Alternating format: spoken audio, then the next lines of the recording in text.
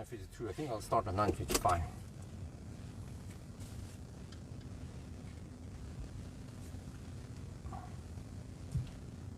So as usual, we start with 100% battery and put it the display here. This is a 60 button. You can get 60 button, commander, whatever, and then use the app, and you can get some CAN bus data. We see here that we have 60 kilowatt hour remaining, but that is minus the 2.7 kilowatt hour energy buffer. Seems like it actually didn't charge 100%. Well, I mean, it was claimed 100%, but it was a couple of hundred watt hour missing from the Sunday driving. But okay, anyway, battery is at 28 to 30 degrees Celsius, and time is 19:53.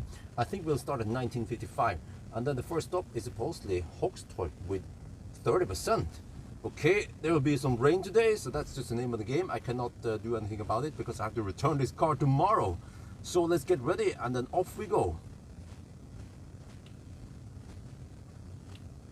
แล้วเหมือนทุกทีนะครับเราก็จะเริ่มจาก 100% แบตเตอรี่นะครับแล้วก็อันนี้นะครับคือ sexy button มี sexy เราไม่ได้ sexy button เราใช้แค่เราไม่ได้ใช้ button นะเราใช้แค่ command แล้วก็ connect แล้วมันก็จะโชว์ข้อมูลใน CAN bus นะครับว่าเรามี 60 kilowatt hour remaining แต่ว่าเราจะต้องหัก 2.7% นะครับอันนี้เป็น buffer ต่ำกว่า 0% แล้วก็แบตเตอรี่ก็28 ถึง 28 องศานะครับแล้วก็วิ่งได้430 กิโลเมตรอันนี้ไม่รู้นะอาจจะไม่ใช่นะครับแต่ว่าเราจะคงจะไปชาร์จครั้งแรกที่ Supercharger Hogstorp นะครับ343 กิโลเมตรลดคำนวณว่าเราจะไปถึงแล้วก็เหลือ 30% เลยโอเคเดี๋ยวเราจะเริ่มนะครับ 1:55 โอเคไปแอลป่ะ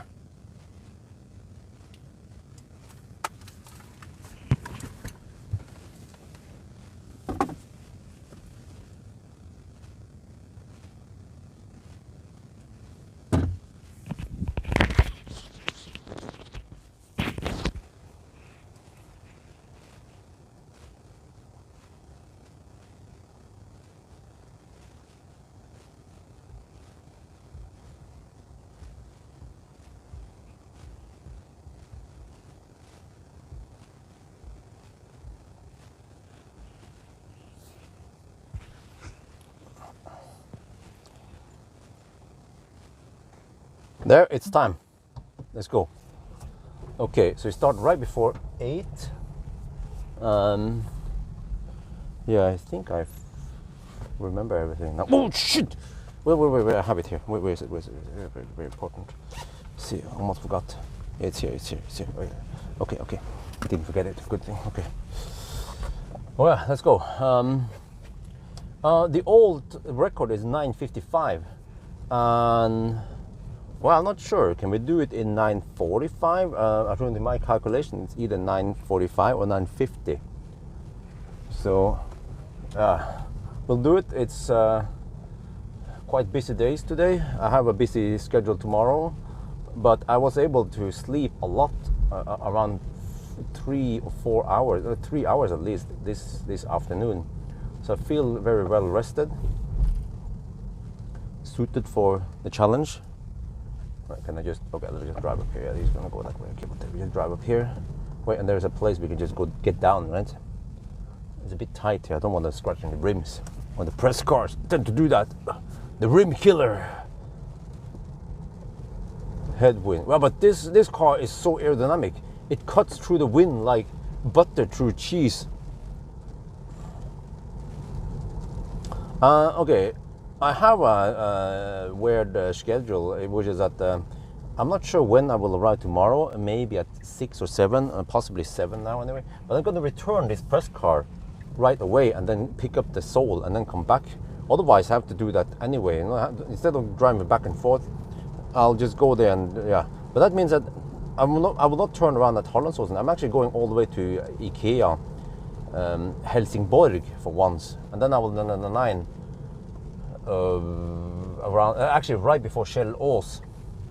Yeah. But we have to hurry because we want to avoid the Stau. There's going to be Stau tomorrow, so we have to try to finish before 6 preferably. But if it takes slightly less than 10 hours, then we should be able to finish before 6.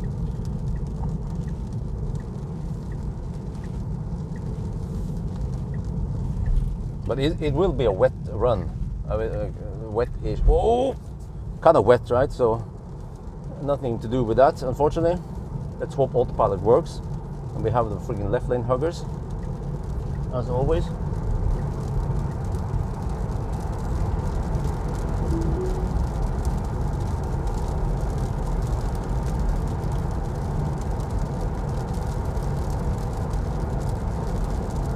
No, actually, classic Ionic challenge. We went to Löddeköpinge.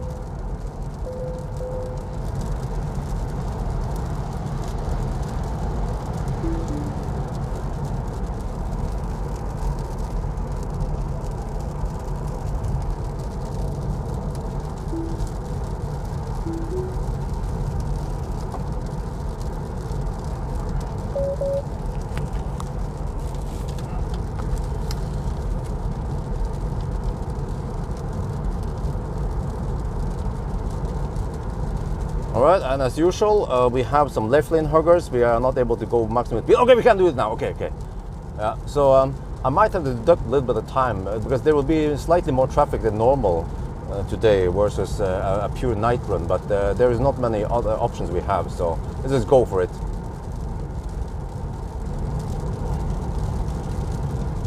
Okay, แล้วก็วันนี้นะครับมันอาจจะช้านิดหน่อยเพราะมันจะมีคนแช่เลนนะครับแต่ว่าเราก็พยายามจะขับเร็วสุดถ้าเรามีโอกาสนะครับก็อาจจะต้องหักเวลาไปนิดหน่อยมั้งเพราะว่าคนขับช้านะครับเพราะว่าปกติเราจะขับกลางคืนมันก็ไม่มีรถเลยนะครับ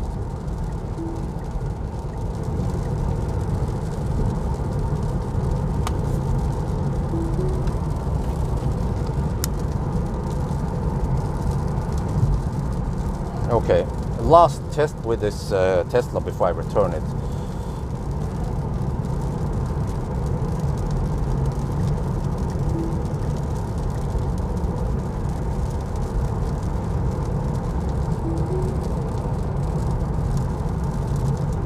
Where is the Chinese car? So what do you expect?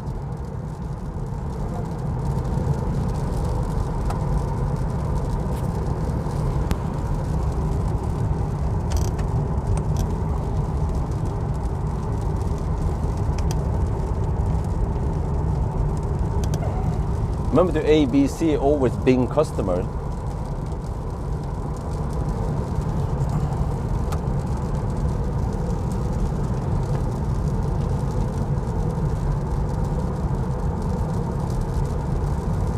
Pass trim, okay, 118, but that was with some left lane huggers, right?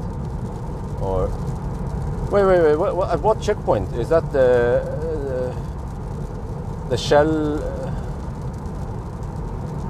Shell turnaround point, or is it at the you know, the bridge over to the border bridge?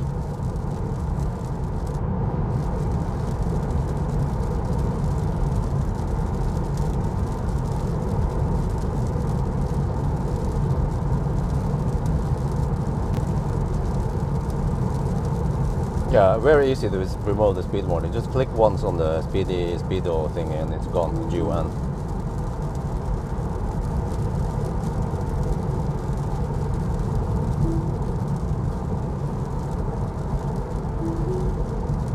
Yeah, so left lane huggers, not much we can do about it.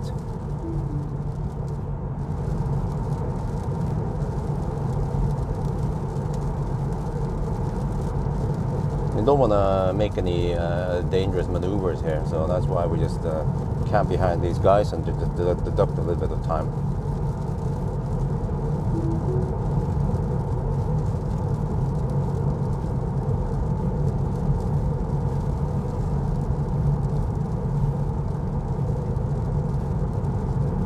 Shell bridge, okay.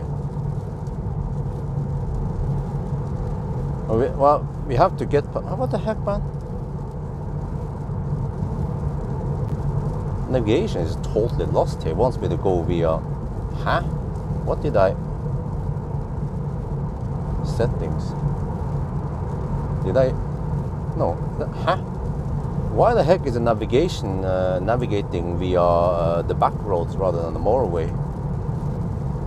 This is so weird. I didn't set it to avoid ferries or toll road. I mean, or. Huh? I don't know what the heck is wrong. Let's try and navigate again. Foxtorp, come on. Huh? Keeps going the back road rather than E6 all the way.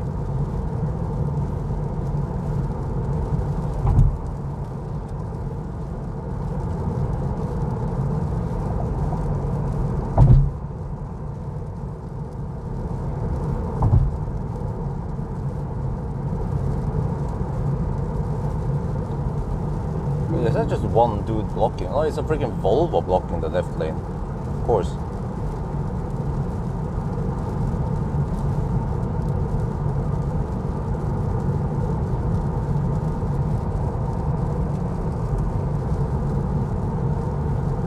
Oh shit!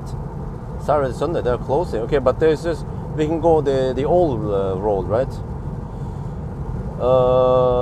I might go there, yes, this weekend.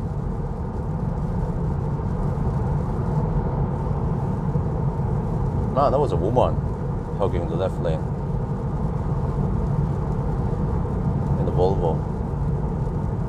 And then what about this guy? Why the heck is he hugging the left lane, huh?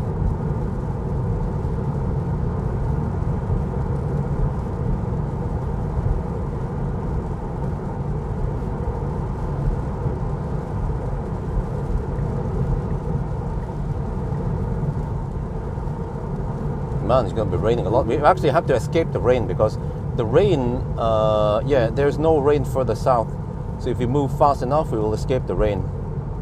So first stop might be Hogstorp, but I mean, we will arrive with way too much juice. So I'll see. If I can make it to Spekkero, that'd be great. We have to use either supercharger or, well, actually anything that gives me 170 kilowatts.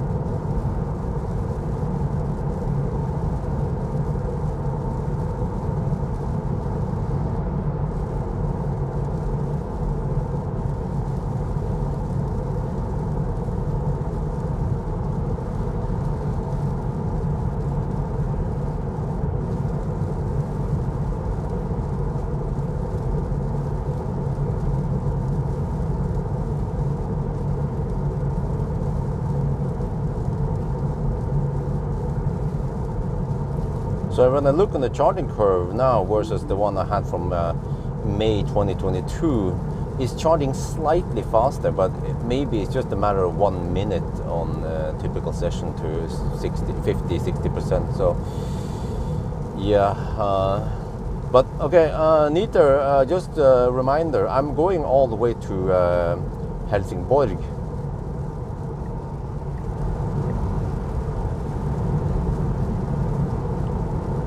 Because then I will end up, I will 99 before, and then the plan is that after 99 I will go straight to Tesla route and swap cars.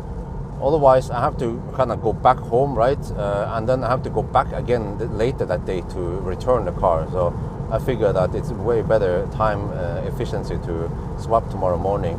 But I have to quickly pop open the thing also, the Commander tomorrow morning, before I return the car. I want to remember to do that also.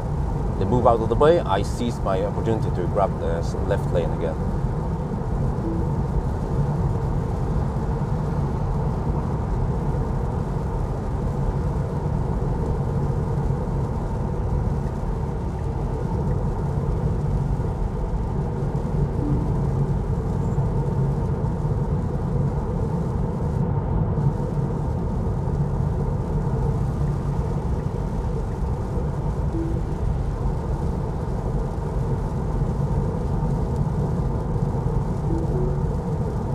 Good old Helsingborg for once.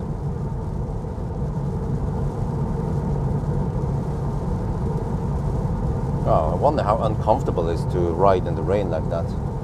Does he have rainproof stuff?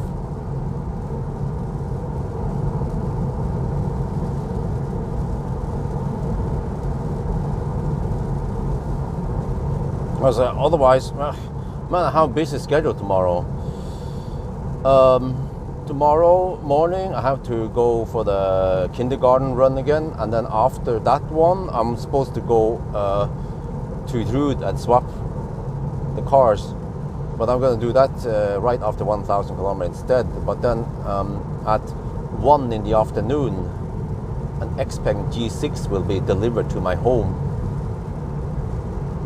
and then also at 1 in the afternoon, Romerike Blad is coming to interview me. I'm not sure how long that takes, maybe an hour or two.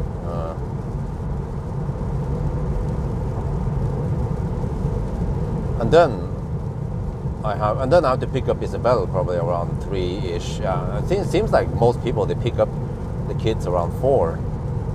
3 is a bit early. She still wants to play when we arrive around 3:30.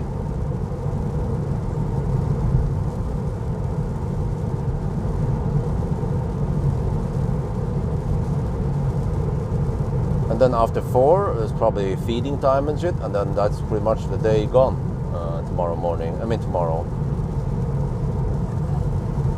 And then Saturday I'm busy daytime with some stuff, and then I could possibly go on a 1,000 kilometer challenge Saturday night.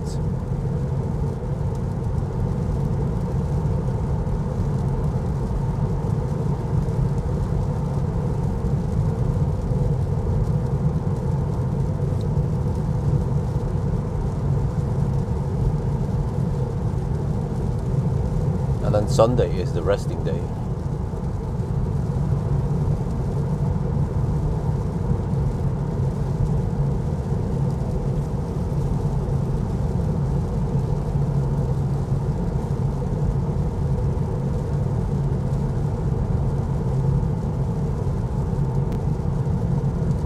Man, what?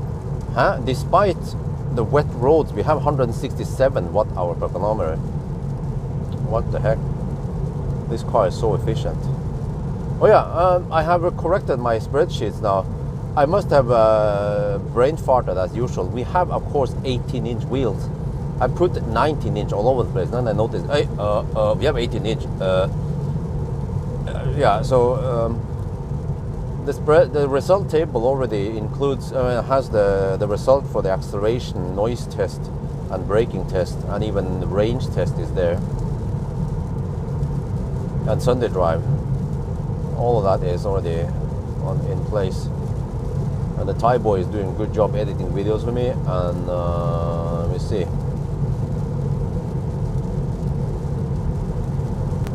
I don't know what kind of setting I have. Why? Let me see. Is there a navigation thing here also? Yes. Online routing. Avoid. What? Trip. I don't know why the heck the car is taking that weird route instead of going E6 all the way.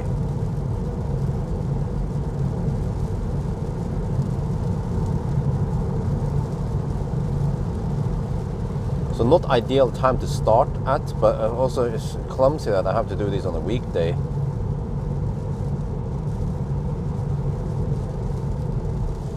This is why I don't want to borrow cars from Tesla directly, but I nøden spiste fanden flue, right?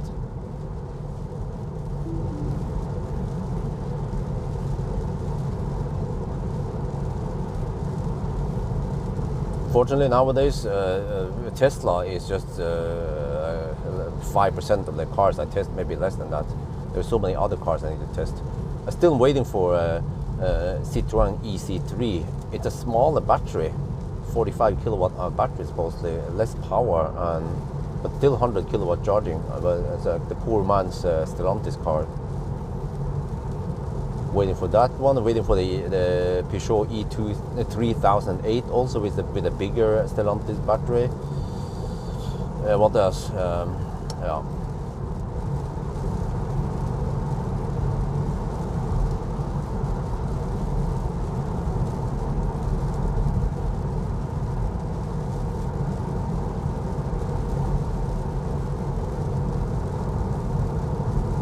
Well, the car might, hopefully, is not that much affected by the rain. But yeah, hopefully in Sweden we'll get some dry roads soon. But it's going to take a while before we get there, especially with these left lane huggers.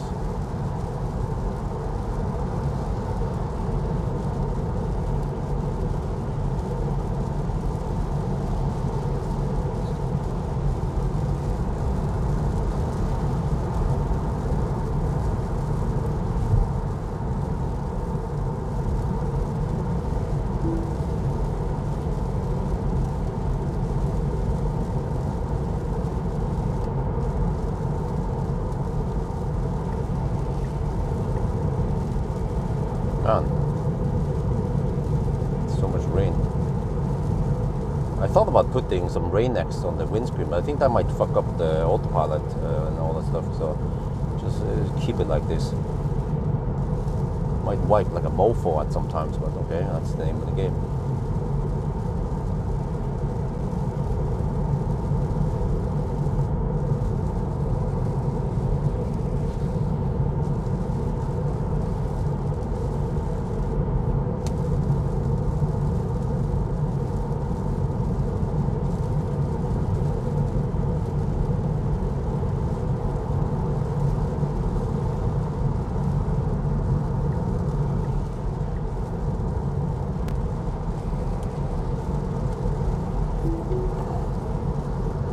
What? Dude, get there.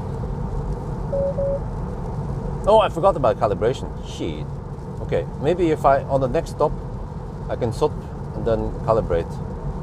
But you normally over here, especially when we hammer like this, you know, we're not going to get many phantom brakes.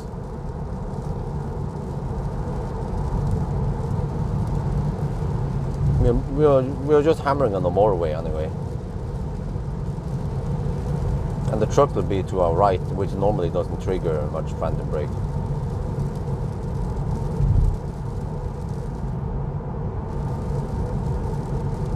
We have to get over to the other lanes, so let me see.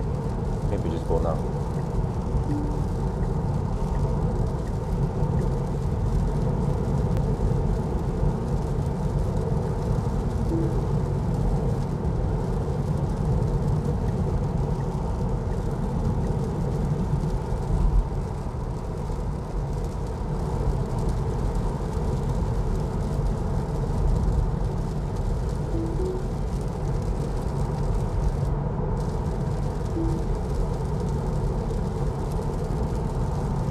Did you know that around 20 years ago or so, there were some massive toll gates here, manually operated, and also some stuff. There was a basket you could throw coins in here.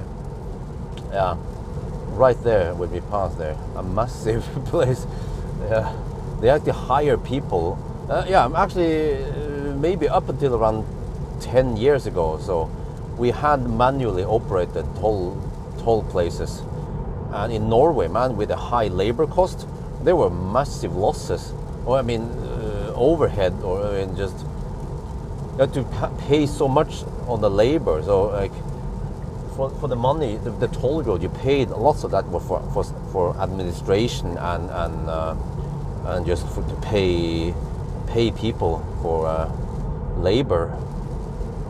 But Norway were quite fast on moving over to camera-based toll roads. Okay, they might lose some customers, some foreigners, but overall they saved a lot.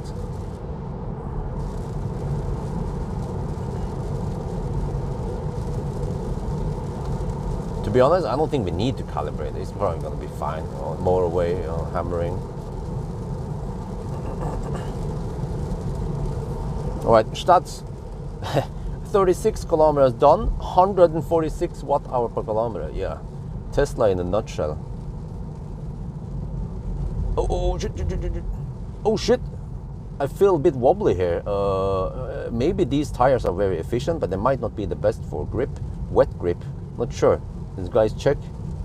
Primacy E. Oh shit! Michelin Primacy E. Not sure how good they are for wet grip.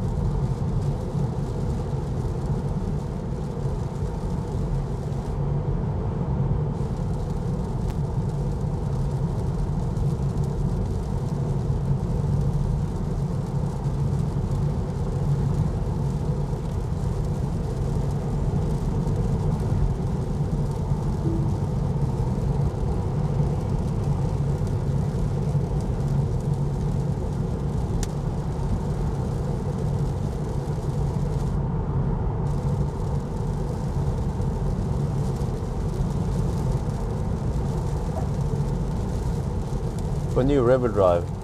Okay. Yo, what's up?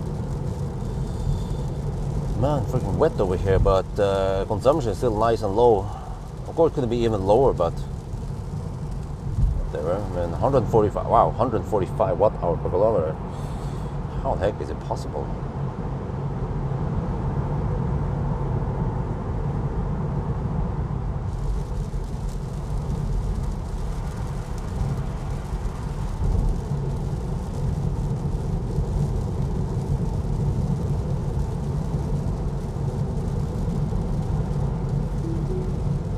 The left lane huggers. Okay, we probably have to deduct a little bit. We'll see.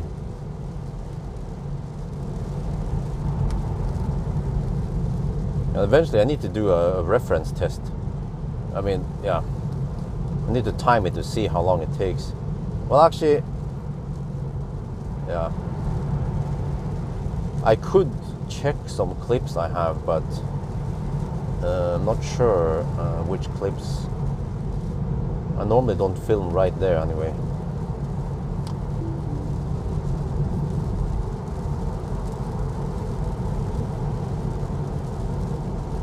Of course, another Volvo hug in the left lane. Now a Skoda Enyaq Coupe.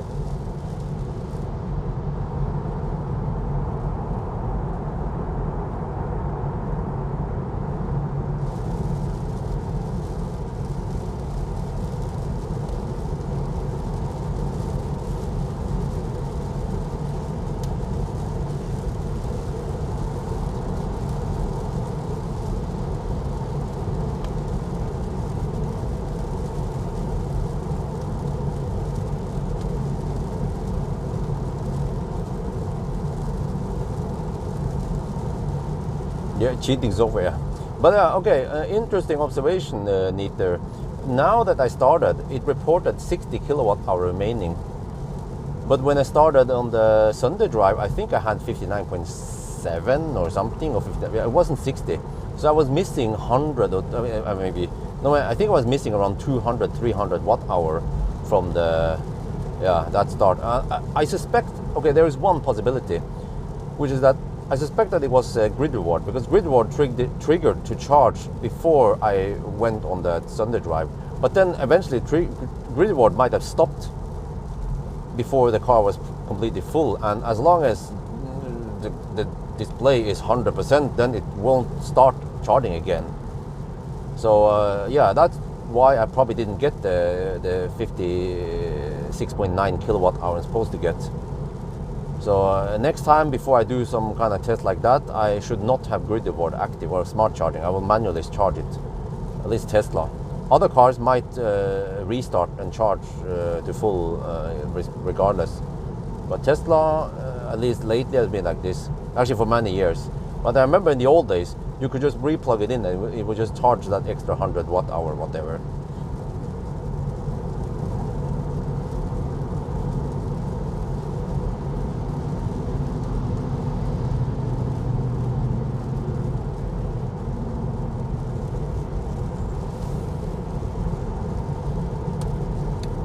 Man, so busy days nowadays.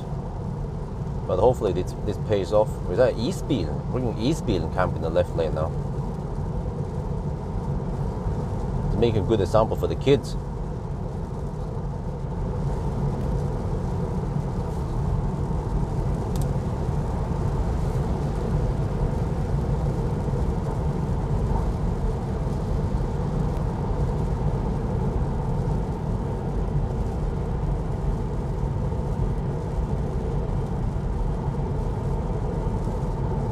Well, consumption, okay, you can expect that the consumption should be lower than this.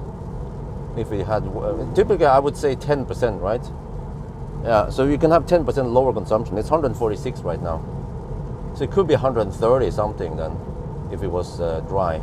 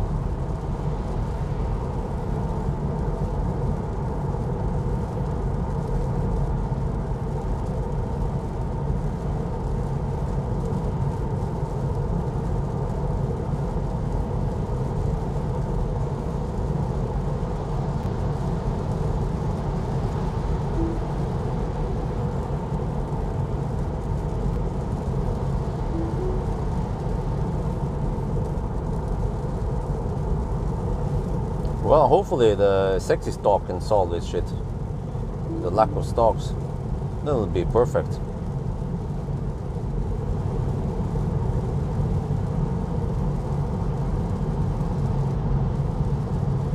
There's a tunnel that will close by 10, but we'll pass it before 10.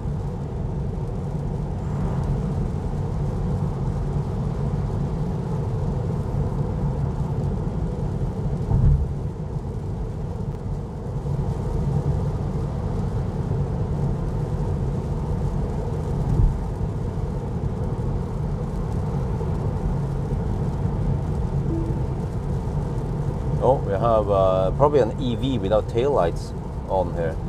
Let me see, what car is that?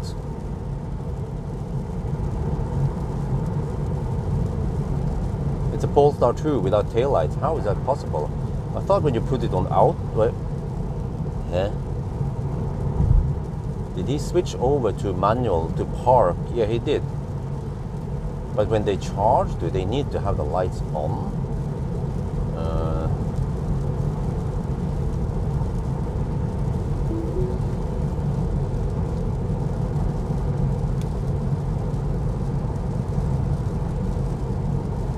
Yeah, but those other stocks you talk about, they are clumsy to install and require some wiring. But I believe that maybe the sexy stock will be, I'm not sure if they can do it wireless, or just with a battery.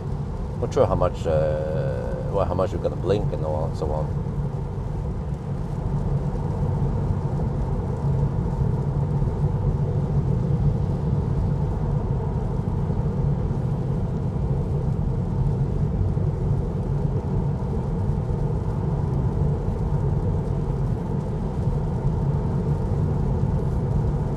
Well, so the car claims I will arrive with 33% at Hogstorp. Okay, once I get close to Hogstorp, I will decide what to do. And also, but I also have to preheat in time to be on Colgate. But if we, I mean, yeah, if the 30% is way too much, then maybe I can go to Spekeröd then. But once I'm in Sweden, at least past Tanum, I'll recalculate.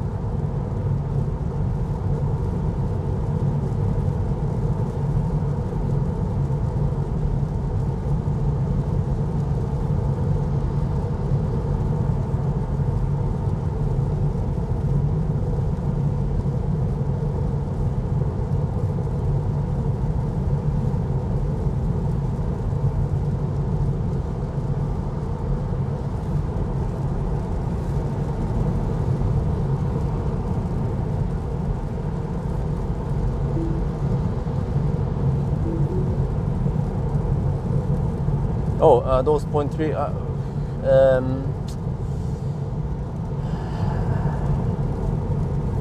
I mean, people will wonder what the heck, and all that. I mean, it's not super important, and also it's like 3 kilometers less range that we should have gotten, right? So it's not that big of a deal, I think. But also, I'm not 100% sure. Because sometimes the Tesla BMS might be a bit moody, right?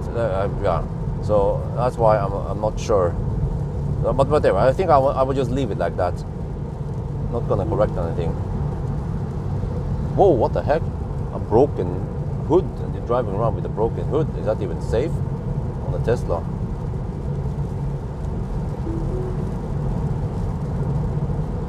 Yeah, just leave it. Okay, no big deal. Because I mean, if it was more like half kilowatt hour, 1 kilowatt hour, then maybe. But just 200, 300 watt hour. Okay, so this tunnel here, I think, is scheduled to close at 10. I'm not sure what the heck this tunnel is called, but this tunnel tends to be closed a lot. I don't know why. Actually, many tunnels tend to close at night. Maybe they have to replace bulbs or something, but I mean, don't they use LED? Maybe they're cleaning the fans. But in the future, yeah, I thought about this. In the future, they might not need these fans because they have active airflow here in the tunnels, because obviously because fossil cars, they're using up the oxygen and they are actually polluting in here. So, but maybe there's also because of fire suppression. I'm not sure. But with more EVs, there should be less need for ventilation in tunnels, right?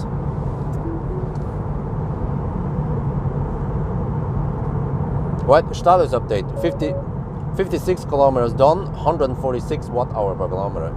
Man, stop cheating! How can the consumption be so damn low? We've been driving through rain, and we've been hammering it.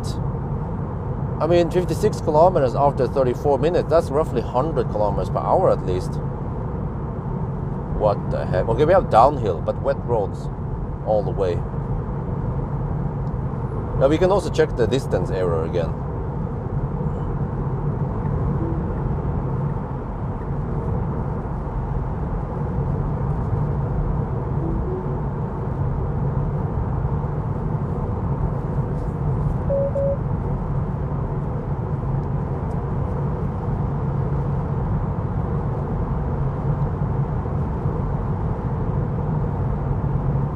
Okay, maybe I can chill a bit more once we have less rain. Well, how is the weather forecast looking forward? Actually, I think the best is to check on the weather radar, because that's actual weather going on right now, and in the upcoming in the next 90 minutes.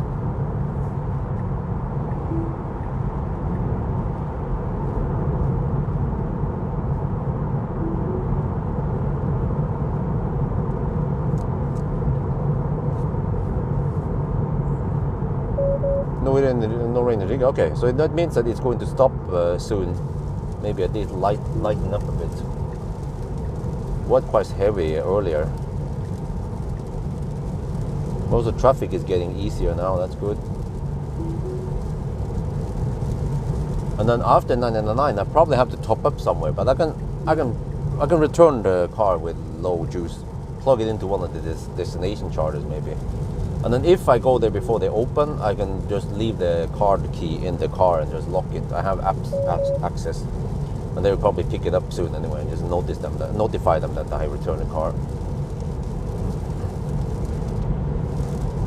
Auto wipers are going great. We've been using auto wipers until now.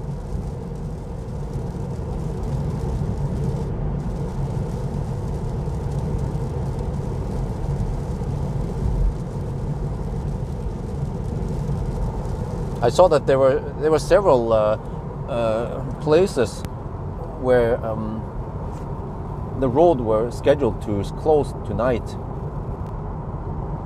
but fortunately we go before 10. Yeah, they usually do that. At 10 they close the roads, and there's some massive detours or some shit like that. So we just have to ninja through. But we will be in we'll exit Norway already in about, I don't know, half an hour. Yeah, a little bit over half an hour we'll be out of Norway already.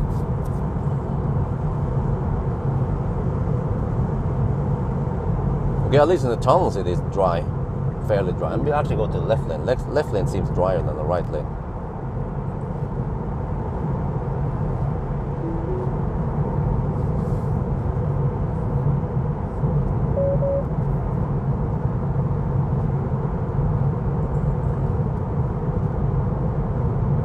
Yeah, exactly. The rain will move with me, but I just have to drive faster in the rain. Oh wait, but can we see the speed of the?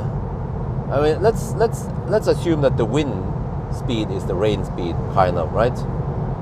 So the rain is moving quite slow, maybe only I'm not sure, 30 kilometers per hour. But that's almost 10 meters per second.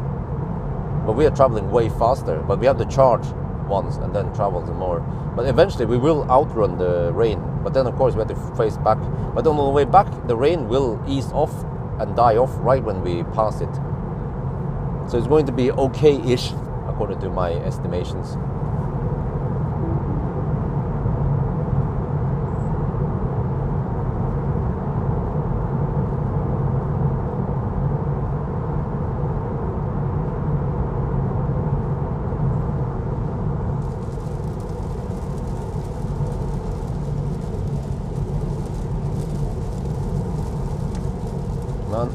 Now it seems like the auto wipers had some problems triggering initially. But once it's gone, then it's okay.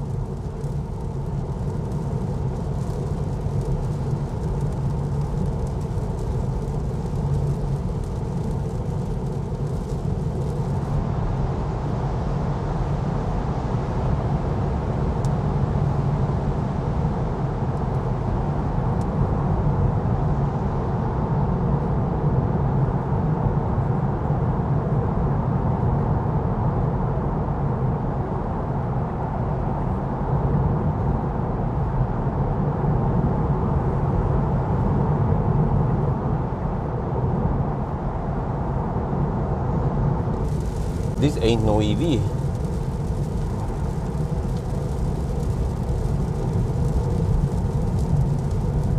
The Red Bull car. What the heck is that thing?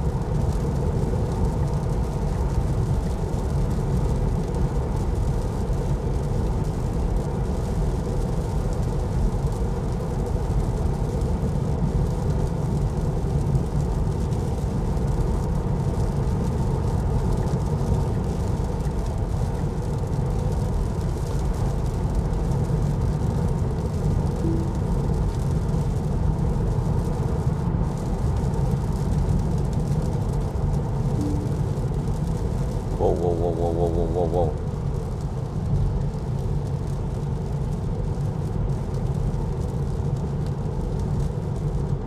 So we'll see then if it's going to be a 945. You know, I was surprised to see that the MG4, which has a slightly bigger battery, but charges flat but not the high peak,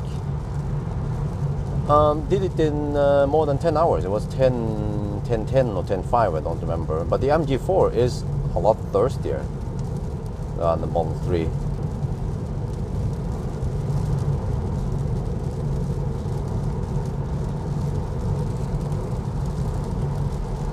So I guess this is the advantage of the Model 3, is that it is so efficient that you can get away with lower charging speeds and smaller battery. Man, we're doing 90 kilometers per hour here. We definitely need to deduct for this.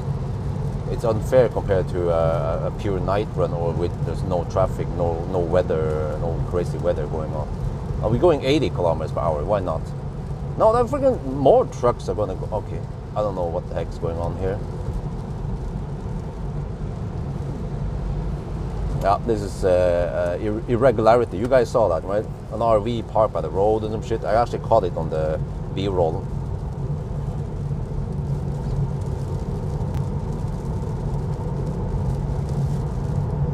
But I have to finish fast before the morning stau happens tomorrow morning.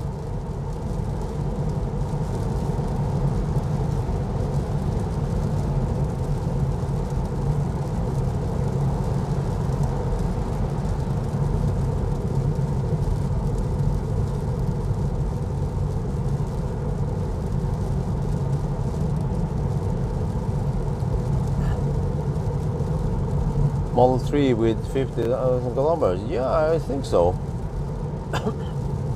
If the price is good, then it's definitely worth it. Eventually I have to borrow some cars and do some degradation test. I guess I could make a video and just request it, and I get lots of requests, or I mean emails. I want to test the LFP battery to see if they degrade well or not.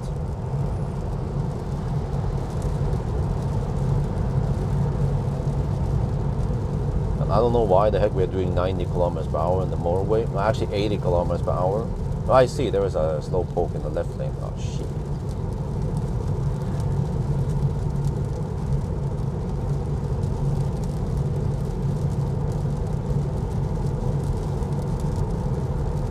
rain is supposed to stop soon. In not too long.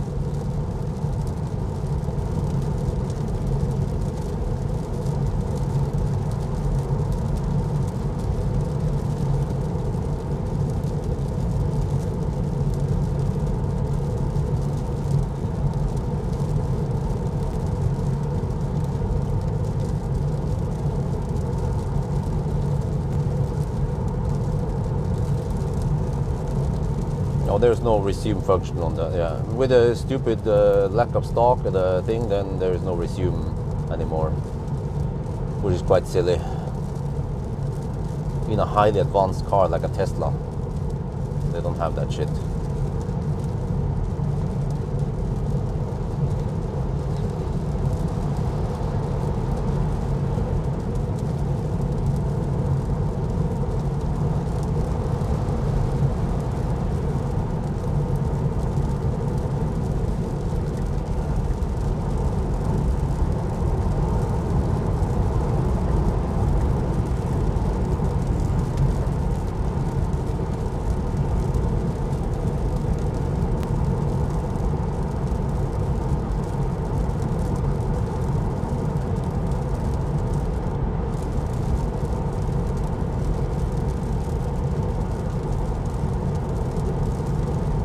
Is that ET7?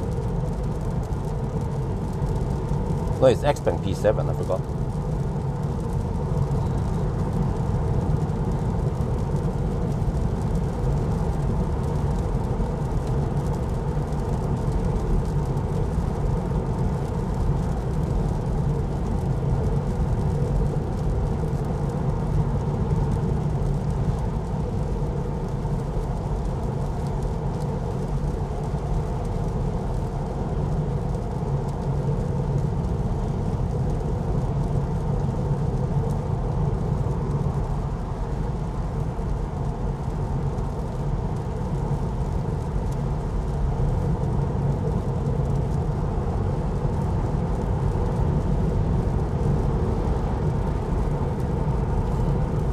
Well, consumption went up. We have 78 kilometers done and 150 watt-hour per kilometer. Whoa.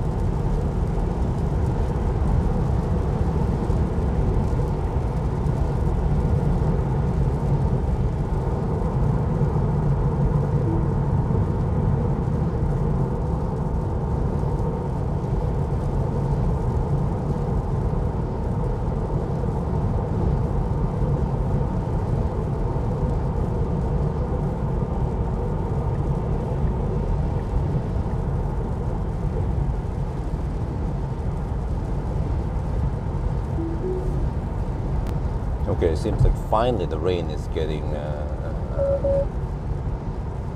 we're getting less rain now.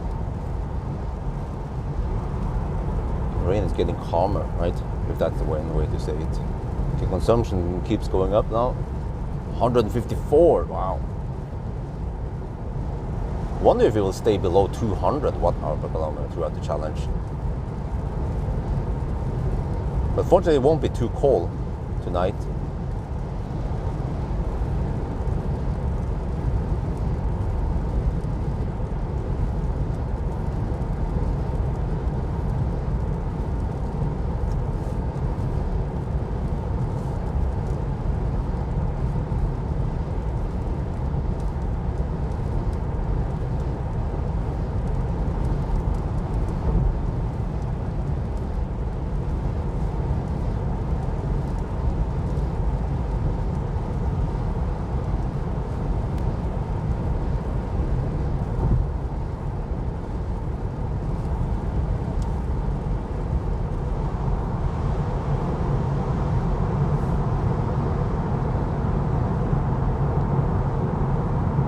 Varberg according to, okay. Wow, I have to drive in the rain all the way to Varberg, really? Shit.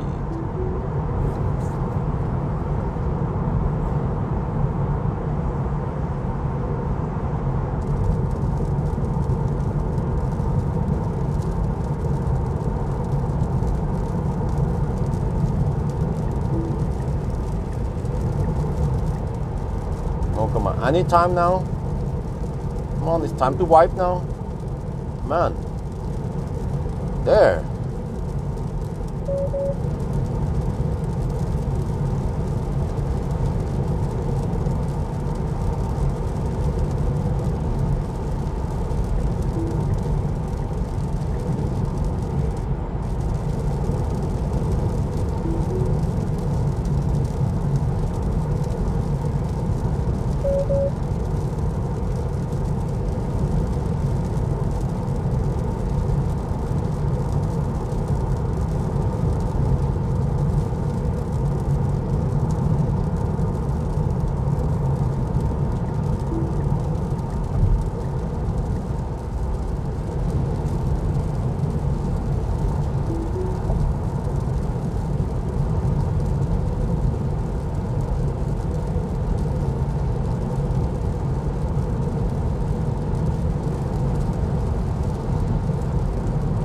I see the rain is moving north. Well, I mean it's kind of. Oh no, sorry. Yeah, we have wind from the south.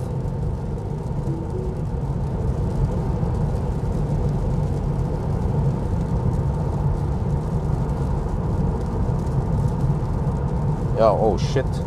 Seems that we're gonna have rain all the way to Gothenburg. Well, not much we can do.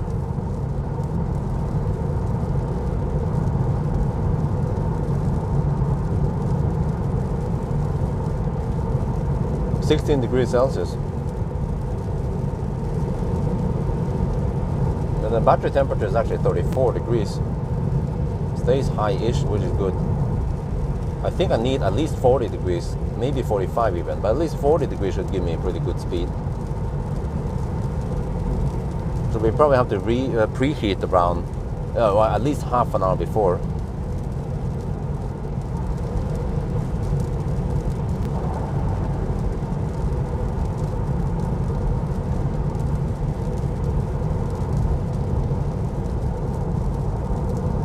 But the beeping is quite low. There are other cars that beeps a lot louder.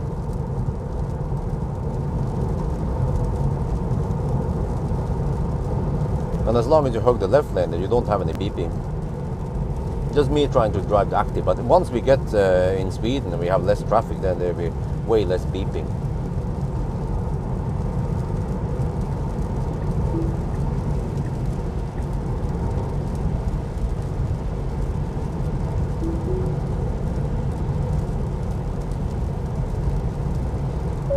Another blacked out car, right?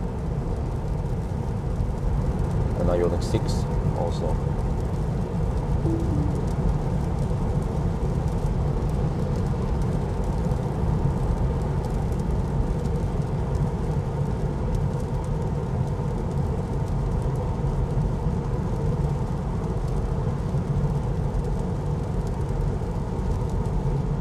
Ionity 6 is trying to sabotage for a test. Shit.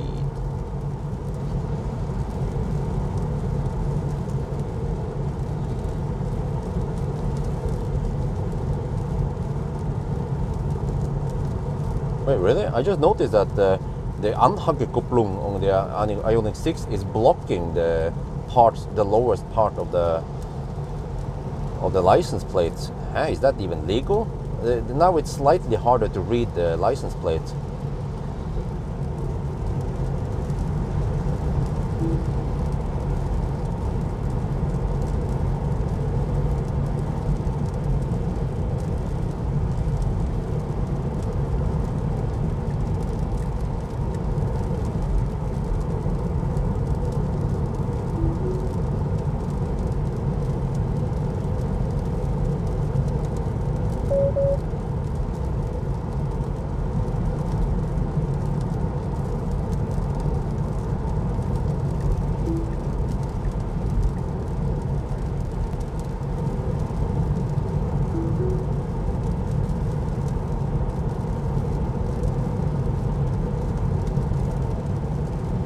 You said new steering wheel?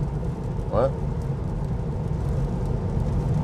Well, it's a bit thin. I like it thick and black.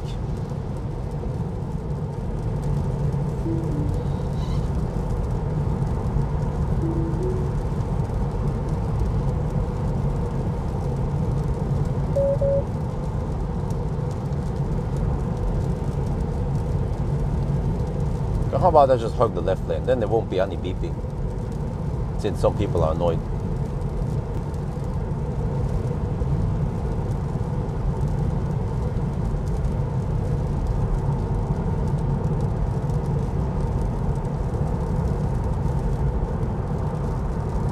In case there will be, if there is someone behind me who wants to pass, then I can move out of the way.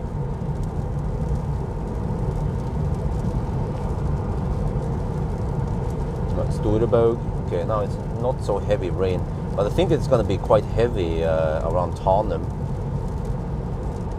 Well, that truck has no tail lights. What?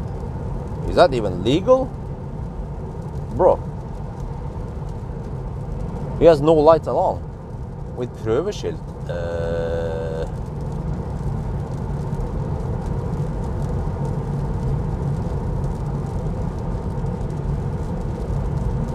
Well, I mean, Model Y is a different car, but I prefer Model 3. But then if I need the space, yeah, Model Y then.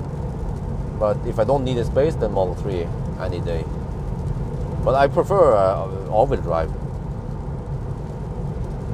Actually, the performance, Model 3 performance is pretty nice.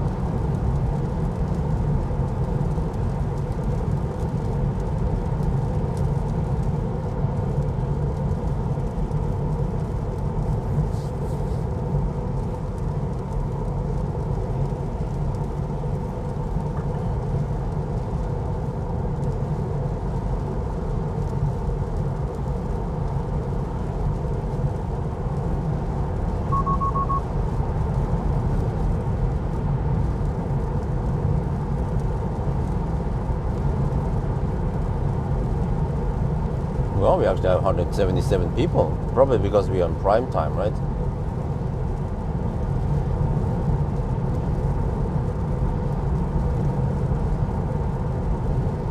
So we'll see then. 945. It is possibly the fastest car in this price range, or for a car that costs only 350k NOK. You know, I don't think anything goes that fast.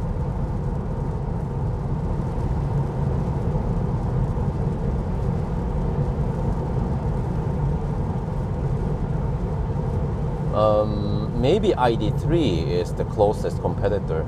Well, I guess you can't count Neo, can you? ET5, but even ET5 costs a lot more.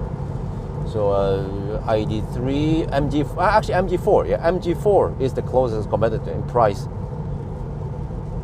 But I don't remember the price of MG4. Lots of left lane huggers today. Have you not checked the live stream yet?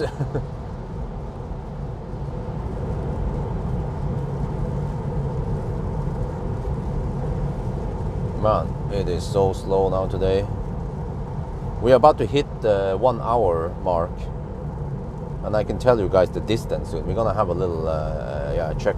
This is going so slow. We must deduct time today.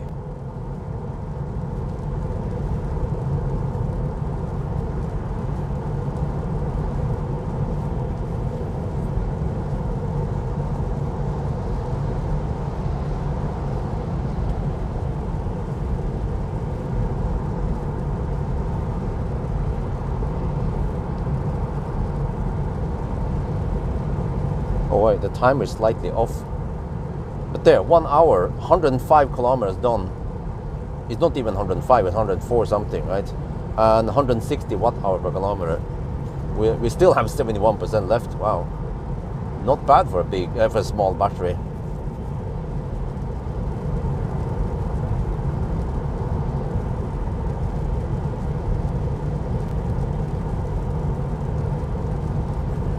So I don't know exactly what it should be, but by the time we reach the Shell bridge, you know, Svinesund, Shell Svinesund-Sparken bridge, it should be at 1 hour and I think around 16 minutes, right? Or you said 18 minutes, but I think that was even not an optimal run. 1 hour 18. Eventually, we have to get a good reference test, maybe with a G6, but then I won't. Most likely won't live stream. 104 kilometers per hour only. It should be at least 110, or yeah. Eventually, it's going to be. I think 115 was what I normally get, right? Or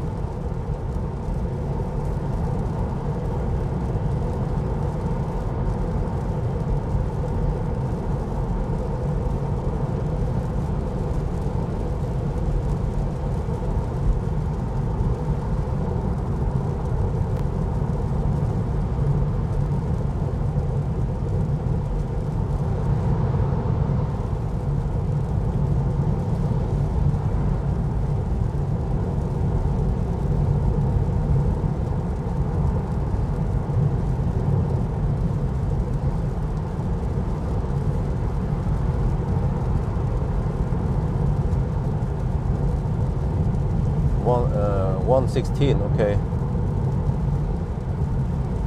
Yeah. So I think that's the one we should count on.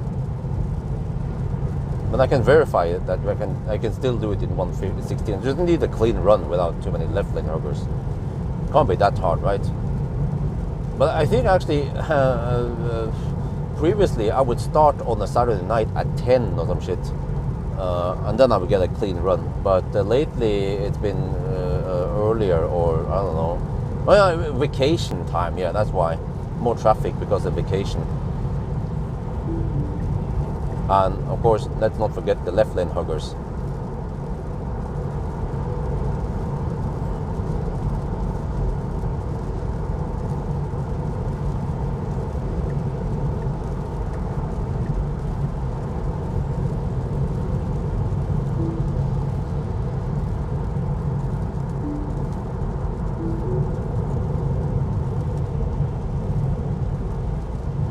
Huh, is that Voya free? You know, Voya, they're gonna lower the price on Voya free by 180,000 NOK. No, 190,000 NOK. It will go from around 800k to only 600k. So I'm like, whoa. They can't sell with losses, right? So, which means that they probably they need to lower the prices, maybe because they are not selling enough Voya frees.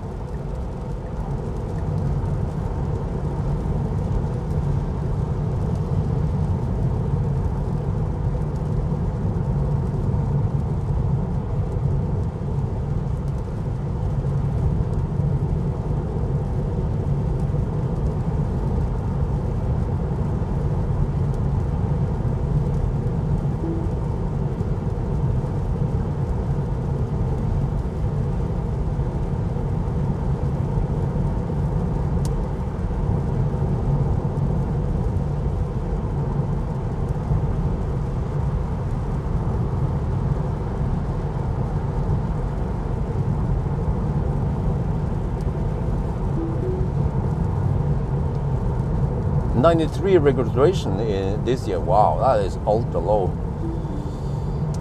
Not sure why they are not selling. I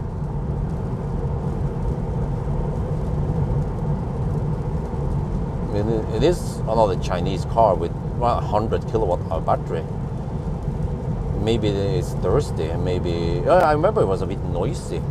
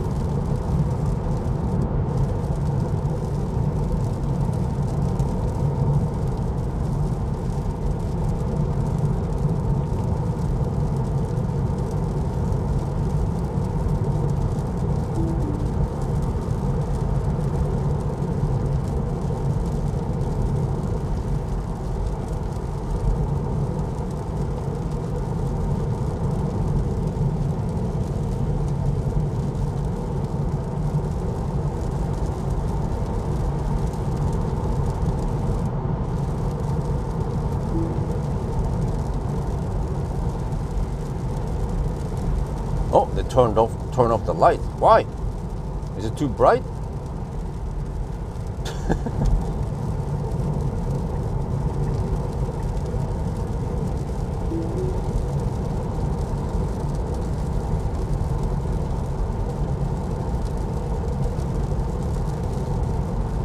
We have wipers auto. Oh, this is impressive shit, man. I'm down to 67%, which is 1/3 of the battery done now. And we've done 118 kilometers and 162 watt-hour per kilometer. And the state of charge scale is, of course, linear here. So we could possibly go 300 kilometers then if we, yeah. Oh, they went wipe. Shit.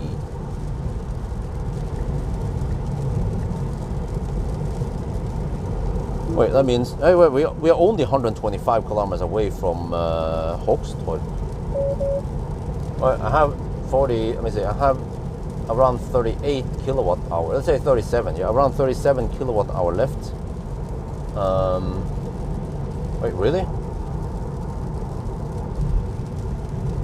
If I assume 190 watt hour per kilometer, that's almost 200 more kilometers of range.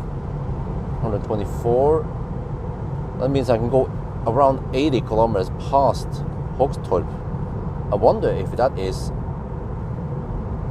let me check here. Ionity, Speckerod.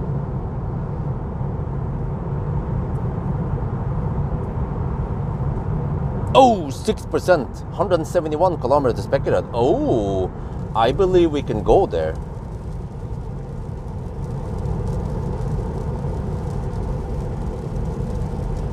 I have a budget of 223 watt-hour per kilometer to reach Speckerod. Yeah. Wait, where's the wind blowing? Isn't it from the south? We have headwind, right?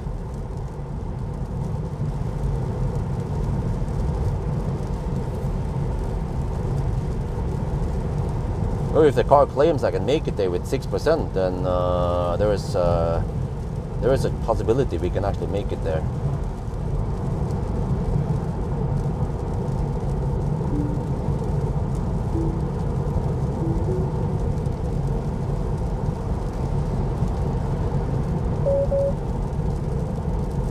Wait, they turn off the lights.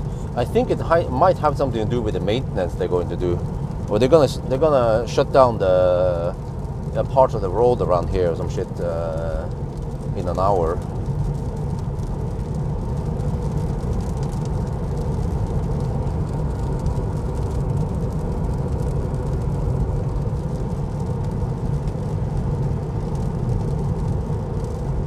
Batteries are nice and warm, 34.8 degrees.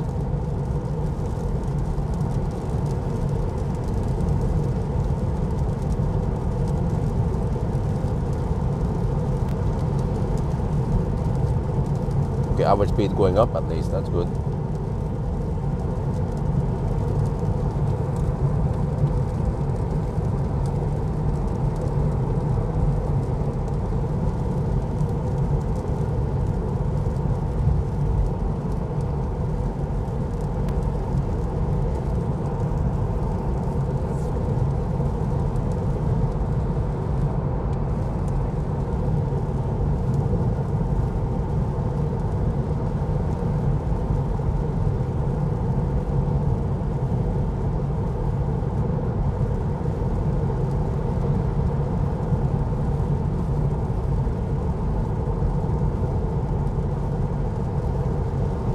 I think by now, vacation time is over.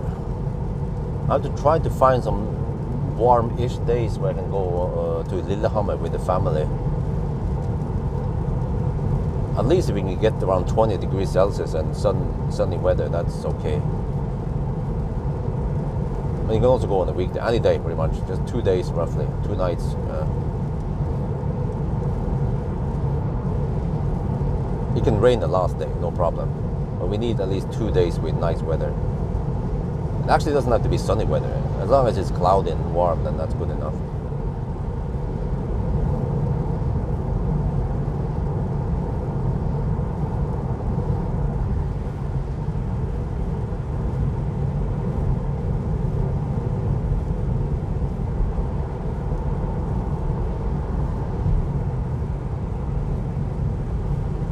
Wow, they shut down the light all over the place here. What the heck happened?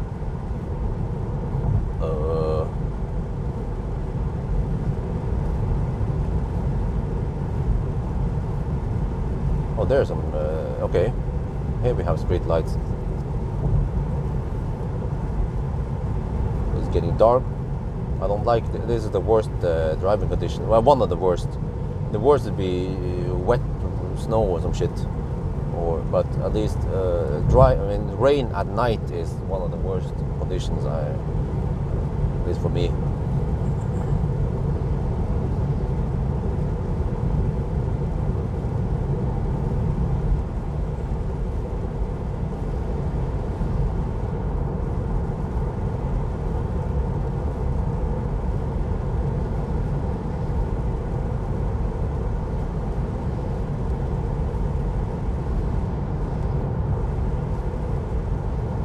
But seems like this is a really good performing car despite the low-ish price. Yeah, I don't know, low price, but I mean 350k. Wow, and you can still go on long trips with it, no problem. You actually have okay range with only 60 kilowatt-hour battery.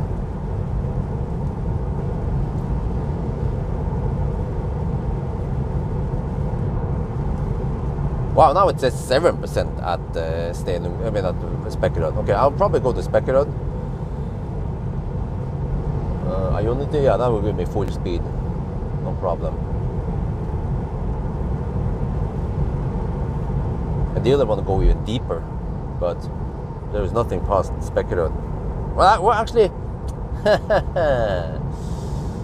Hunghalla.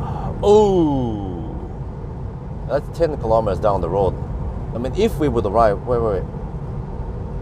Whoa, can we actually go Hunghalla? That's madness, man. 7% out of 57 kilowatt hour. Let's count 56 in case we have some losses. That's 3.9 kilowatt hour. Wait, but Spekkerud to Hunghalla is only 10 kilometers, isn't it?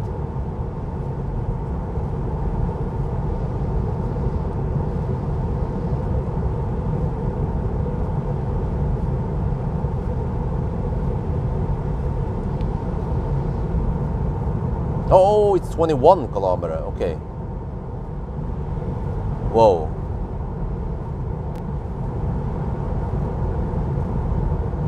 Okay, but no big deal. I mean, we'll see. It's either Spekkerud or Hunghalla.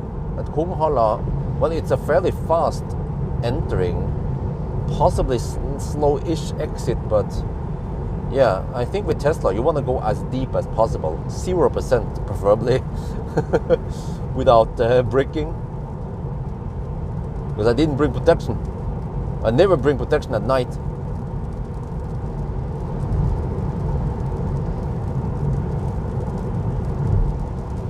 But damn, that would be madness. This car can drive 300 kilometers. Like even just reaching Spekkerud is quite remarkable for a small battery like this.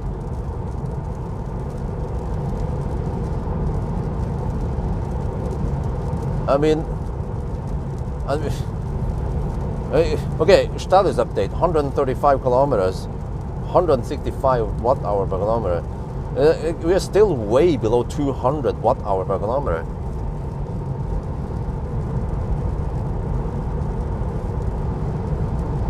Oh, wait, and where's the wind blowing? Do we have headwind or do we have tailwind, or what the heck is going on here?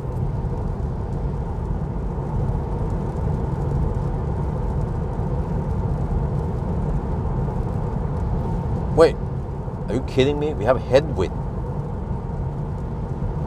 We have frigging 5 meters per second headwind and wet roads, and the car is still so efficient, huh?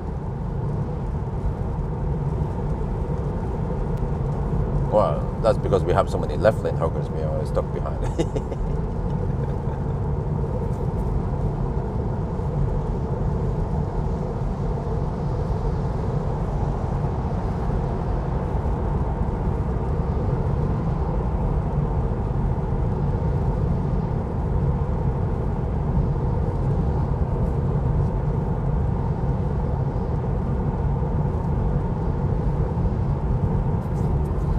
Well, no beeping now, huh?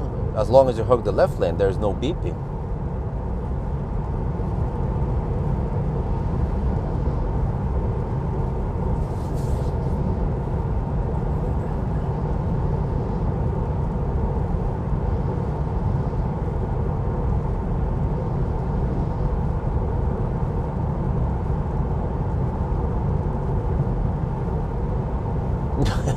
Well, if you have a type 2 discharge, that's done, man.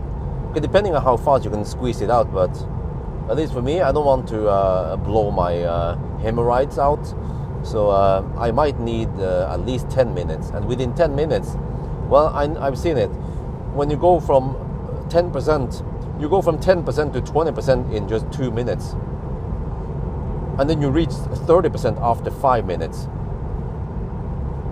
So after 10 minutes, you have reached almost 50% or 45% maybe.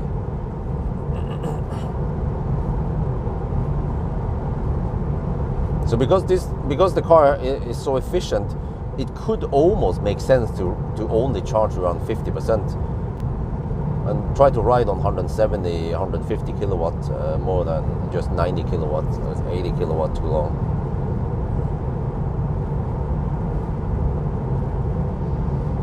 As long as we have quick pit stops, then that actually pays off, yeah.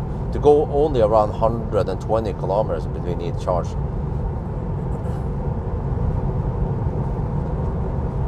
But wait, 120 kilometers, okay. If we go to, let's say if we go with this 50%, right? We spend 45% of that.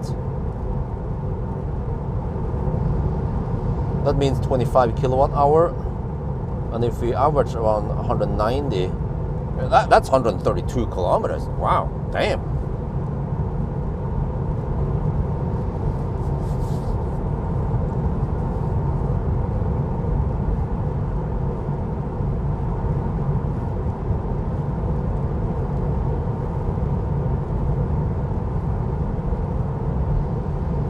Oh, wow, it's already 1 hour and 18 minutes. We're still not there yet, but getting close-ish.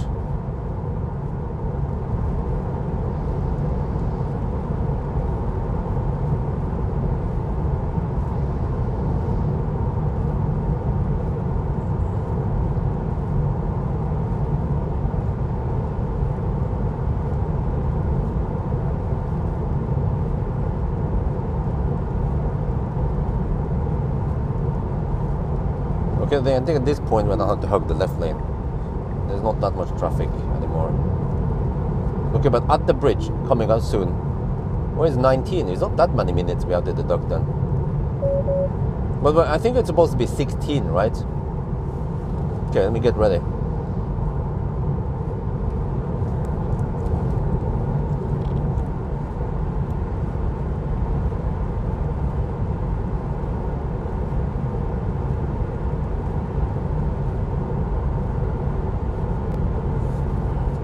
It's 19 now, so at least 3 minute deduction.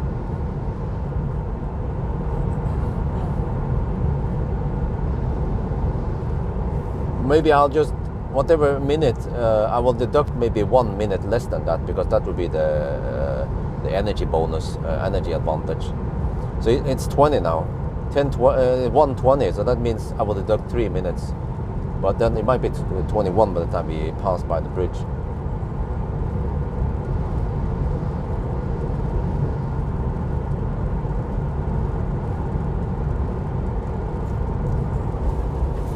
Okay, there we go.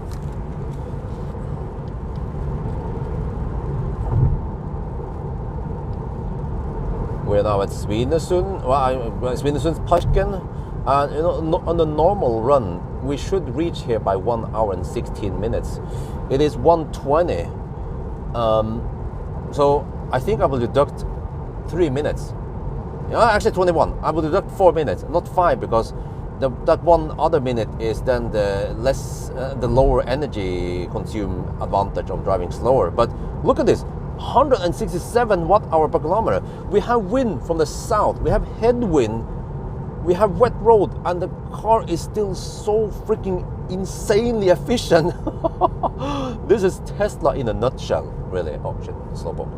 Yeah, so incredibly efficient, man. Wow, we have to see on the way back how efficient it becomes.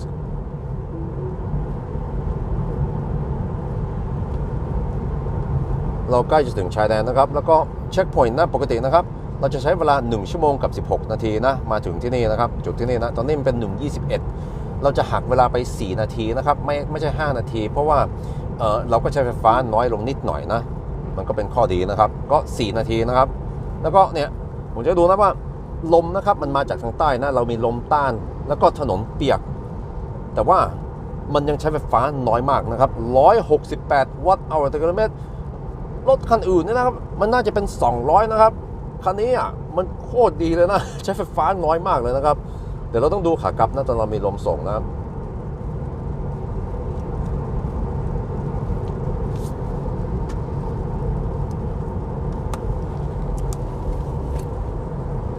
Okay, status update, 150 kilometers, 167 watt-hour per kilometer before we enter the border.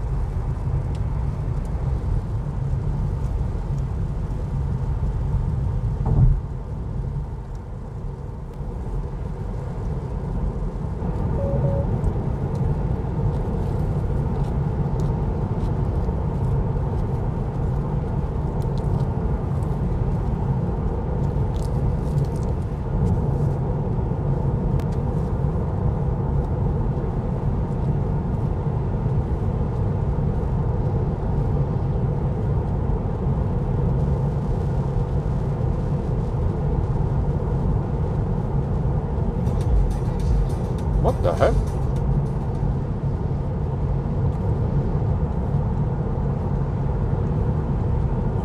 Ui, bak var det.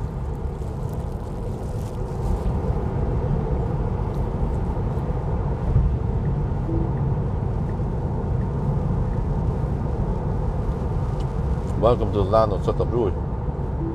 Finally, rain is easing off.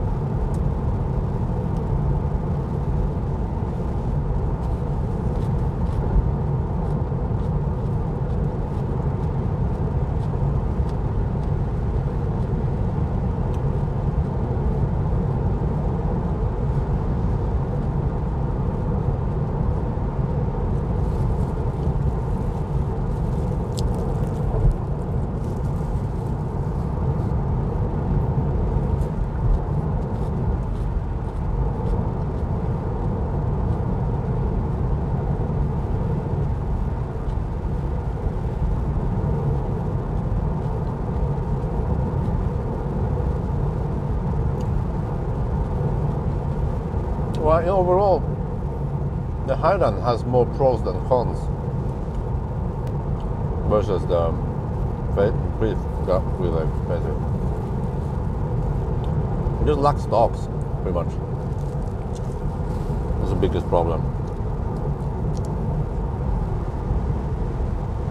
But the other advantages kind of outweighs it. Like better soundproofing, better ride, better efficiency, ventilated seat,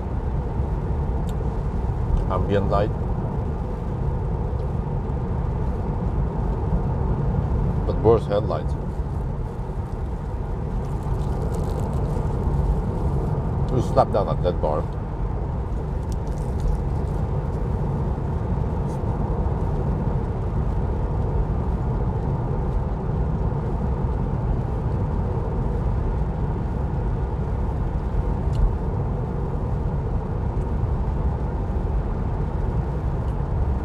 Man, this is crazy. I have 51% battery. I've done 166 kilometers. There, 50% battery.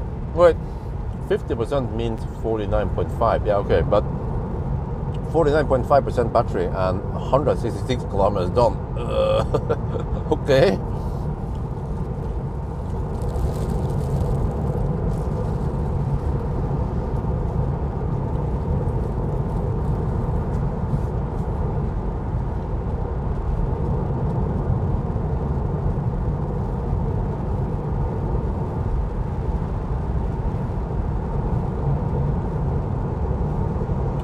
German RV heading south again.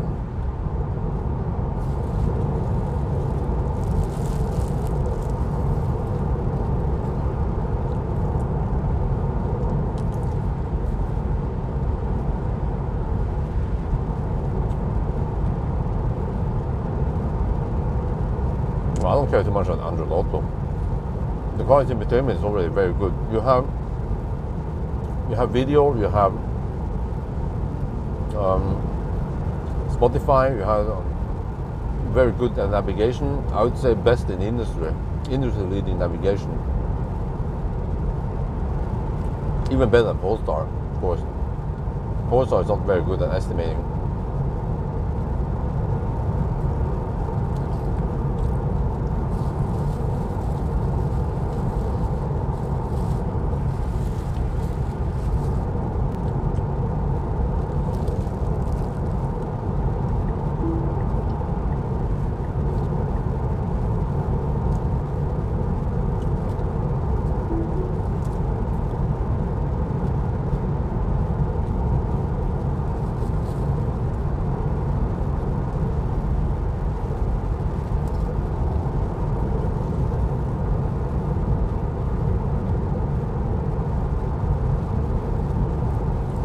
Well, light rain on this is okay.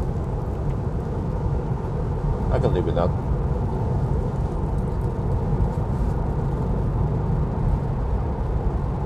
But I think the rain is going to be worse, right? Around Tottenham.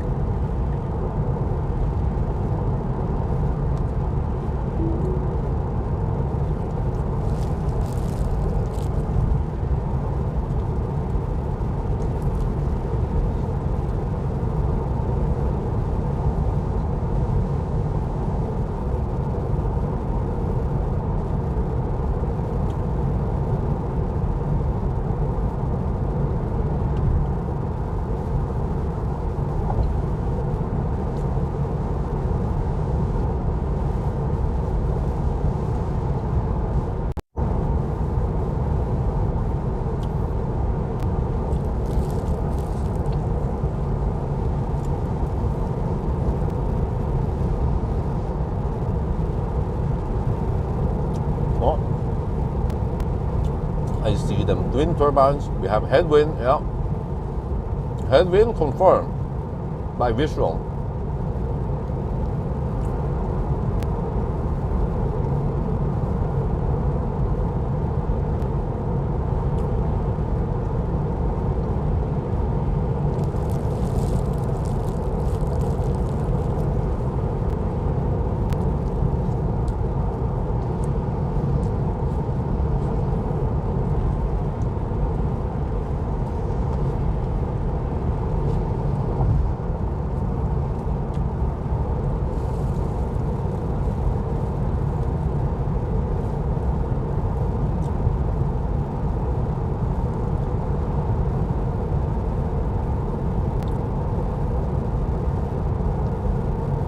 Oh, missed the donation. Okay. Julian tipped $25. Thanks for this test on the sun driver as well. Now I can convince my colleagues to get a Tesla Model 3. Oh, yeah, nice.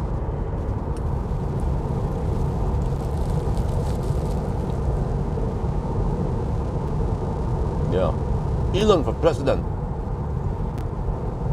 What would happen if Elon Musk became president of the United States of America?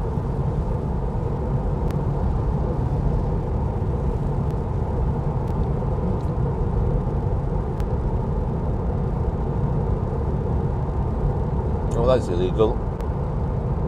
Bicycle blocking the license plate.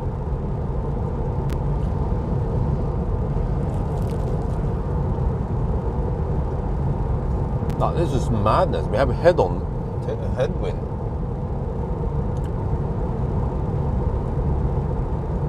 And this car still consumes less than 200 watt-hour per kilometer. I'm hammering it.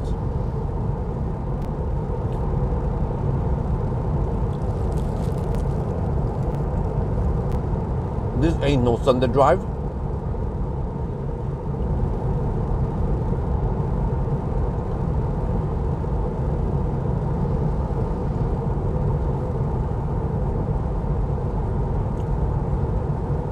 Just slices through the air like butter through cheese.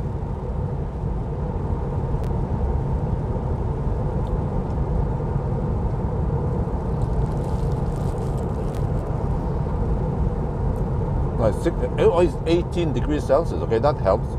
We have warm wind from the south.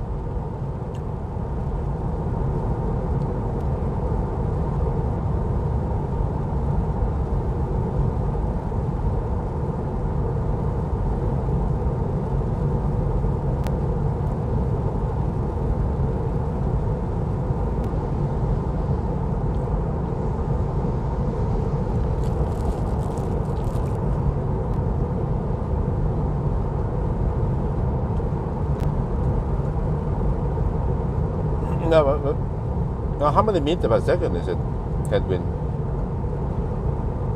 I think it's supposed to be at least 3 to 5, right?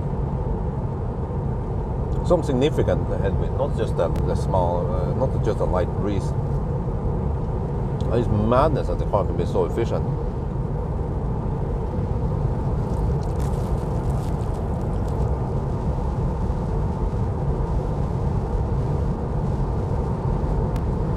No, it's not BYD, I'm sorry. I get 170 kilowatt only until around 15-18%. The blade battery will at least maintain it to around 30%. Or when the battery is colder, then even around 50%. But as far as I know, Model 3 cannot get the blade battery for some reason. That would be awesome, man. That would be game over.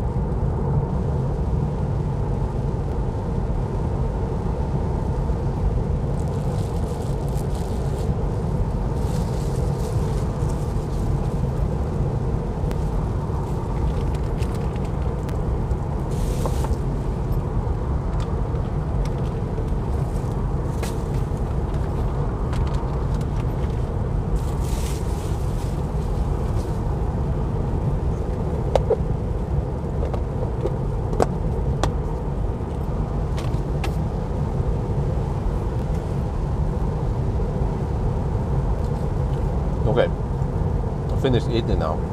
I brought some food with me. Oh, here's the rain. Again, I think I saw that there was heavier rain around Tandem.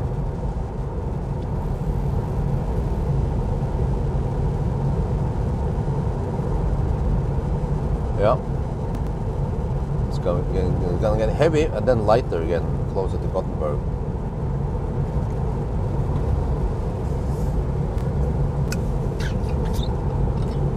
State of charge, okay. Status update.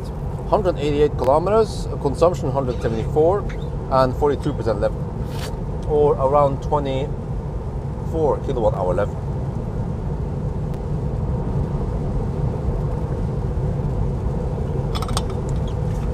And we are 103 kilometers away from Spekerud. We can make it to Spekerud. Now it says 6% at Spekerud. There is a 99% chance to reach Spekerud. But then I'm not sure about Kungholla, but I might just settle for Spekerud. Juice. But then I have to go from Himle or Varberg to Helsingborg. But I might want to charge it only around 55%. 55%. Actually, I have to go. I have to pass through Göteborg, which is very light on their consumption. So maybe around 50% should be plenty for Varberg, and then I can always skip Varberg even if I have too much. But there will be some dropouts coming up soon around this area. They will hit the heaviest rain now soon.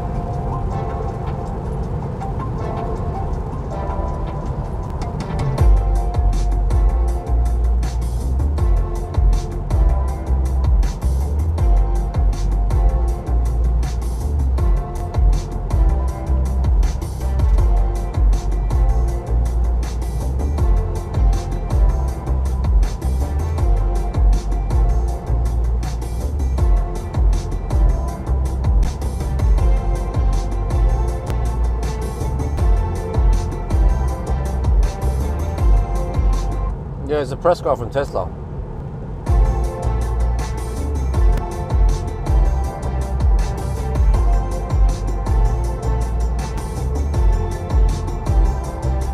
Yeah, it's remarkably. It goes remarkably deep for a standard system. I'm sitting here thinking what kind of elements they use. That base element. I mean, is it a 6.5 inch mid base that also covers the deeper-ish base? Oh, I mean, maybe the doors, they have the base elements in the doors. I would assume that's a 6.5 inch. I think 8 inch wouldn't fit there.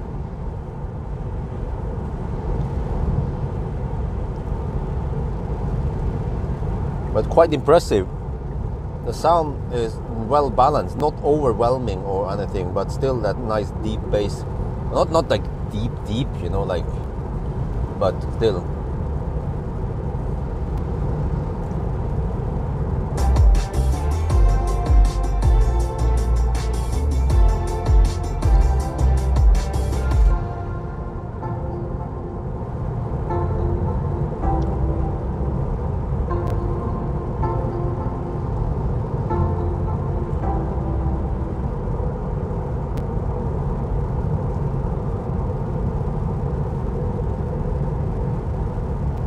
Oh, I forgot one thing. I have to spend extra energy preheating. Yeah. I'm down to 30 degrees Celsius. So I have to preheat early enough. It's 55 minutes away, so it's still too early to preheat now, but I don't know exactly when I should preheat. Also, I'm not sure if the car will preheat in time, but I think I need at least 40 degrees Celsius to get pretty good charging speeds. So maybe in around 20 minutes to around 20 minutes ish, I will start preheating if the car hasn't done it already.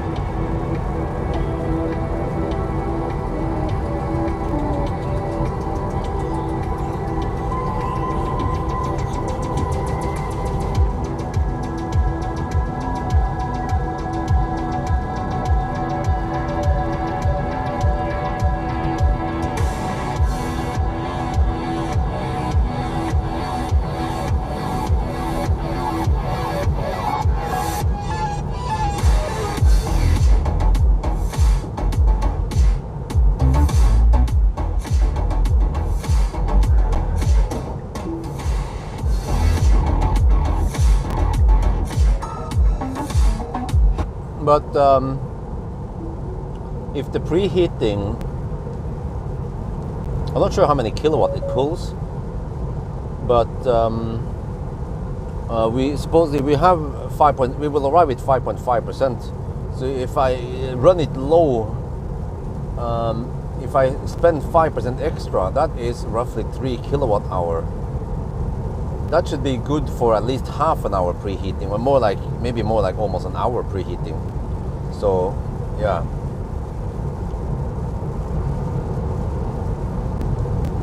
So let's see. Might want to preheat soon.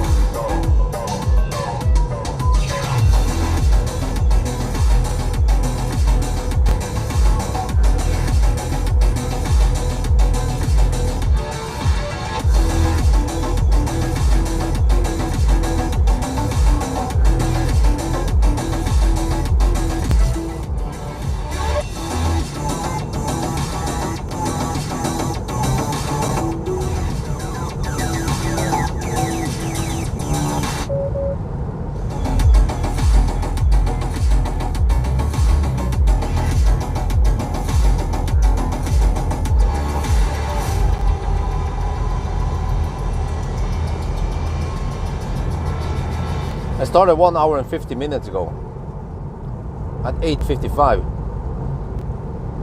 No, 7:55, yeah. 7:55 I started.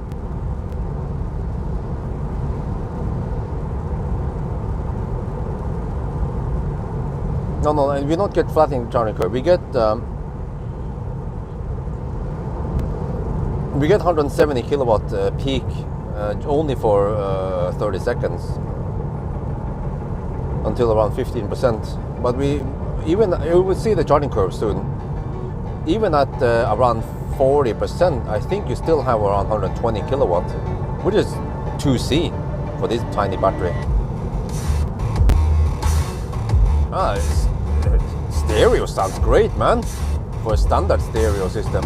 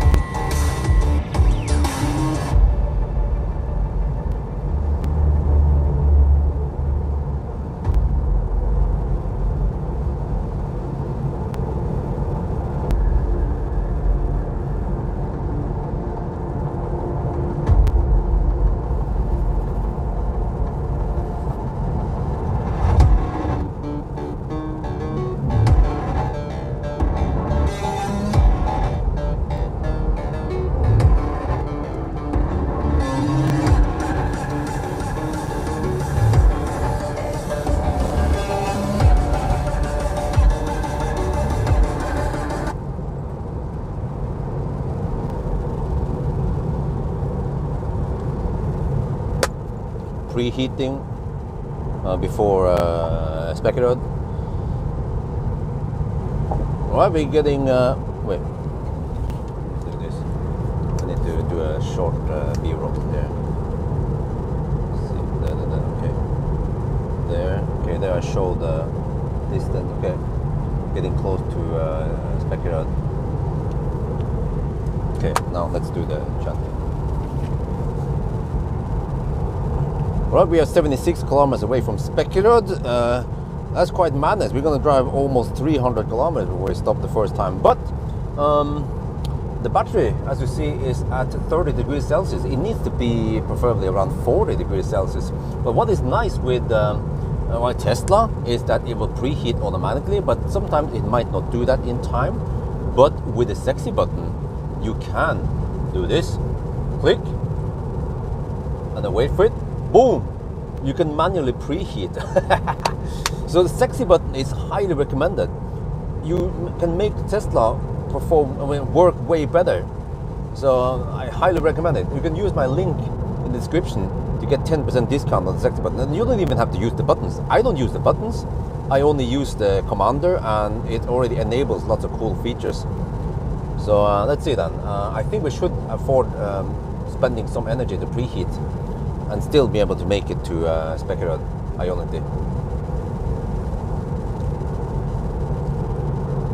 โอเคตอนนี้เราอยู่ 76 กิโลเมตรจาก Ionity Spekerud นะครับแล้วก็แบตเตอรี่ I need to stop. Shit, I forgot. Man. Let's wait for this is going to be the Thai version, or the Thai boy will probably figure out this. Elefantrennen. Oh shit. Okay, you can change lane now, come on.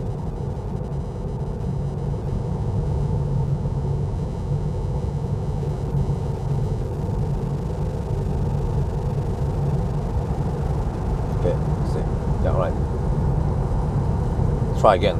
Thai, take 2. ตอนนี้เราอยู่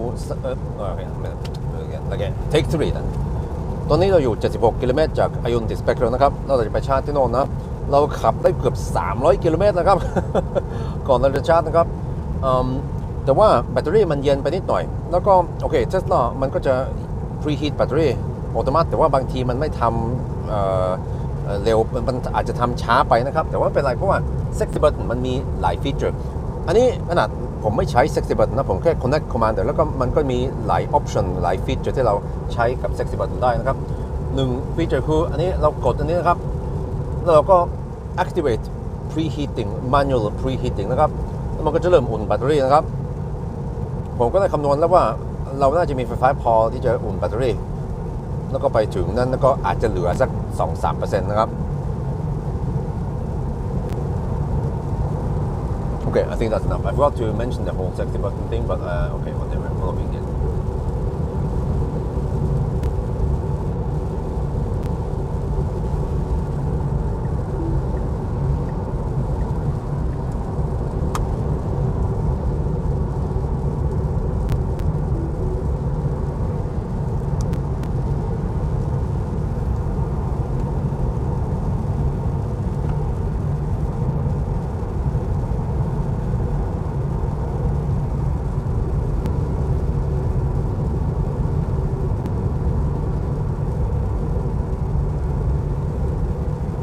Okay, so it's preheating now.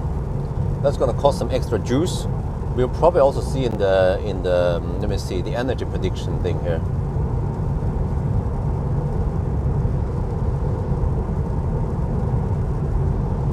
Well, it still claims 6.2% at arrival. Interesting.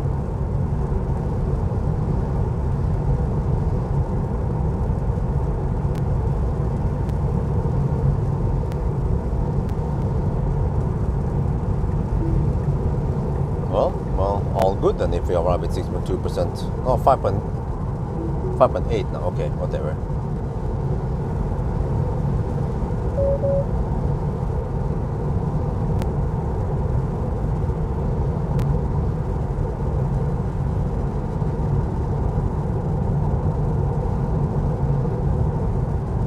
But what was the problem with that you found?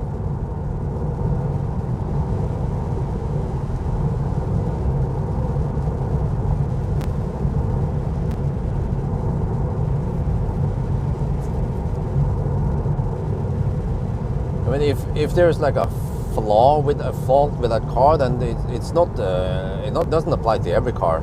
I also have had some faulty press cars, like the EQC and well, even the ID4 had a faulty air conditioning unit, but that should be a rare case.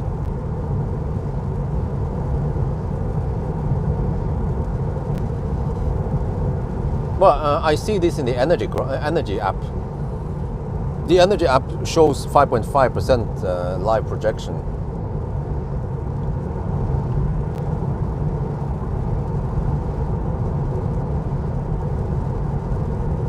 Right, so battery is slowly heating up. I think it's a good call to start now.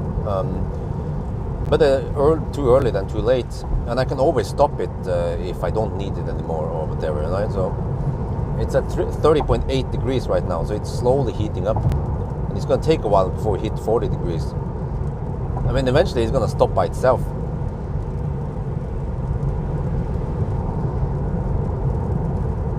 But we have to make sure we get the maximum charging speed. But I see that around 40 degrees is still very good. You might not lose on too much if you go to 45, or I don't know what the maximum temperature is for for optimal charging. But I know that after charging for just 5 minutes, it starts cooling. But then after 5 minutes, you already reached 30%. I started preheating at maybe 27%. No, I'm not 27. I'm maybe 28 or 29% preheating. And the car probably wants to preheat later, but yeah, I seen that the car tends to preheat a bit late, and then I arrive with like 35 degrees, right, rather than 40 degrees. But that's why we have sexy button, to overcome the shortcomings of Tesla software.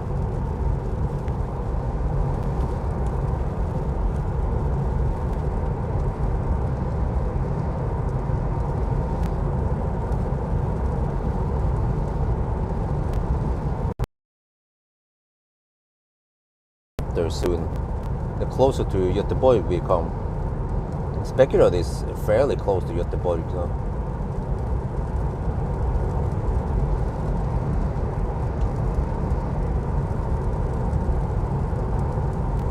Well, another status update, 231 kilometers, 181 consumption. Yeah.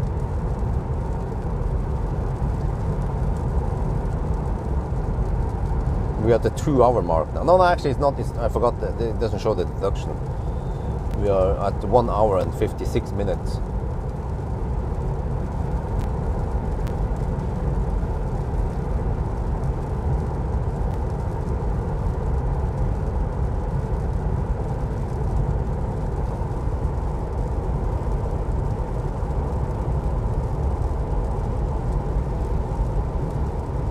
Kyle experienced electric fault. Wow.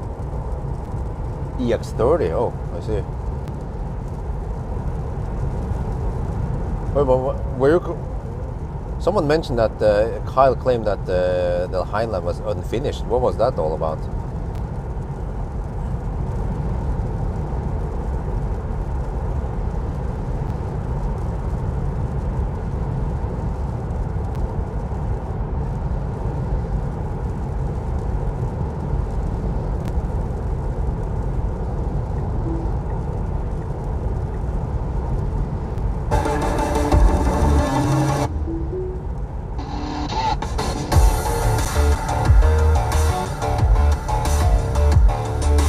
Oh, that was the EX30. Okay. Misread it.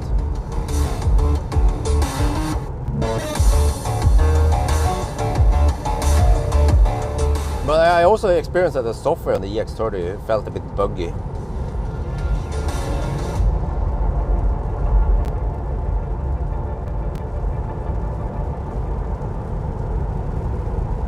Wow, 33.5 degrees already. It's heating up fast. Oh, I forgot it's using the heat pump.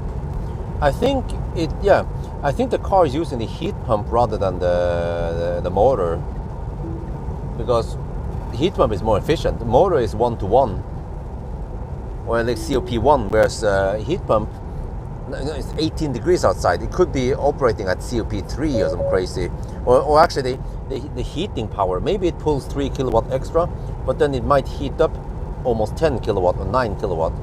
So heat pump, but also I don't know how powerful a heat pump is for heating up. But I know that it uses heat pump to preheat. I talked directly to the HVAC team of Tesla. I had a video call with them a while ago. And they also told me that they don't have PTC heater. I'm like, huh? How can you not have PTC heater? And they said, well, they found ways to avoid PTC heater. Octaval for the win. Tesla alien technology. The legacy automakers think they are progressing. Well, Tesla just leaps forward again. They're still ahead.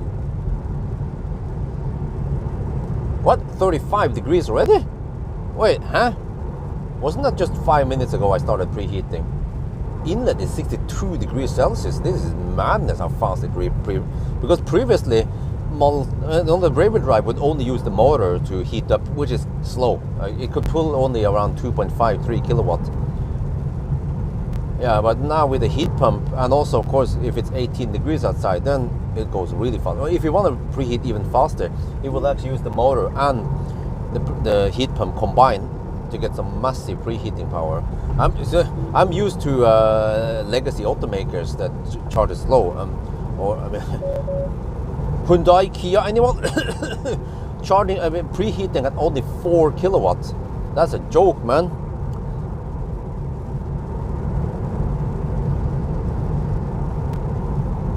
Okay, now it says 4% at arrival. Wait, that claims 4%. What about this? Oh, 3.6% at arrival. Okay, we are burning more juice now for preheating. So eventually I might want to stop the preheating. Especially if it creep towards 0% at arrival, or 1%. But I mean, we already reached 36 degrees. But we're still half an hour away, which means that it's going to start scavenging again. Okay, you know what? I think based on this, I'm going to stop preheating. We hit 36.5 degrees. And I can always start it again around 5-10 minutes away. Let me check the projection now when we stop. It should go up again. Oh, consumption went up. Okay. Status update, 242 kilometers, 184.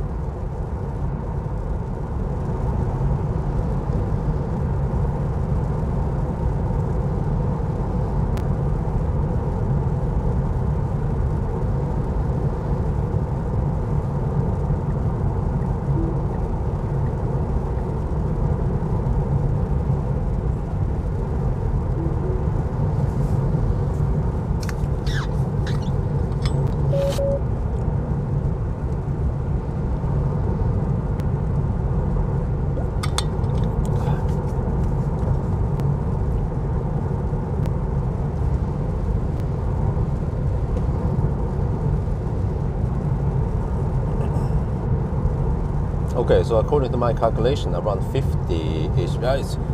Hookstop is way too early. I have 20%. That is not good to stop here. I need to ride on the 170 kilowatt wave. And the deeper they go, the longer we can ride on the 170 kilowatt. So if we arrive with 1%, we can get the 170 kilowatt for around 15%. Tesla doesn't have any weird slow ramp up or anything. Well, actually, I'm not sure, but it shouldn't. Yeah, it should just go boom to 170 instantly.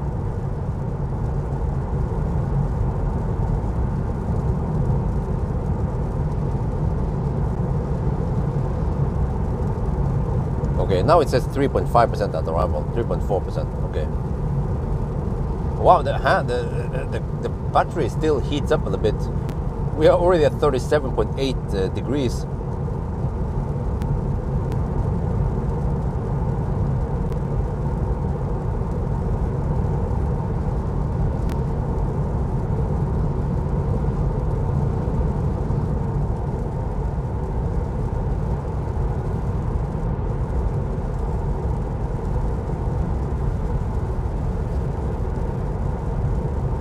I mean, 170 kilowatt is actually around 2.6 C. That's pretty good. Can you imagine if you had, well, if you had around 100 kilowatt hour LFP battery, it would be charging at, yeah, at least 250 kilowatt.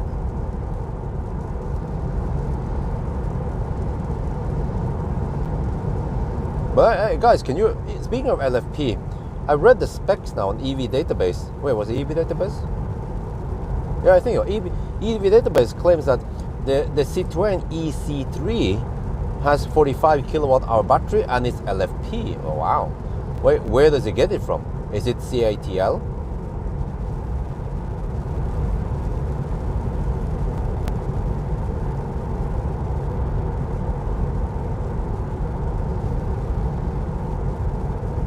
Now it's scavenging the heat.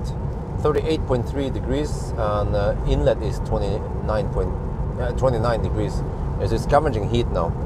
But it doesn't have to heat up. What the heck? It's 19 degrees outside. What? How can it be 19? Oh, we have wind from the south. Oh, yeah. The hot winds from Nigeria, or whether it's going, Morocco. The hot winds from Morocco, of course.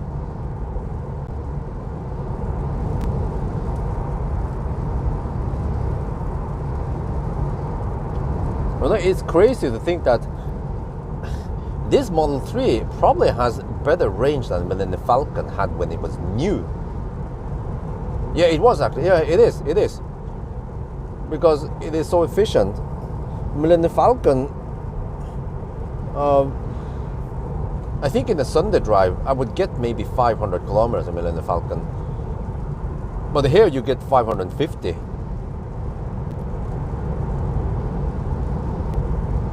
And especially when you go fast like this, like Millennium Falcon will consume around 250 at least. Well, I'm not sure, maybe 230, yeah, in these conditions.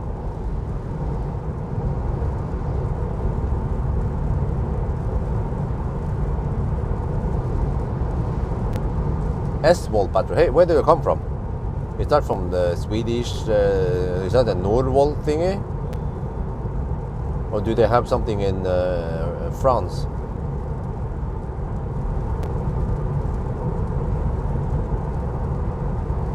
Wow, I can't wait to test the EC3 then.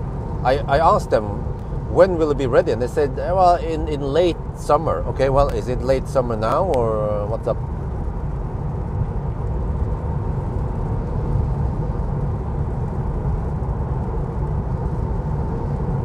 No preheating? What? Wait, but Stellantis cars, they don't have preheating, right? Well, they are so far behind. And the only thing going for them is that they are relatively cheap.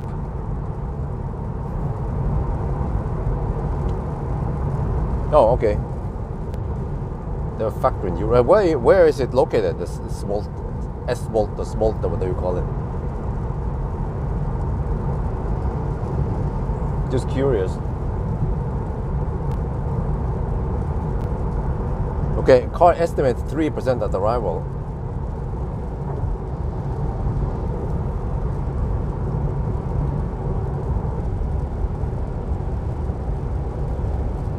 Battery is at 38 degrees. Seems like it maintains the heat. It doesn't lose it too much. So which means that I can preheat it again when I'm close to get it to around 40 degrees. But I know it's going to cost now a couple of extra percent. But we are still 37 kilometers away.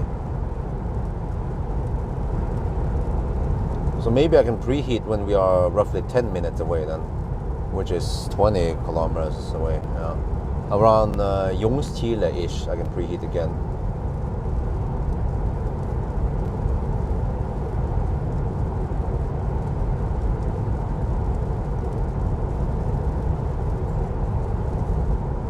But man, I'm blown away, man, by this car, because it's so affordable, so cheap, but still really well equipped, and also performs really well.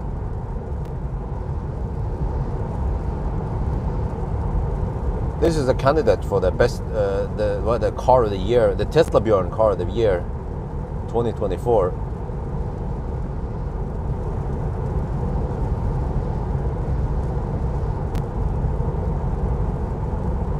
Germany, oh nice.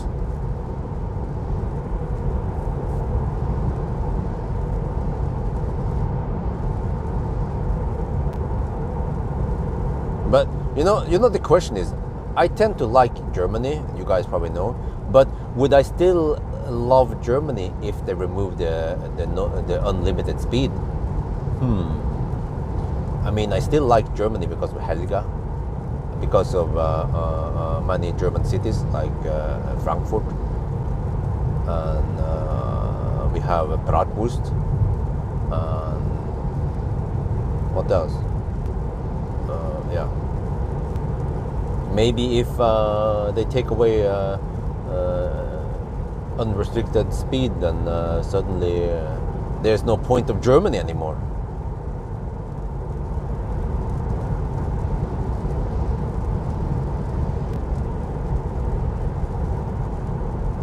.4% as arrival.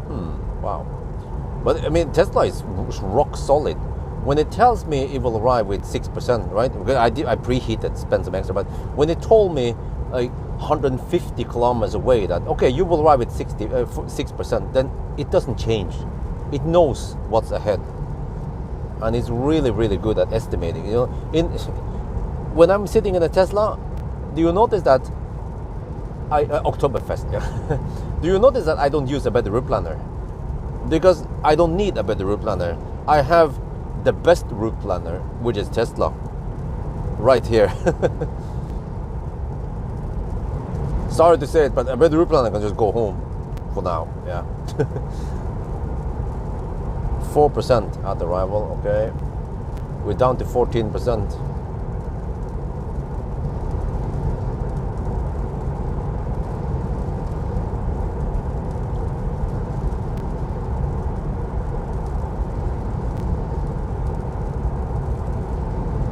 Yes, the estimation knows that I'm driving faster.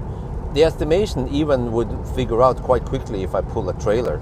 I remember when I pulled a trailer with a Plaid, it's after just 5 minutes of driving, it estimated arrival like 150 kilometers away with a freaking trailer. It's like, okay, you will arrive with 10% or whatever, and I arrived there with 10%. You know?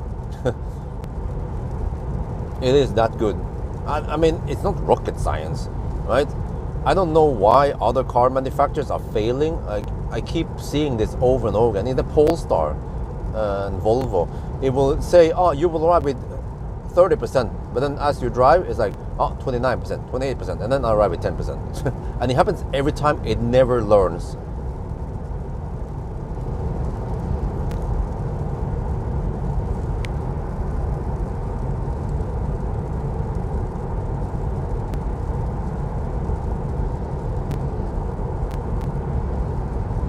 Hmm, 4%, okay. Okay, now the temperature is slowly dropping. 36.8 degrees.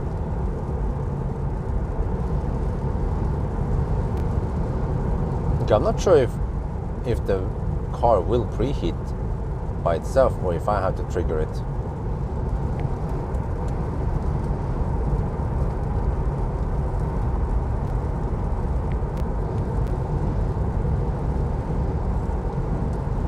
Well, there's no laderstav at Jungs, I mean at Spekerød, right? Not 10 at night on a weekday.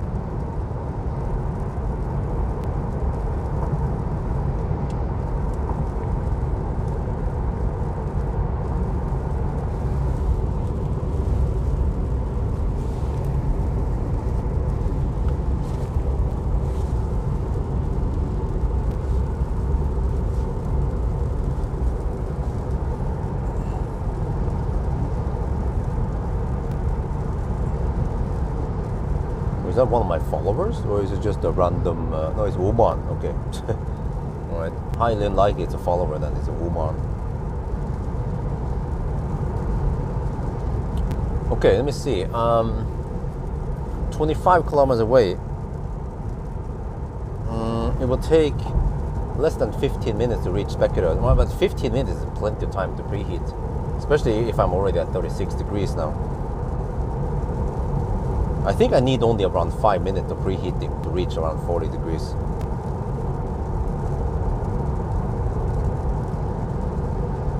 And 5 minutes of preheating doesn't cost that much juice.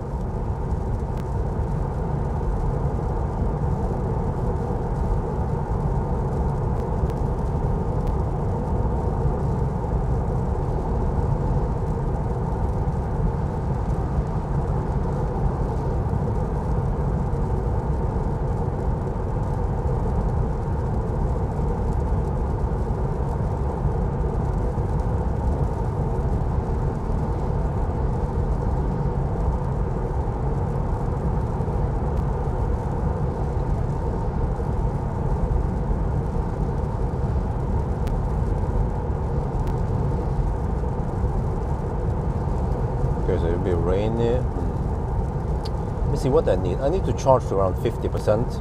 I've already eaten. I can shoot some video. I don't have to clean the windscreen. I guess I want to pee quickly.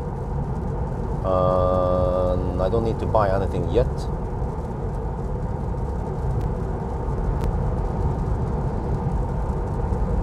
Oh, that's a Norwegian RV heading south.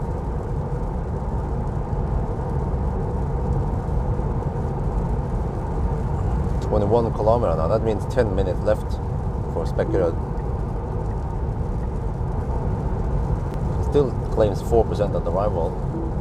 Okay, well, we are down to 10% now. Okay, status update: 272 kilometers done, 186 consumption, and 10% left, if that matters. Or I have roughly 5.5 kilowatt hour left.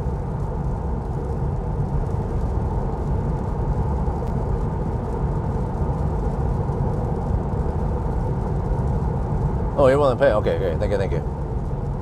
Let me try a tritium then, because the chart port is on the left side, it's the right side.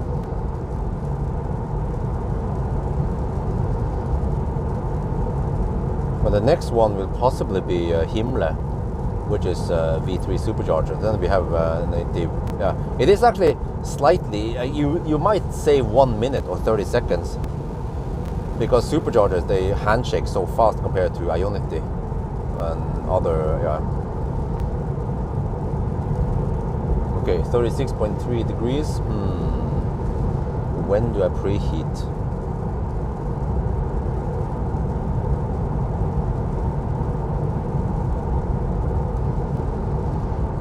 claims 4% at arrival. Let me check. Yeah, 4% at arrival now. Okay, so if I preheat, I will spend maybe 2% extra.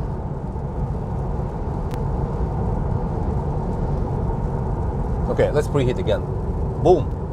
36 degrees now. I started preheating manually. I'm surprised that the car doesn't preheat. Maybe it wants to save energy and make sure that we can make it there. But I'm like, oh no, just go deep. Preheat, get there with 1%. Oh, it's doing the weird. We are close to that. The navigation is being silly. Can I manually? No, what the heck? Excusez-moi. The car wants me to take this weird route around whatever to get there. So let me see if I can manually click it there and then hopefully get a better route. Yeah, that's better. No, we're only 14 kilometers away. Okay, hopefully it's early enough for me to get some heat in there. But remember that we have wet road and headwind. So if we at least had dry road and no wind, then over 300 kilometers would be easy. It'd be more like maybe 320, 330 kilometers on the motorway. But it is 19 degrees Celsius outside at night, which is a nice advantage.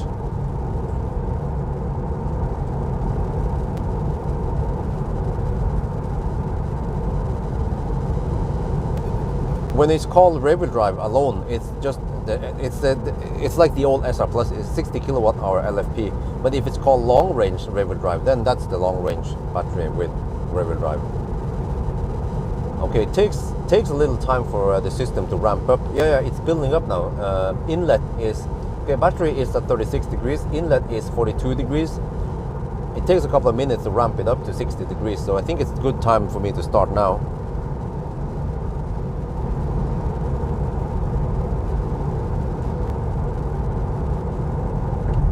I think they don't call it standard range anymore, right?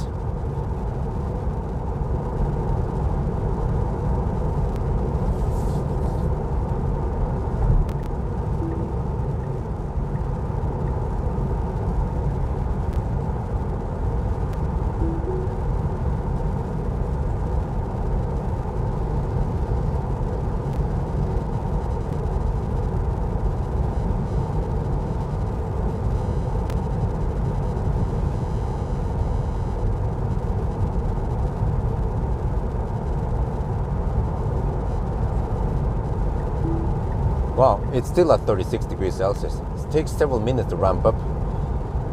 We are roughly 5 minutes away from Ionity.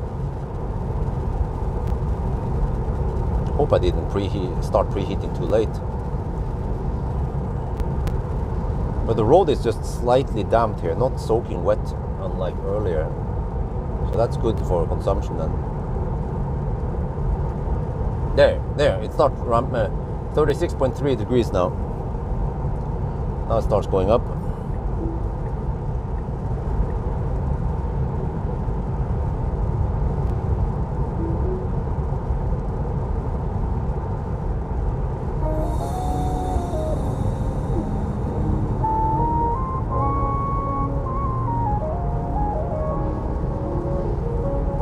$36.5.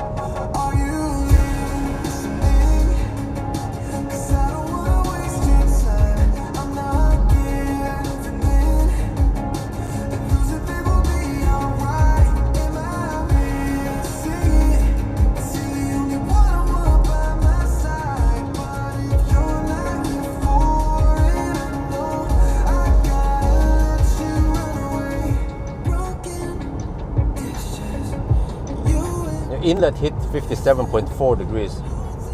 Inlet is around 20 degrees higher than the battery temperature.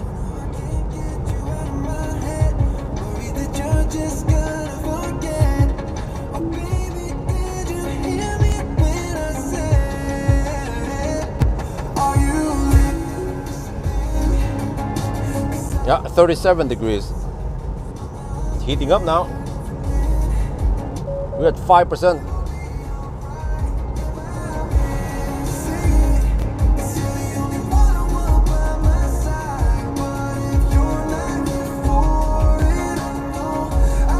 we're just 3 minutes away. I think it was maybe a little bit too late to start now, but at least we heated up the inlet.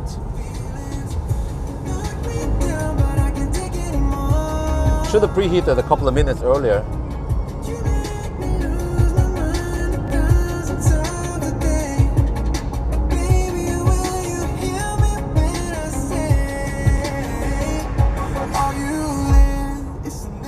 .3 degrees.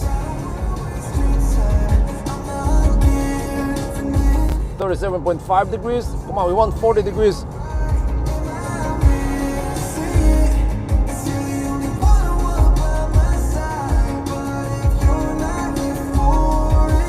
Inlet is at 62.4 degrees. Wow.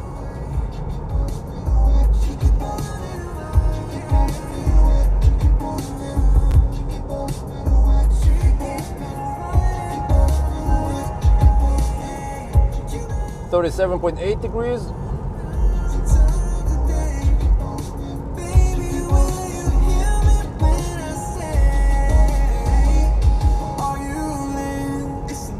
Well, we are pretty close to 40 degrees anyway, and we are deep, so it's gonna heat up quick. 38 degrees. Wow, it heats up so schnell.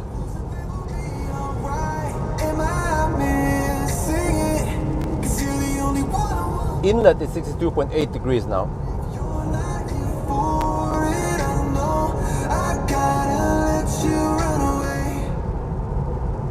Okay, stop the music. 38.3 degrees.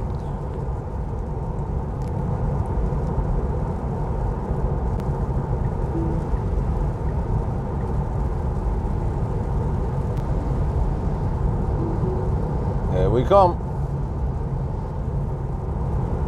Alright, status update. 289 kilometers, 188 consumption. Right before arrival now, 3%. 38.8 degrees. Not sure if we need 45 degrees. Probably don't need 45 degrees when we are so deep. We're gonna get flat 170 kilowatt, and it's gonna heat up nicely now until 10% and beyond. And we also the main advantage is that we spent several minutes heating up the inlet. So inlet is nice and warm. So the car is like, it has been prepared for heating up the battery.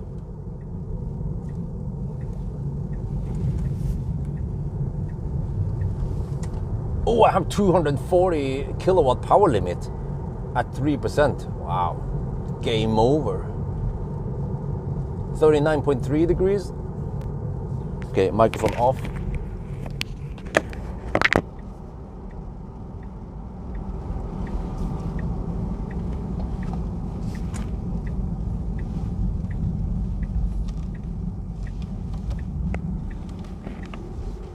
Man, I have too much juice. I have 3%. I should have gone deeper, or whatever. I think it doesn't matter when it comes to battery temperature. It's probably good enough. 39.8 degrees now.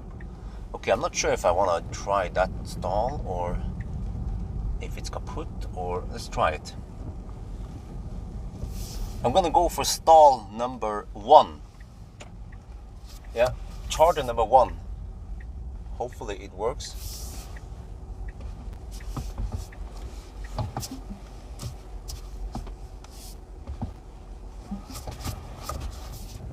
The charge port is on the left side with the right side, not the right side with the wrong side.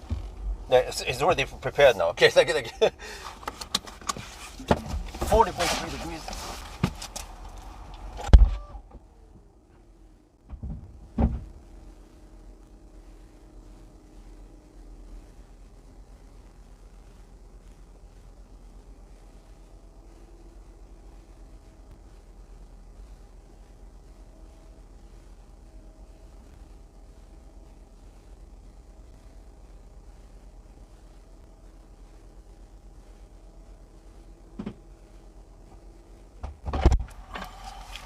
And we are charging. Thank you so much for the donation. 40.5 degrees. It's been heating up like a hero.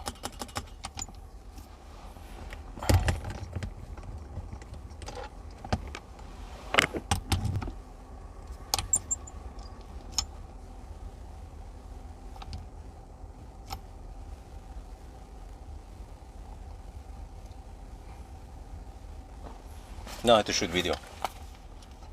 Oh, I don't want to have this one.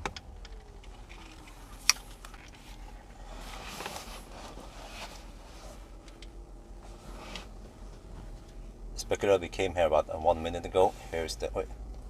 Oh, here, okay. Here we go, here's the stats, and then it's 19 degrees outside. We are now at Ionity Speculator, and we are charging like a boss. Look at this, 1,200 kilometers per hour, because the car is so efficient. We came here with 3%. This thing is a beast. Okay, I can see also here, we preheated so that we arrive at 40 degrees Celsius, and now we're taking 173 kilowatt. Wow. I have to hurry. Wait, okay, next stop is possibly gonna be, wait, okay, no, my bad. You see, I'm gonna show you how awesome this is. You go here roughly, you go to chargers, and then we go to supercharger. I'm not sure if I stop at Pawel or Himmler, but I'll at least try to navigate to Pawel.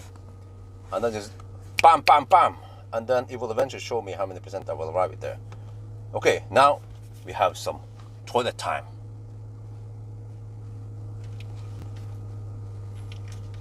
Now we are to Ionity Speculator นะครับ เมื่อกี้เรามี 3% นะครับ แล้วก็เนี่ยเราชาร์จ 1,200 กิโลเมตรต่อชั่วโมงนะครับ 172 กิโลวัตต์นะครับ แล้วก็เราใช้ไฟฟ้าแค่187 วัตต์เอาโอเคก่อน correction นะ แล้วก็เมื่อกี้นี่เรา preheat แบตเตอรี่จนถึง 40เฮ้ยนี่มันต้องยังไงเนี่ยมันต้องถึง 40 องศานะครับ ก็แปลว่ามันอุ่นพอดีเลยนะ เป๊ะเลยนะ ชาร์จโคตรเร็วเลยนะครับ 172 กิโลวัตต์นะครับ 60 กิโลวัตต์เอาแบตเตอรี่นะ LFP for the win โอเคเดี๋ยว next stop นี่จะเป็น Pawel แค่108 กิโลเมตรจากนี่นะครับแปลว่าเราต้องชาร์จแป๊บเดียวอุ้ยนั่นอีกสัก10 นาทีเราพร้อมแล้วครับ Well, it's got my Tesla. You can make it cleaner and with less clutter. It depends what you feel like doing. Okay, let me see. It's still heating up, but eventually it's gonna cool down. But I want to show how fast it is. Yeah, let me just show outside.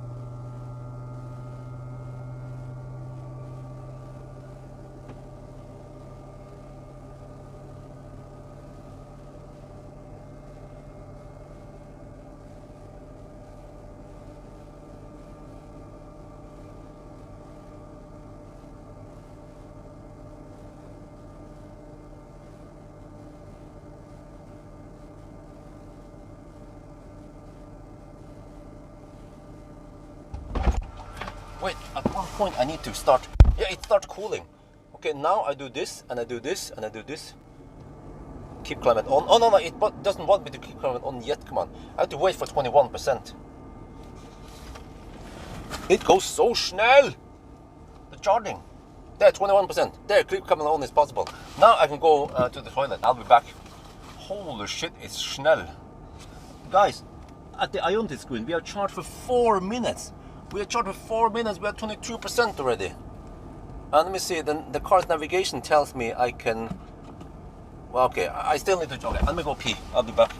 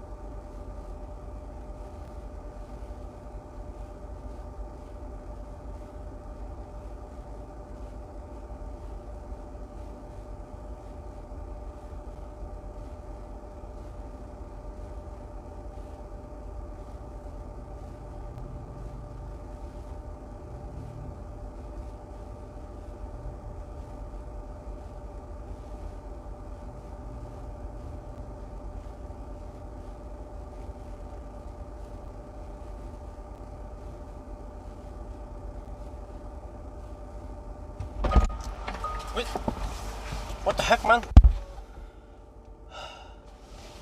We're charged for 8 minutes, guys.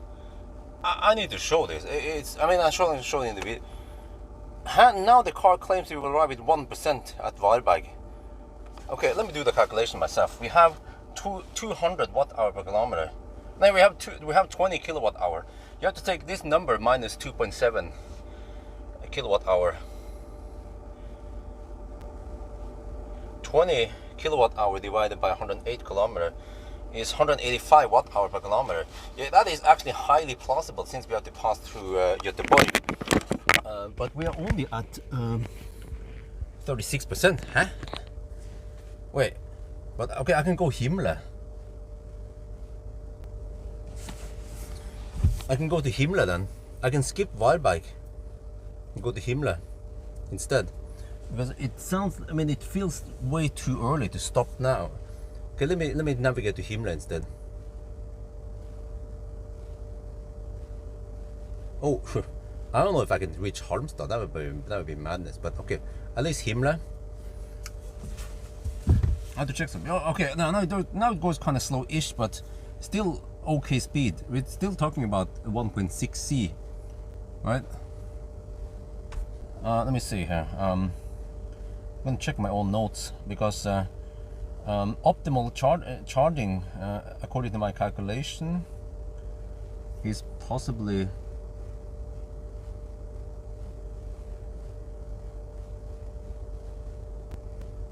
where is it? 1,000 kilometer. Okay, let me see. 940. Huh? Actually, the best speed is roughly 45%. Yeah, past 50%, I start losing time, but just a few minutes. So the optimal charging is to 45%. Well, as long as I can reach Himmler. But okay, now it says minus 4% at Himmler. Okay, let's go for 45 to 50% then.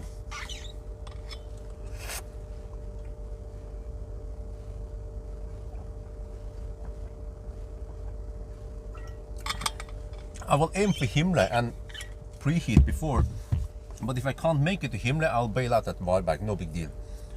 And then from Varberg to, from Varberg to Helsingborg, that is 140 kilometers roughly, with a high-speed stretch. So there I want to make sure I have enough juice, but we will have dry roads around there, finally.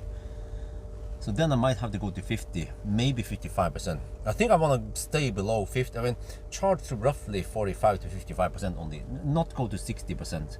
Okay, now I think I need to shoot on the video, just to show how fast it is.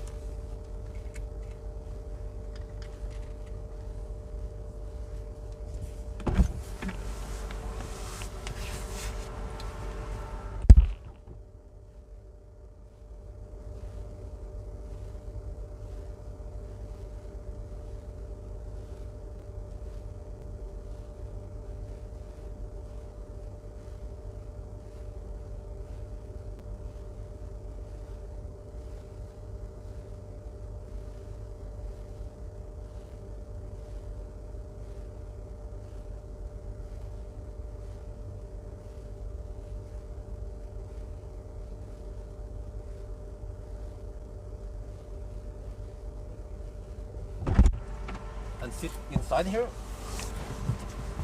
and even close the door and even press the brake, nothing happens with the cooling because Tesla knows how to design good thermal management.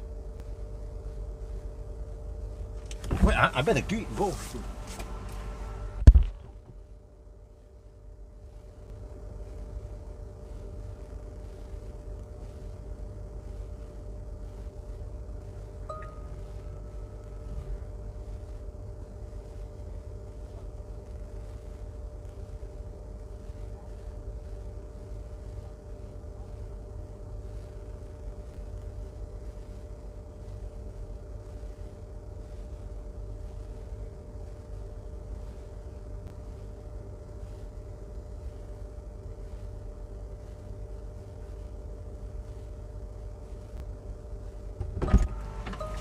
Let me get ready. I need to get the other camera ready.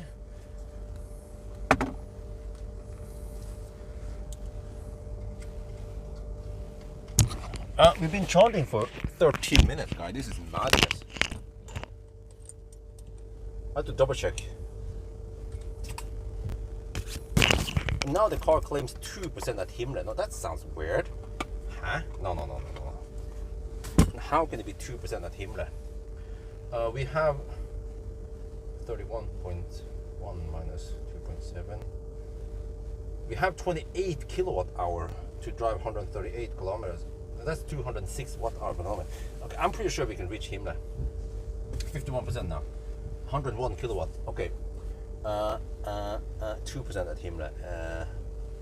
Okay, let's go. I'll do something. Okay, let me see. Let me just do this. Okay, now what? Okay.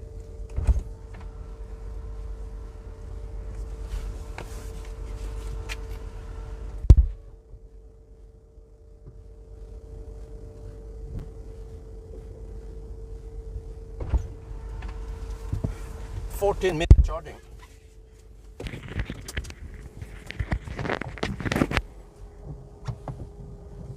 Yeah, that was it. 14-minute charging. We charged from 3% to 52%. Huh? 800 volt type, anyone? Maybe someone, the guy who donated to me, maybe you can pull up the stats. What was the average speed? We had over 100 kilowatt, 102 or something when we unplugged. Oh, I have to record this. After Speculate.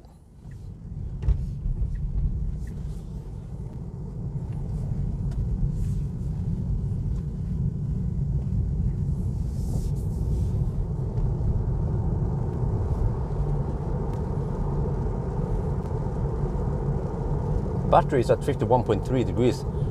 Most cars, they will underperform, or they will have power limit at 51 degrees. Let's see, what about Tesla?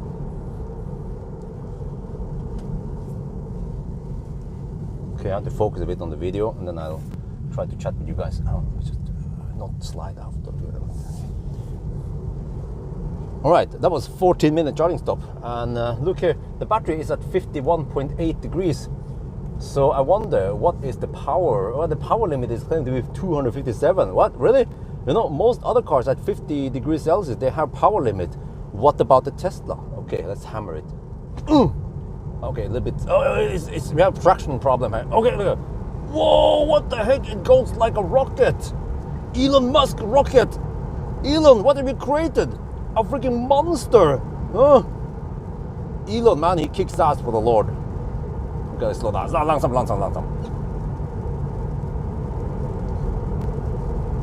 โอเคเราชาร์จ14 นาทีนะครับตอนนี้แบตเตอรี่50 องศานะครับแล้วก็เรามี257 กิโลวัตต์ power limit เราจะเทสดูนะครับว่ามันมี power limit ไหม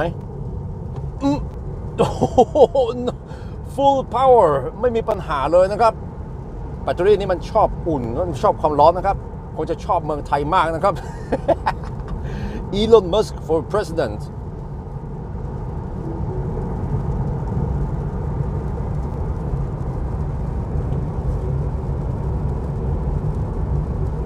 Maybe I wouldn't say Elon Musk for the king in Thailand. That would be okay.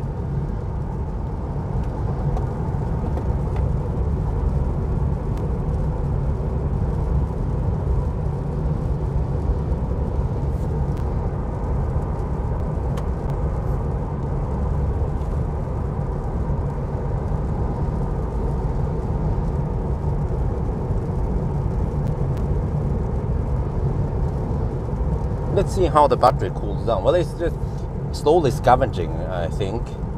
Yeah, it's going to scavenge heat from the battery to keep the cabin nice and warm and save energy there. Okay, so the car claims 3% at Himmler, and we'll see once we pass by Kungsbacka and actually getting close to Varberg what it will be. But most likely we can go to Himmler, and that makes it better because then it's easier to. We can then charge you around 45-50% again to reach Helsingborg. Oh, donation. 5% from Watchnis Krutzel. Hey Björn, I'm watching you in my Tesla on my family with a train tunnel under. Thank you very much. Okay, so it will slowly cool down the battery. But it will just, it doesn't, well, I hope it doesn't dump all the heat out. It will try to scavenge some of the heat there and make the car as efficient as possible. Wow, we have 255 people on right now.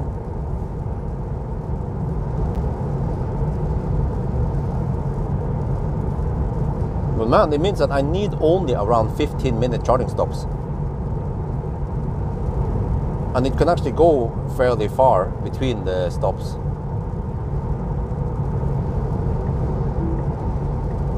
And the rain is supposed to stop soon, a little bit past Göteborg maybe. And then we will have at least a couple hours of no rain before it starts again. But then the rain is supposed to ease off during the night now, around midnight, or I mean 1 at night or some shit. It's gonna calm down. So hopefully I don't get too much soaked roads.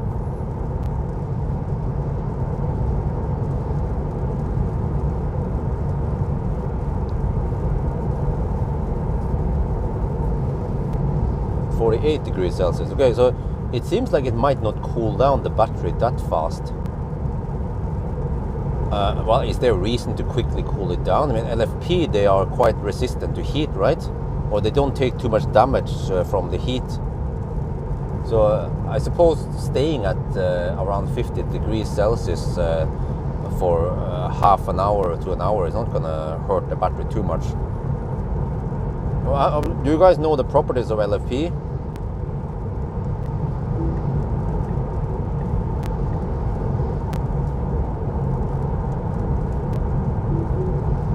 Yes, it's. I need to get as deep as possible. The car was giving me somewhat kind of weird signals now, but I think, well, I need to probably consume over 200 watt-hour per kilometer. Once we reach Varberg in the 120 zone, we have to go Schnell for around 10-ish kilometers. So if we consume 200 watt-hour per kilometer for 10 kilometers, that's only 2 kilowatt-hour. Okay. So I'm not sure how many percent I will arrive at this time. It might not be 3% like last time, maybe 5%, but anything lower than 10% is okay.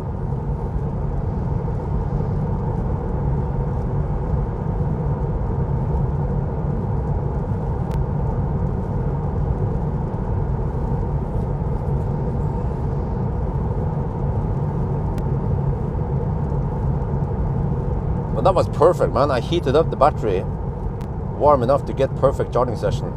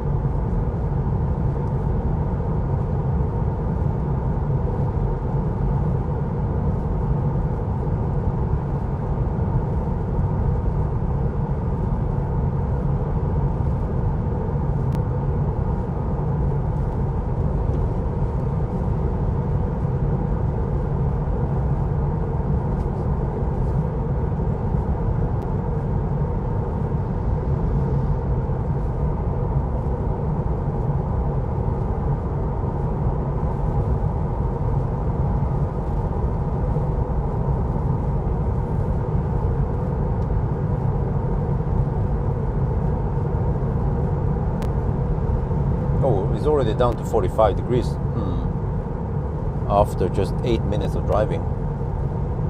Not sure what it does with the heat. I suspect it might dump some of it out. There's no way we have consumed all that heat into the cabin.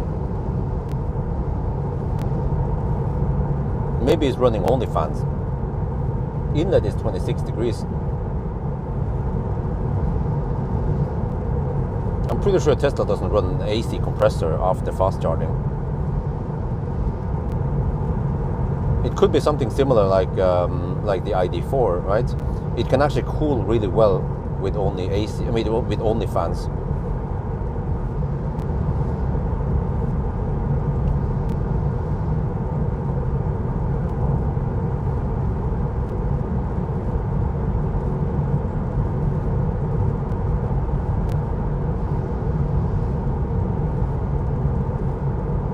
Okay, so Himmler, that sounds like a good idea. It's a V3 supercharger. It actually handshakes really fast. I noticed that the handshake was kind of slow, like a good 30 seconds before it started charging on Ionity. And then Tesla is even really fast at responding, unlike a fat e-tron. And sometimes I feel like it takes way over a minute for a fat e-tron to start charging.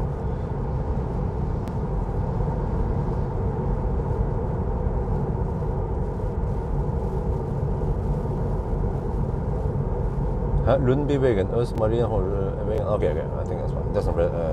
Doesn't affect us. Okay, and then it's supposed to stop raining soon.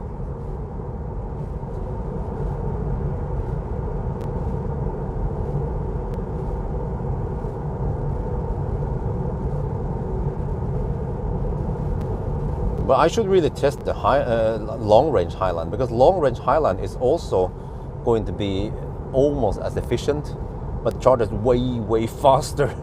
Yeah, 250 kilowatts until I think it was 25% at least.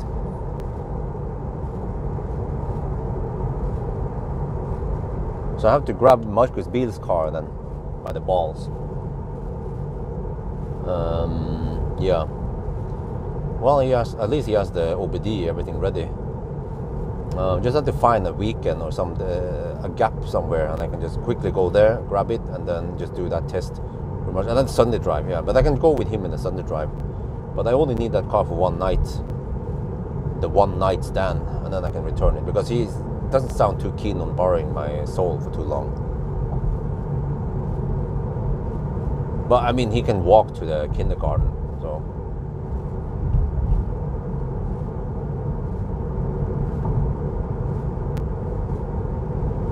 No, but trust me, this car can go 300 kilometers in these conditions, but most other cars in this price range, they can go only 200 kilometers in these conditions. So Tesla is around 50% better in range, but costs the same and gives you way more equipment than the other cars. It's a no-brainer, man. It is madness to buy anything else than Model 3 in this price range.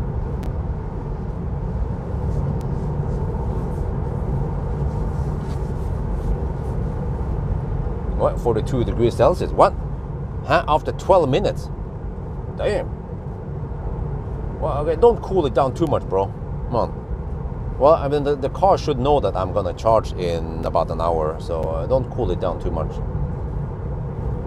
I think it actually tries to keep it at around 35-40 degrees. It doesn't cool it down to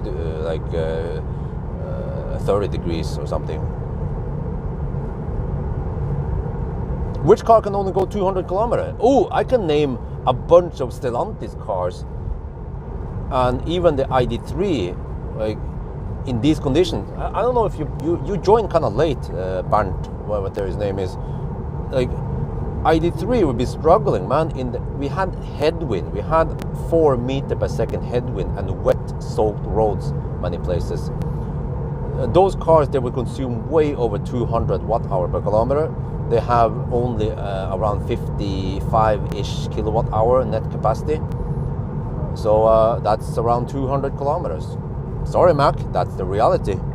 If you don't trust me, go test yourself. Then you come back and say, yeah, Björn, you were right.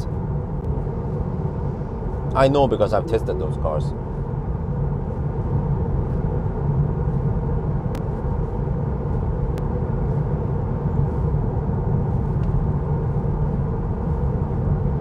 Oh, it was 8 meters per second. Yeah, it was quite windy. It was probably more than 4 meters per second. I felt the wind. Headwind and wet roads, rain. Just rewind back 1-2 hours ago and you see how bad the weather was.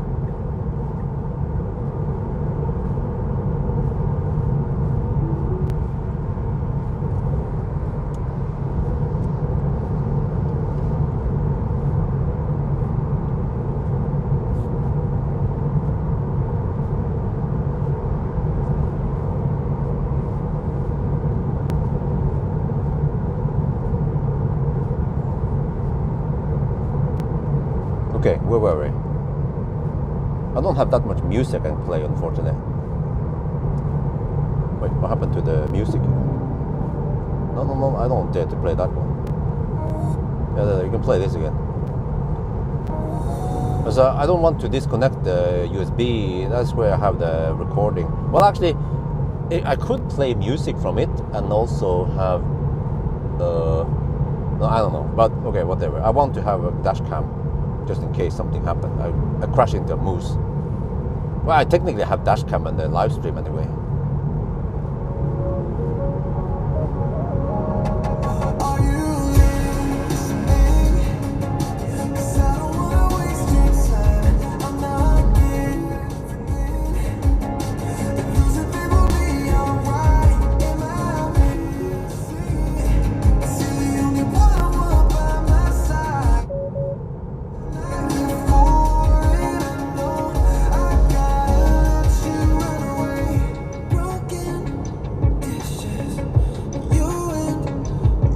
Wow, we're already down to 40 degrees Celsius. It cooled down by 10 degrees Celsius after 15 minutes. Well, it's 20 degrees outside. How the heck can it be 20 degrees outside? Huh? 20 degrees, 11 at night. Man, the Morocco wind, the Morocco weather.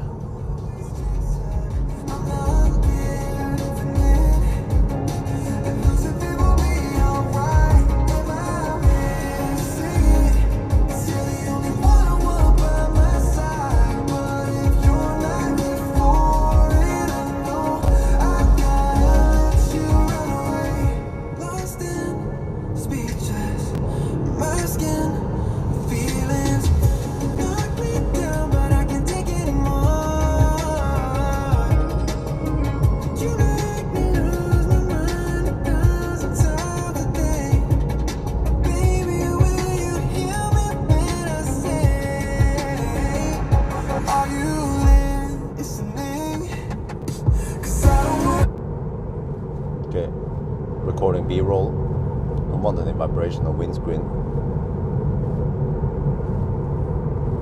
Finally, we're gonna have some rain-free B-rolls.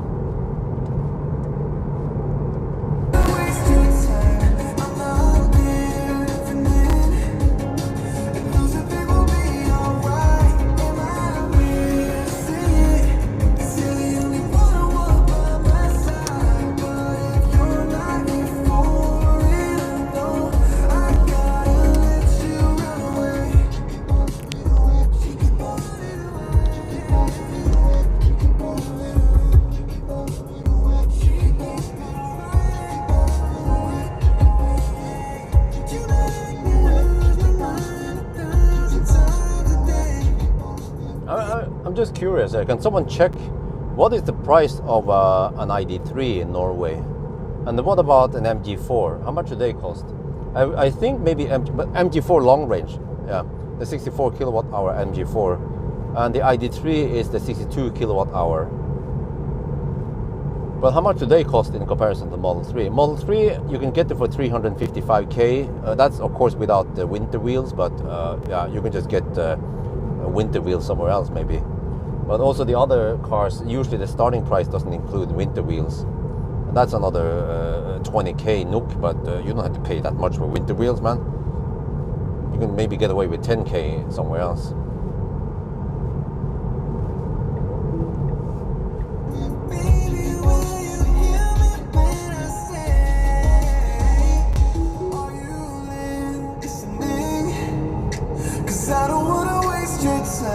I'm not giving in.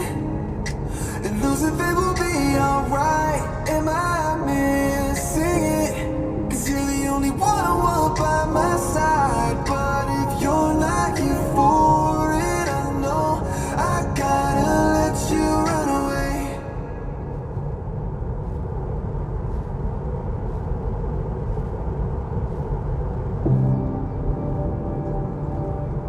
Alright. The music here might not be safe to play. Well, but the crazy thing about the, you know, if you have Model Y with a Blade battery, is that you want to start coal. I wonder if there's a possibility for Sexy Button to pre-cool the battery. There's probably no command. They're only sending commands. So if there's no command to cool down the battery, then they cannot do anything.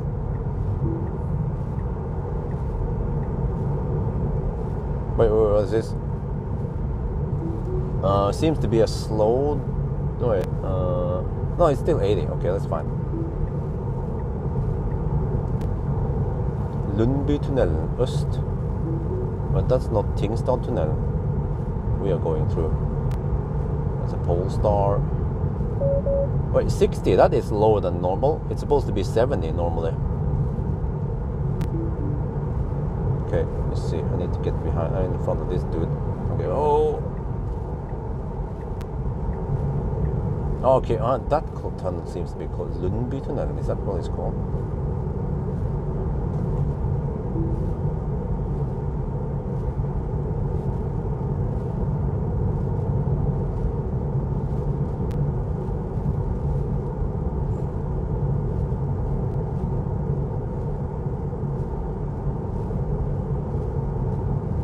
This will be interesting for once. I will. What? You want to go past? Go. I want to keep you up. Freaking sweet, man.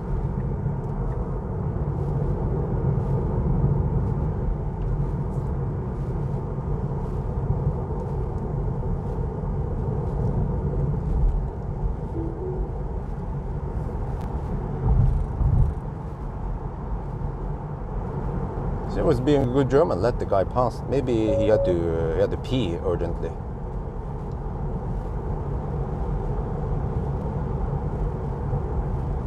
MG4 extended range is 350k. Okay, but that pretty much includes everything. Yeah.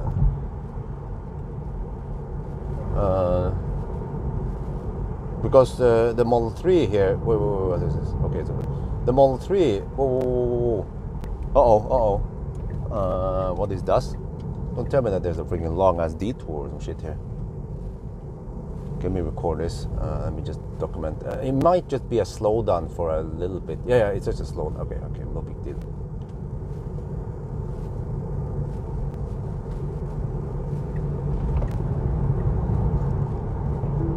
Okay, nothing to deduct.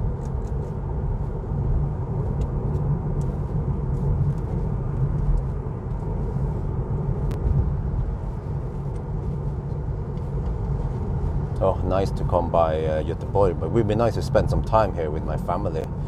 Also try to make that happen. So at least Lillehammer first try, and then here, it doesn't have to be that hot, but at least if it's, let's say, 18 degrees when we visit here. We could visit Göteborg in September, but August, try to go to Lillehammer, more outdoor activities over there. And then I want to, I want to go to Lilleputthammer.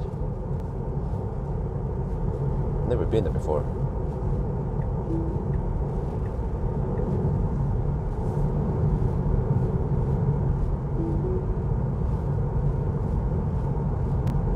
ID3, huh?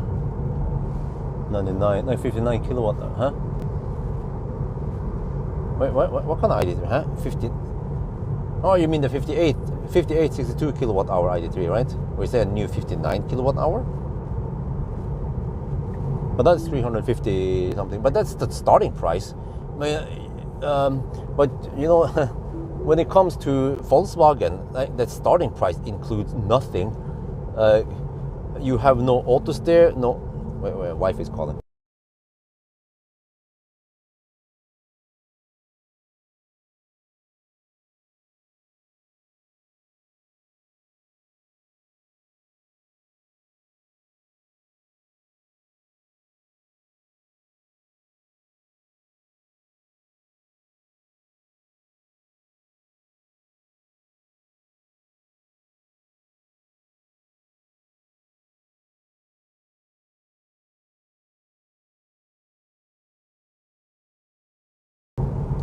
Man, what the heck is going on here? Wifey called me. I mean, it better be important.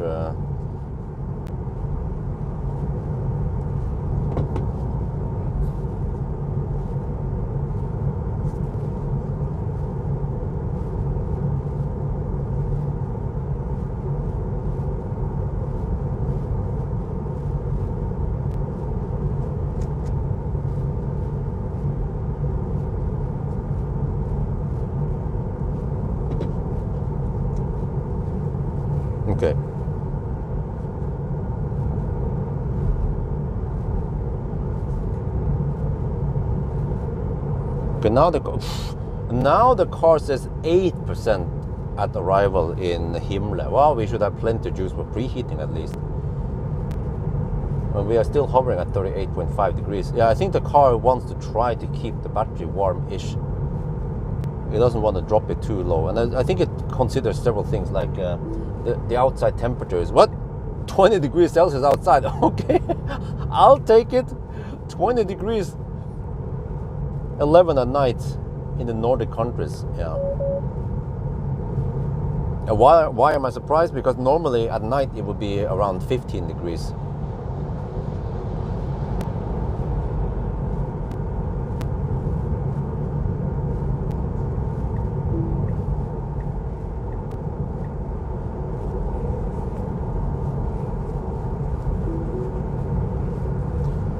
Would you go for rear-wheel drive or long range if you live in Norway? I would actually go for the rear-wheel drive, unless you have a cabin or some shit, right? But yeah, well, again, I personally would probably stretch to get the long range because I like all-wheel drive in general. But I mean, even the rear-wheel drive is plenty fine in winter. You know? All I do is just drive around town and some shit, or yeah. As long as you have good tires, then no problem. Okay, you will have more power if you go for all-wheel drive. Yeah, true, but.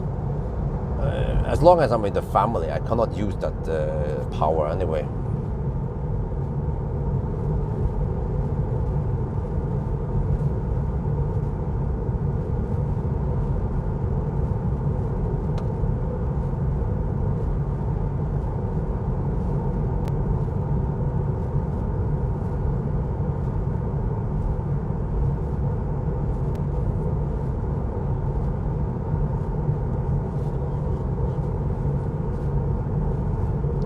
Well, you know that Tesla's NCA battery, whatever they use, they had somewhat high-ish degradation, like MC Hammer, but LFP batteries should not have high degradation at all. So maybe I need to I need to ask someone, preferably close to Yes Home, if they have like a SR. I want well, actually anything really. The SR Plus, yeah, 2022 model SR Plus or something. I don't know when did they come out, 2021 or something. But the 60 kilowatt hour SR Plus. But even the previous gen, as long as it has the LFP, and that's good enough. The higher mileage, the better. The more supercharging, the better. You know, also, SkyMy Tesla shows you the DC versus AC. I want to see how they degrade. Because at least unlike some other brands like MG, then Tesla doesn't hide degradation in any top buffer or anything like that. Wow, I just noticed that we have dry roads now. Wait, let's see. Status update. Ah, okay, 170 watt-hour per kilometer since last charge.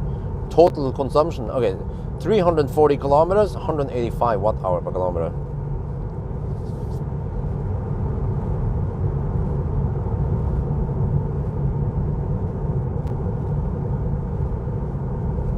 What? We will ride with 9%. Ah, shit.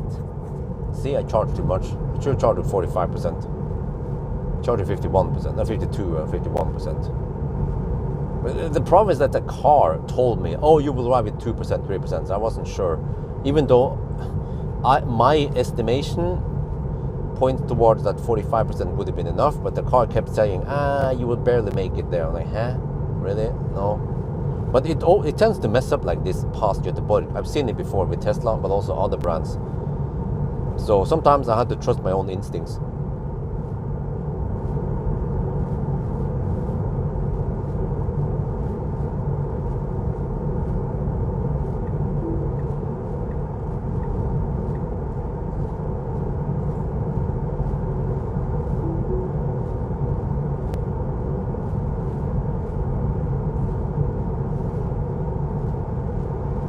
I'm going at the speed of light.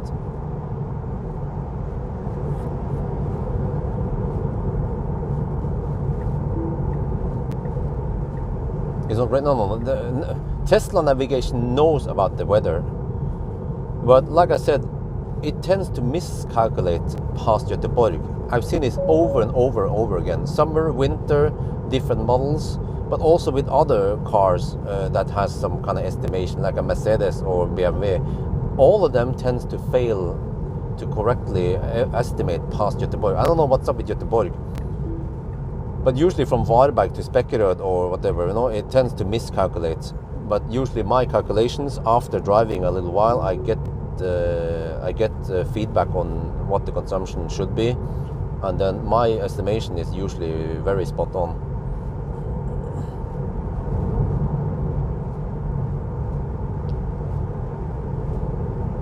Okay, 37.5. Okay, but whatever. I can at least preheat plenty enough before I fast charge.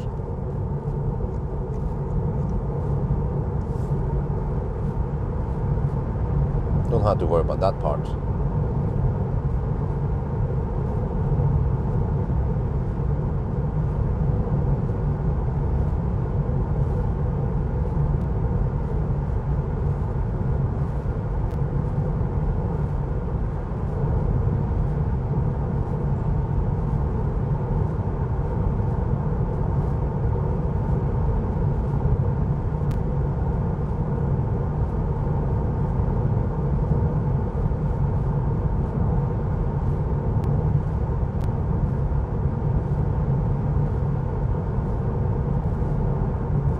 Where is Niter here? I think he went AFK.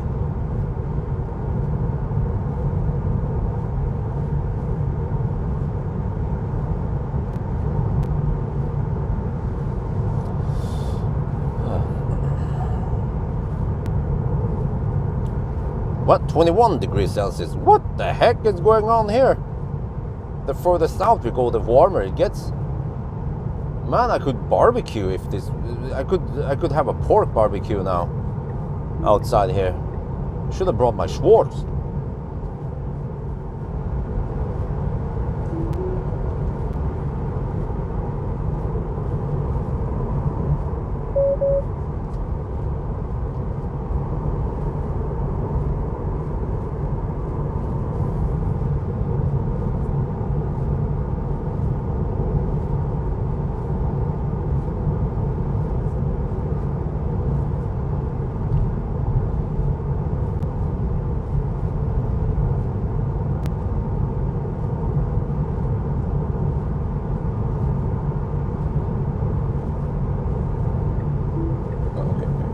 Wants a hammer, let me let him hammer.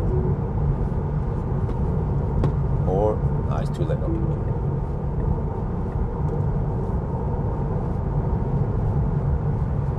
Is that a Volvo? Yeah, it looks like Thor's hammer.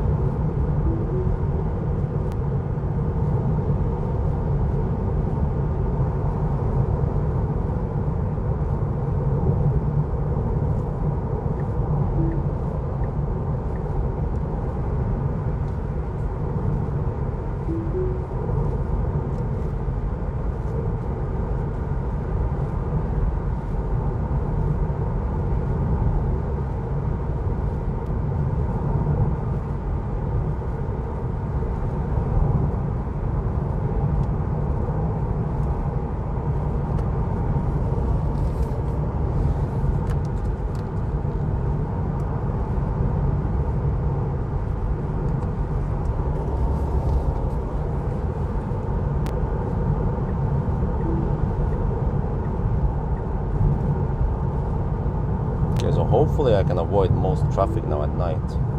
We'll see. Even though it's a weekday tomorrow, today and tomorrow. Well, the car still claims 10% on arrival now. 10.2 actually. Yeah, suddenly the driving is positive. We spend less energy on propulsion, also less energy on climate than predicted.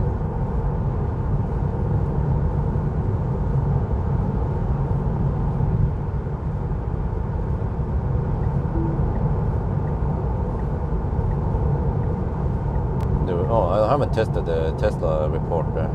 I trust my own test.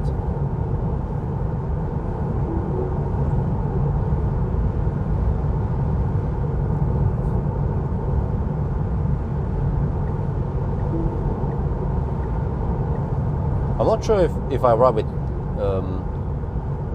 10% versus 3%, if I will have a flatter curve or not. As I know that the car tends to flatten, well, it gives me that boost at higher state of charge if I plug in, but I'm not sure. Hopefully I get a slightly flatter curve, but then I only need around 45-50%. I have to try to calculate and guess the consumption on the next leg.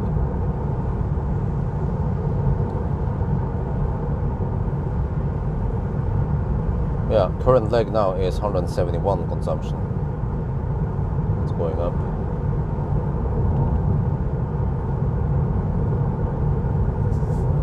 Well, I have a pretty easy solution for avoiding ding dong. Just hug the left lane all the way to Himla.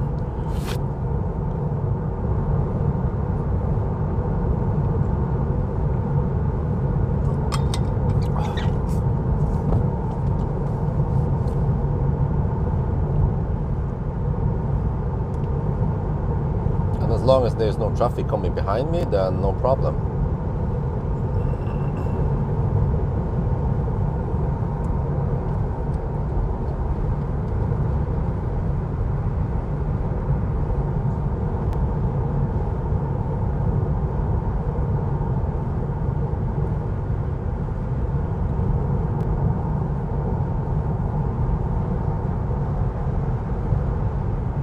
Well, I'm happy that I took this trip. Because I consider just ditching the 1,000 kilometer altogether, but I suspect that there are lots of people who would watch this video and also the live stream. Based on the live stream count, it should indicate that I will get way over 20,000 views, maybe even 50,000 views on this video.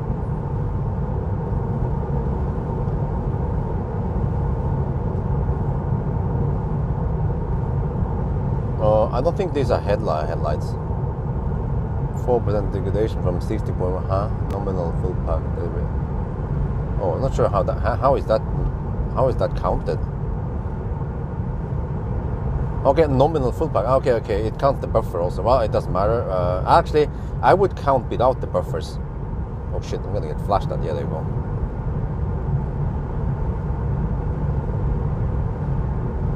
Oh, how much money is that? Maybe around $200, $300 euros.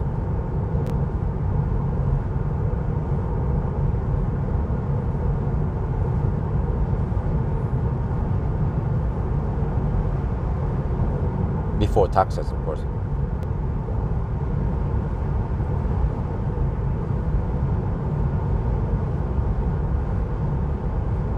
That's not too bad payment for one day of work.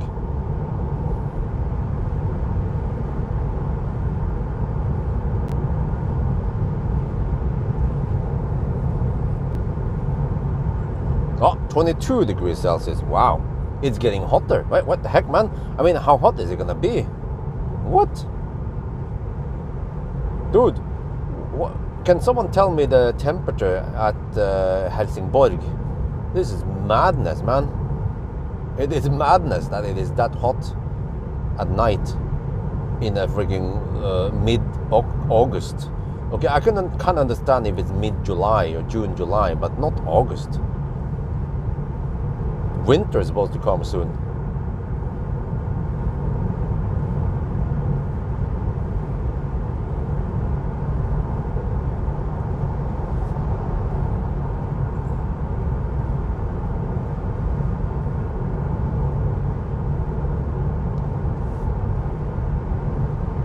I'm down to 37 degrees Celsius.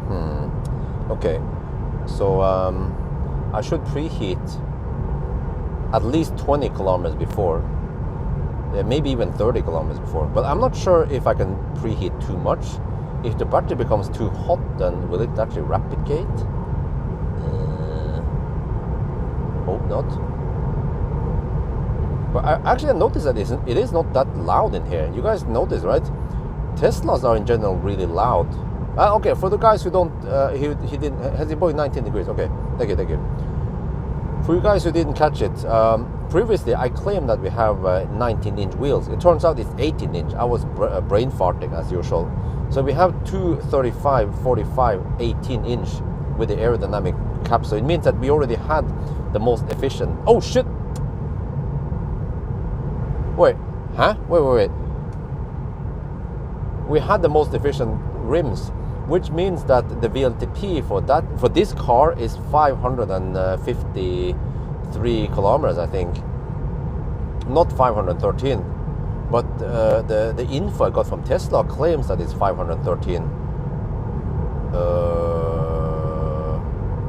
Well, I'm gonna get flashed at.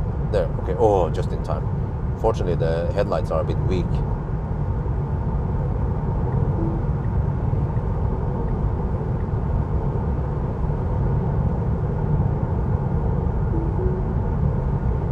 Okay, 20 degrees. That is nice and hot. That actually contributes to very nice consumption. Yeah. So okay, we had a rough wet start for the first 300 kilometers actually. So at least if we can have dry road for half the route, that would be great. Yeah. And we're still fighting the headwind from what I remember.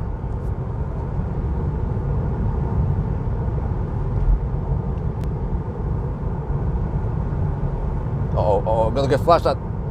Don't look that way. I'm gonna get flashed at. Oh.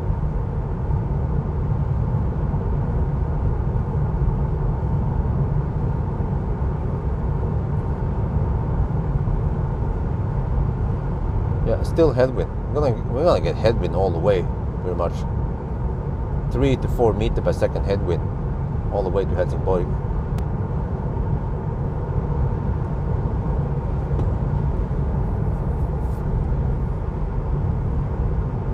Okay, but that's good because the warm weather dries out the tarmac faster. So hopefully we'll have fairly dry tarmac on the way back and not that much rain. I think the worst rain is happening now, and then it will calm down during the night.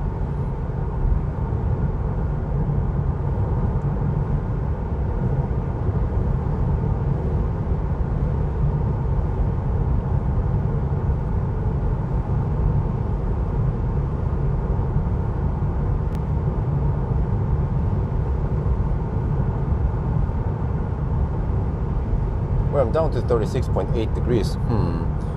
And we are 50 kilometers away, which is around 25 minutes left. Okay, it's still a bit early to preheat now.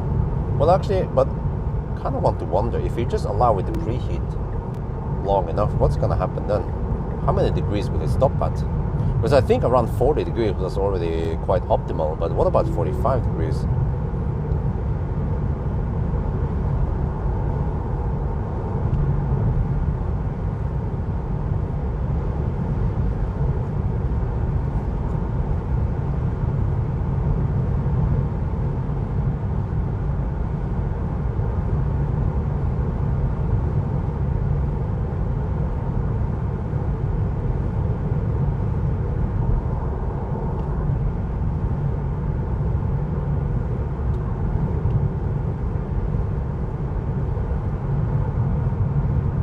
Was a missed donation. What's up with that dude, by the way? He seems to be anti-Tesla. Anything we talk about with Tesla is like, it's not impressive. Of course it's impressive. There is no car that costs this much, 350k NOK, can come remotely close to Highland's time. All the other cars, they do it in, well, the fastest competitor is MG4, does it in 10:10, I think it was. I don't remember the ID3, but more than 10 hours. Okay, missed donation.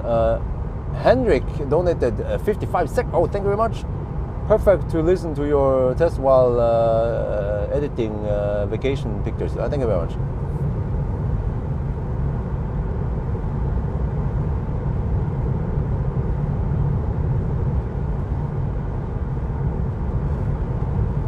Yeah, the MG4 will crush it. I absolutely agree.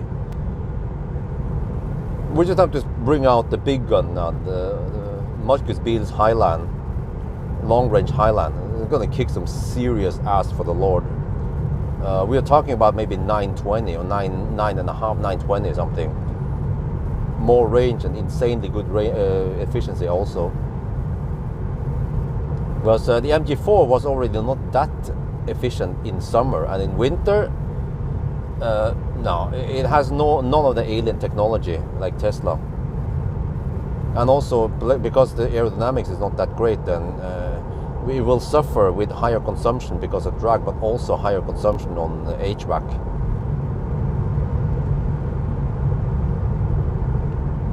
Ioniq 6, well, I already did Ioniq 6 run. It was in winter-ish, and it wasn't that fast. So it's summer is going to be slightly better, but that's pretty much it. Maybe if I had a chance, I could test it, but then I'm not sure. I was expecting some big hype around Ioniq 6, but it didn't get that many views. So that's why I'm not probably not going to bother to borrow it again. Plus, it was not the most comfortable car to drive. I would take Ioniq 5 instead. Way better car for the money.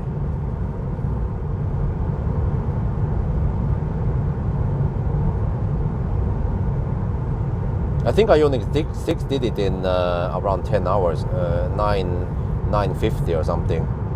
But it wasn't a 9.5 hour run.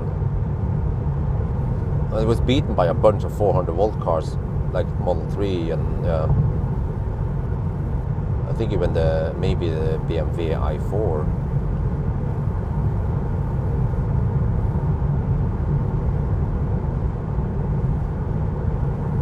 Oh, it's 9:30. Okay, my bad. That's actually pretty good for a winter-ish result.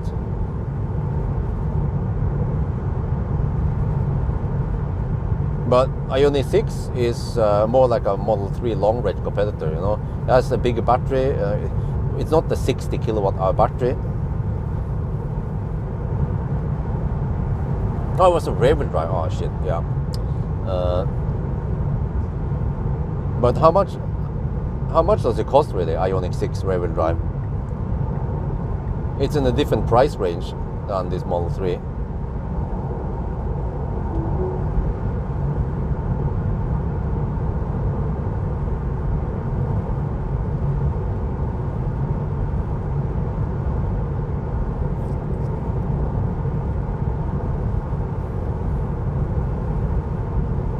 But the Ioniq 6 has roughly the same battery as the Model 3 long range, and the Model 3 long range is roughly the same speed, actual real world test. So at least for now, I haven't seen the advantage of 800 volt. Yeah, the 800 volt cars, they I'm not sure what they do. They charge faster, kind of, but they are also fast charging 400 volt cars out there. And then when it comes to efficiency, well, Ioniq 6 wasn't that efficient. This Model 3 is way more efficient. I think Ioniq 6 wasn't remotely close.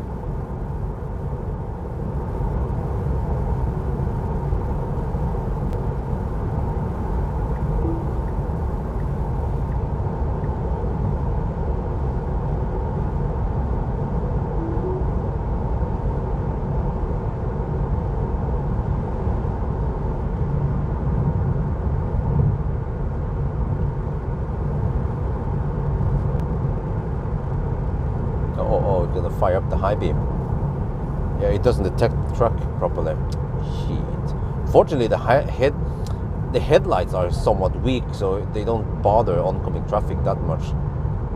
But if I had the headlight lights, I would get flashed at so much. Okay, 10% at arrival now. Shit. Wait, 36 kilometers away. Okay. We are down to. Wait, see, the car tries to maintain the heat. We are 37.8 degrees. Oh, it might even try to heat up a bit. Oh, you know, her inlet is 43.8, so it's actually slowly heating up the battery, even though it doesn't display that preheating is active, but it probably scavenges heat from the motor and heats up the battery slowly.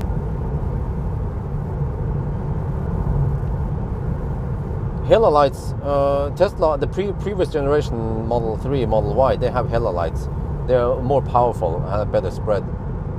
But here, and also they have the lens. But here supposedly they use reflector light and not hella anymore or some shit like that, and not that powerful.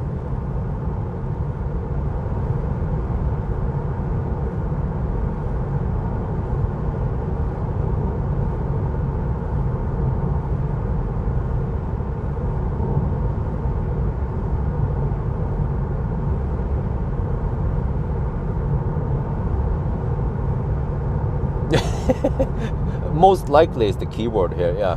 I will see it once I test it real well, but yeah. Don't expect anything crazy.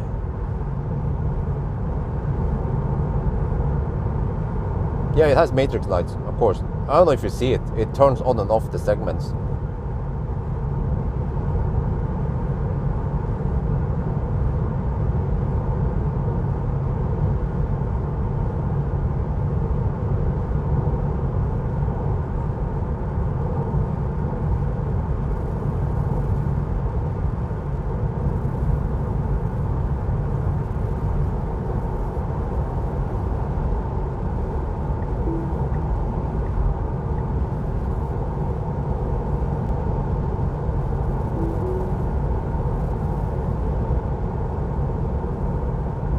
But I mean, many people, they are just blindly looking at charging speeds.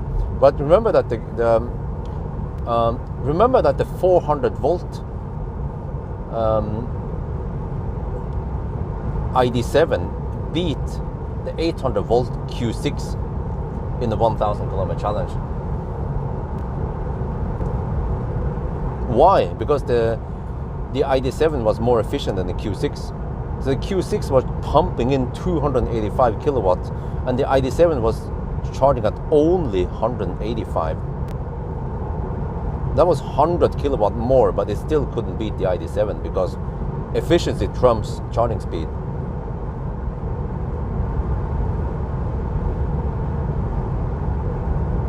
Okay, now we have to go for Himle. It's 30 kilometers away from Himle. We are still at 19%. And we have hit the 120 zone. And we're going Schnell. And I have 38 degrees in the battery. Do I preheat now? We are around 15 minutes away. Well, less than 15 minutes away. What happens if I arrive at 45 degrees?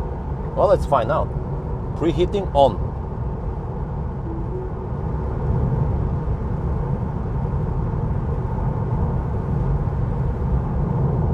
Oh shit, a dude with a trailer, I think, is overtaking the mother trucker. 2 mother truckers. Shit.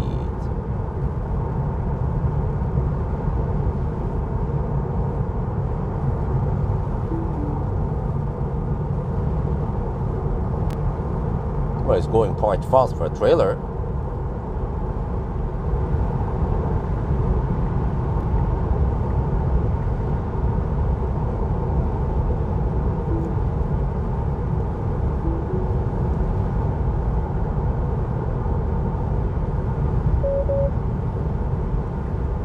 Unfortunately, there's no bailout point past. No, well, I mean, I could go to Falkenberg maybe, but I'm not sure. Well, okay, let's see.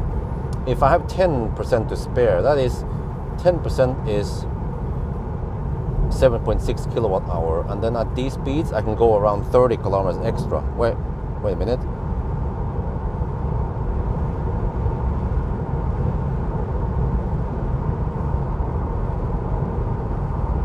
That ain't Himle. I navigated to what? I navigated to the wrong charger. I navigated to Falkenberg. I misclicked. I'm gonna see if I can reach Halmstad. Oh, 66 kilometers to Halmstad, minus 3%. Let me check here. If I stop preheating now. Because Himle is supposed to be really close. Hope I didn't pass Himle yet. Well, I mean, I have 17%, and this is a big mess now. Wait, I could go only 150 kilowatts. But wait, is that going to be a bad idea?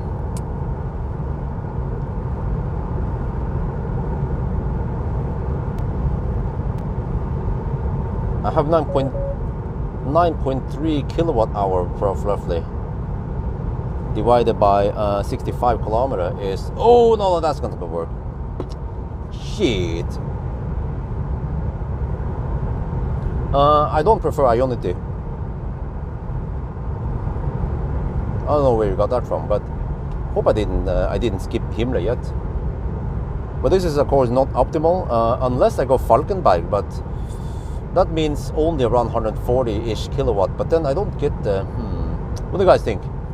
Do we go Falkenberg or do we go Himmler? Himmler is coming up real quick now.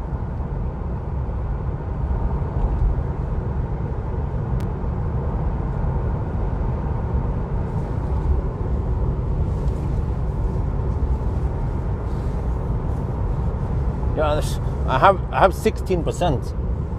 So I think it's better to just go Falkenberg. Because the problem is that if I go to Himmler, I can't get the 170 kilowatt for 2. Actually, if I go to Himmler now, I won't get it for more than a few percent before it drops anyway. That is the problem. So we go Falkenberg then. I should have charged to only 45%. So it's kind of messy right now.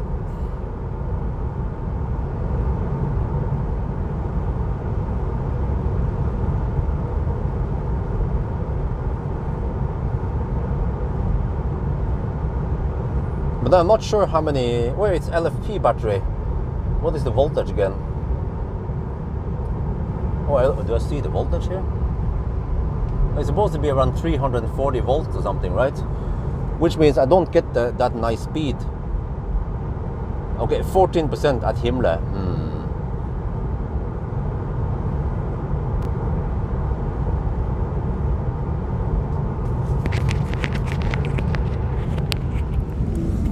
Okay, I choose Himmler. It's not optimal, but okay. Because I think we'll get so much shitty speed at Falkenberg. But on the other hand, how much time do we save really by getting, because we don't get the 170 for too long.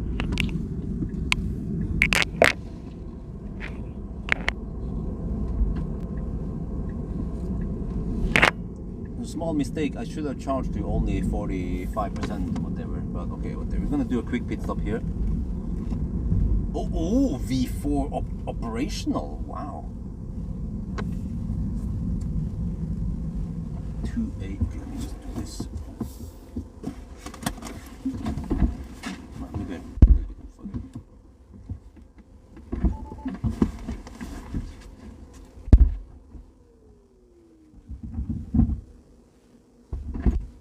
Might not be optimal, but it's probably the best deal, because I forgot that the voltage might be a bit low-ish. In that case, what I should have done was to charge a little bit extra, just a couple of minutes extra to reach Halmstad, but no big deal. Yeah.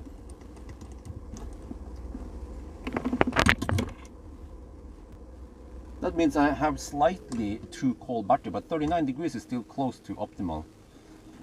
Okay, now let's see.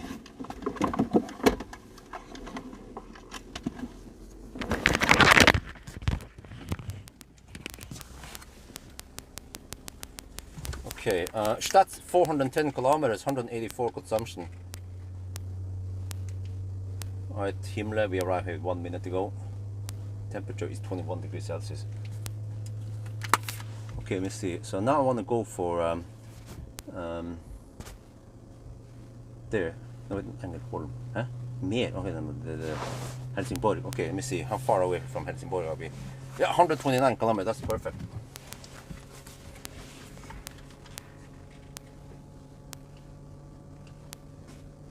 We are now charging at Himmler. This is not optimal because we arrived with 17%. Uh-oh, I made a small mistake. When I clicked on the navigation, I didn't click on Himmler, I clicked on Falkenberg.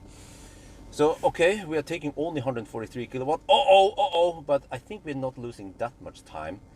I consider Falkenberg. Maybe that would have been a better deal, I'm not sure, but probably it doesn't matter too much. Okay, whatever.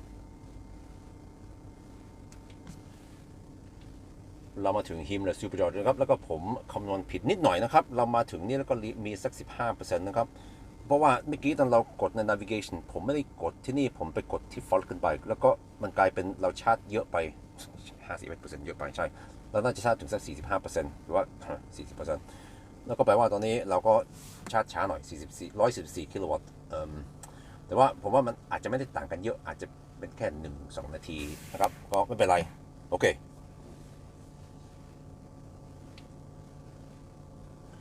Well, I'm not sure if Falkenberg would have been better, but I don't remember the voltage. Do you guys remember the voltage? I think we are at roughly 350 volts, right? Which means that 350 times 375, yeah, we'll get only 130 kilowatt at Falkenberg. So this is probably still an okay deal. And we have only 129 kilometers to Helsingborg. So I can try to calculate. On the next leg, I suspect maybe 200 watt-hour per kilometer. Actually, maybe more, 210. No, actually, no, wait, it's 100. Yeah, okay, let's say 210. Multiplied by 129, that is 27 kilowatt-hour, divided by 56 kilowatt-hour. Okay, if I go for 50%, then I should have enough. We don't use the buffer. We never use the buffer in any challenges. Let me go out and fill this up.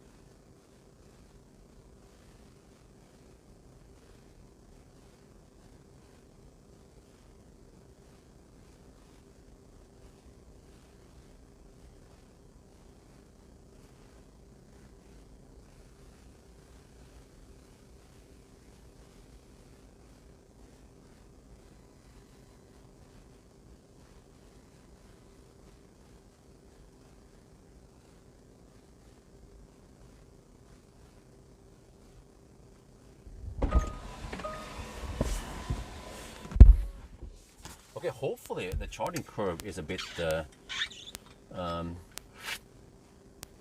slightly colgating, but I mean the charging curve might be flattened a little bit.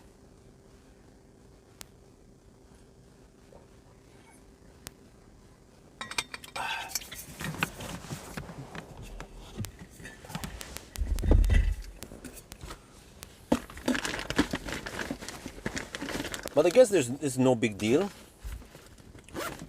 Time-wise, it shouldn't matter too much.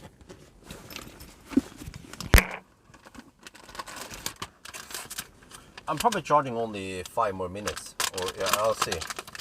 I think I have to go to around 50%, but I will see what the car tells me. There, now it should cool, you see? So we colgated just slightly. Now it's cooling down the battery. So now I want to turn on HVAC. But I don't really need to heat up the car because it's 21 degrees outside.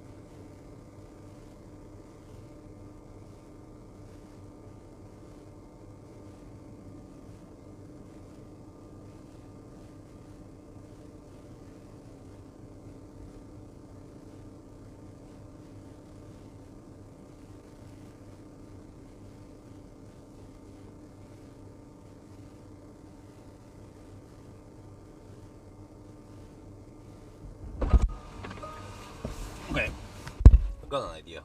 We're at 40% already. Let me check something here. Select new car.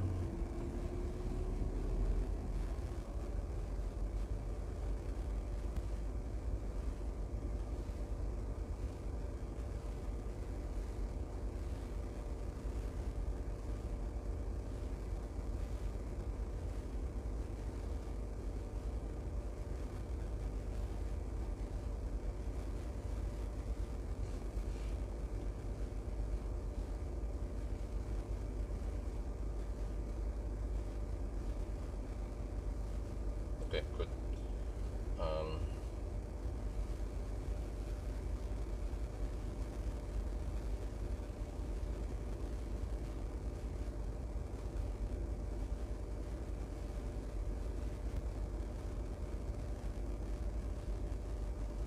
Let's see. I checked about the route plan now as a third opinion. Well, what happened?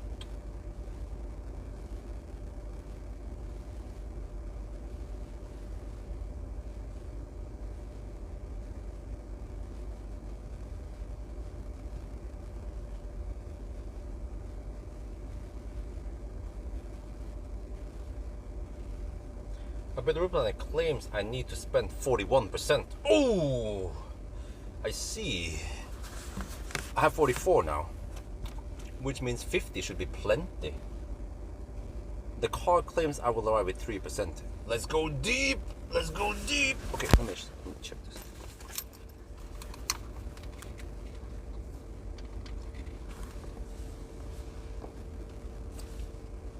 Okay, I checked with the route planner, and in order to get to the supercharger at Helsingborg, yeah, we're gonna go to Helsingborg, by the way.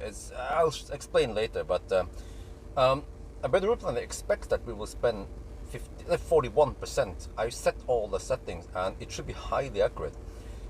41%. We have 46 now. The Tesla expects we will. Tesla agrees that we will spend 41% also, which means that we can leave now. Let's go. We charge for just less than 10 minutes. That's how.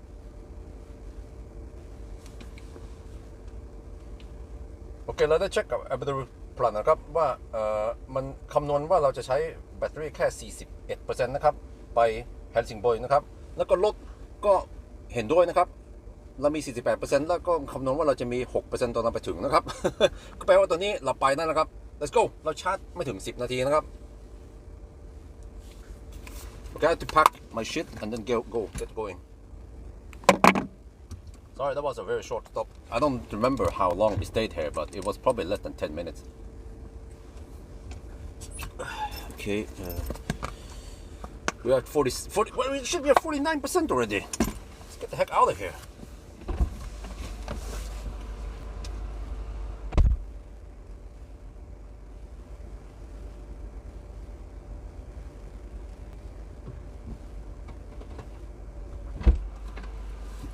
Okay, by the time I pulled out, it was 50%. No, what the heck? It wants to reverse? Dude, are you crazy? Go forward. It's the auto direction thingy, whatever it's called. Okay, how long was that pit stop? Did anyone count?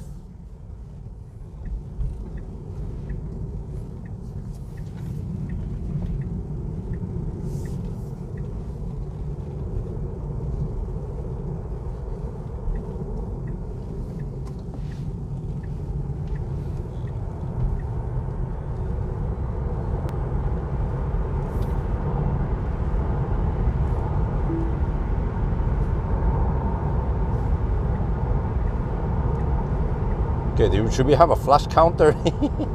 That was 50%. No, and the car estimates arrival at 8%. Okay. Oh, 11 minutes. All right. Man, what should I have gone for 45%? Really? I don't know if I dared to go that deep.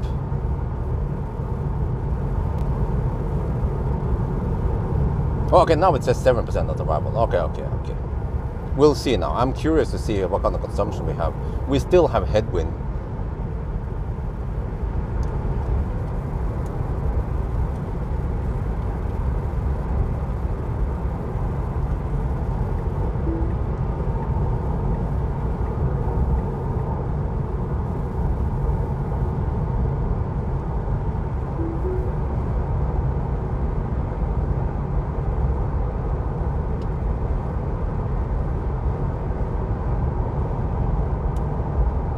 Okay, let's do. Wait, we have a. Okay, we already did the thing, right? Okay, battery is at 51 degrees again. All right, that's fine.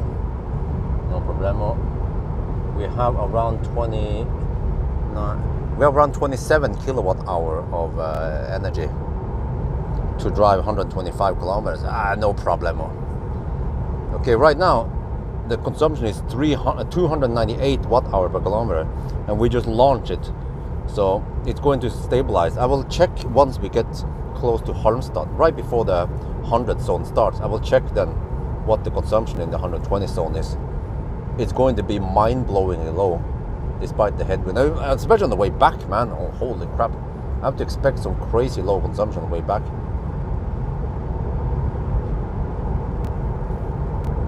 Yeah, next stop is going to be Helsingborg. It's a bit unusual.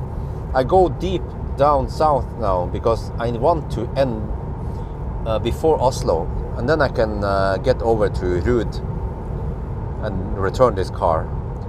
So otherwise I have to go home, which is kind of, well, what would be natural to do, right? But then tomorrow morning I'm going to return the car anyway, so that's why it is better, more time efficient for me to just deliver the car right there after the challenge. Saves me at least half an hour, maybe even an hour of driving back and forth. Only minus is that I might get stuck in Stau, but as long as I get into the city. Oh shit, what the heck is this car doing?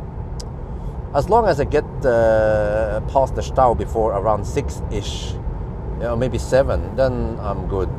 Then I'm clear. And according to my calculation, we should be back in Oslo around 6:30. No, actually, maybe around 6 already. Yeah. Well, actually, we should be at Shell Ås around 6. No, a little bit before 6. 5:45. And that means usually clearing the Stau area before 6. Because I think the Stau starts around 7. Around Mortensrud. Yeah.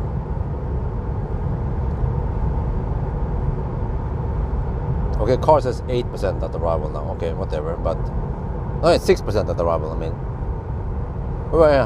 yeah, 6% at arrival. Okay, maybe it was a good call then to go for 50% like I did, because now suddenly driving is plus 1.2% more than expected, and then it says 6% at arrival.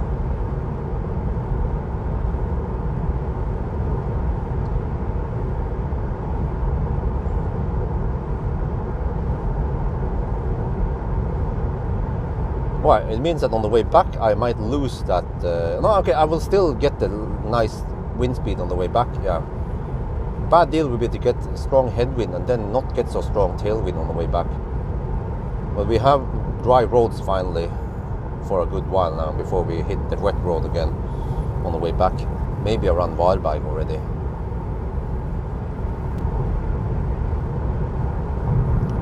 There is no long range rear-wheel drive, but I will eventually test it, the dual motor long range. It's in the upcoming list. And the reason why I test this car is because many people don't care about the long range and dual motor. They want the cheapest Tesla, which this one is. And it's the best bang for the bucks.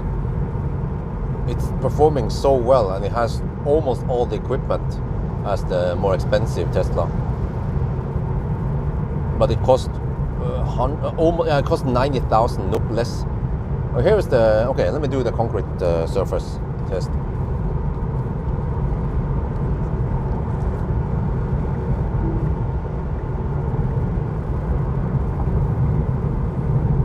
We are now on the concrete surface around Falkenberg, and yeah, this is the loudest roads you can get, unless you go to Belgium or UK.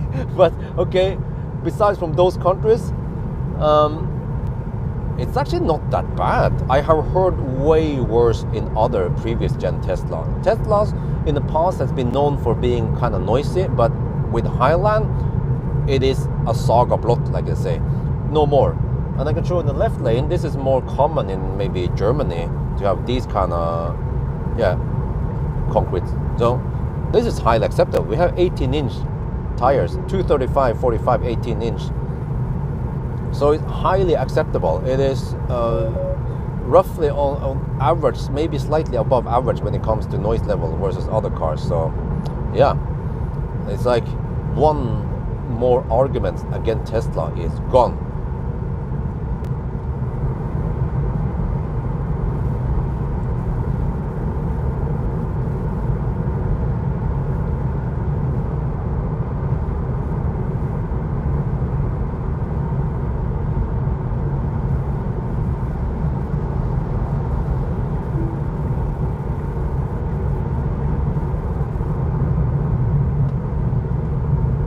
ตรงนี้เราอยู่ที่ถนนคอนกรีตนะครับที่ฟอลกันไบแล้วก็ที่นี่นะมันส่วนใหญ่มันจะเสียงดังนะครับคุณก็คงได้ยินว่ามันเสียงดังนิดหน่อยนะครับแต่ว่าอันนี้มันแบบ worst case นะครับมันไม่มีที่ไหนนะที่ยุโรปที่มันถนนมันเสียงดังขนาดนี้แต่ว่าผมว่า Tesla นี่มันก็ไม่ได้แย่มากนะครับถนนอย่างนี้มันจะคงจะเป็นคล้ายๆที่เราเจอที่เมืองไทยนะครับคอนกรีตอย่างนี้แถวลำปางหรือว่าไม่รู้ว่าที่อื่นนะครับเราจะดูนะถ้าเราไปเลนซ้ายนะครับมันจะสมูทกว่าเพราะว่าเลนนี้นี่มันไม่มีรถบรรทุกขับนะครับน้องก็จะเก็บเสียงได้ดีกว่านะครับผมว่าอันนี้มันใช้ได้นะที่ผ่านมานะครับเมื่อก่อนนะครับ Tesla โดยเฉพาะ Model 3 First Gen จาก 2018-2019 นะครับมันเสียงดังมากเก็บเสียงไม่ดีเลยนะครับแต่ว่ามันก็ค่อยๆดีขึ้นกับปี 2021-2022 แต่ว่าโดยเฉพาะ Highland นะครับ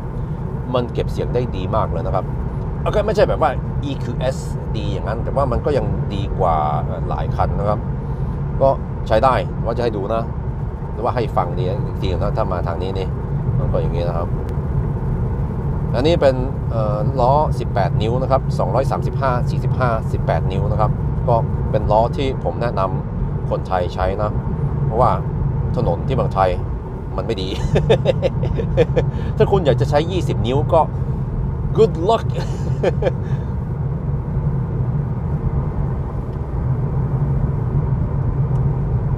Now I go hug the left lane for the rest of the leg until Helsingborg. So I don't think anyone will hammer me.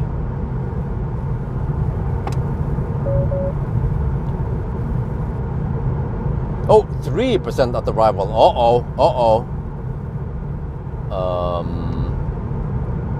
Whoa, the consumption is 226 watt-hour per kilometer.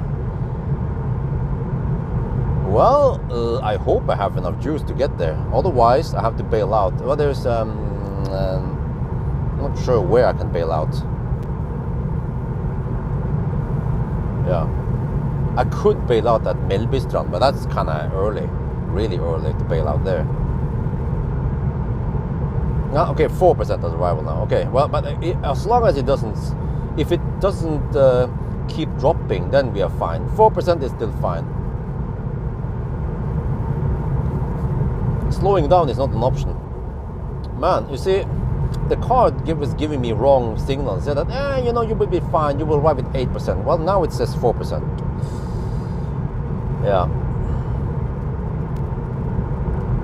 Consumption on the current leg is 225 watt-hour per kilometer.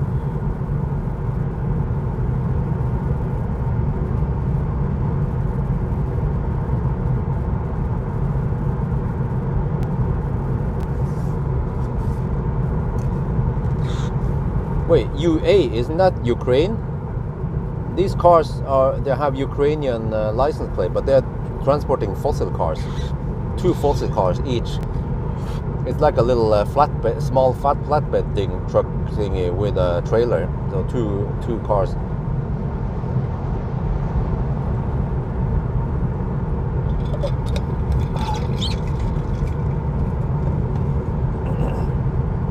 I've seen lots of these Ukrainian car transporters, but they don't use the full-size trucks, like a semi-truck or something. They use these. I'm not sure what I should call them.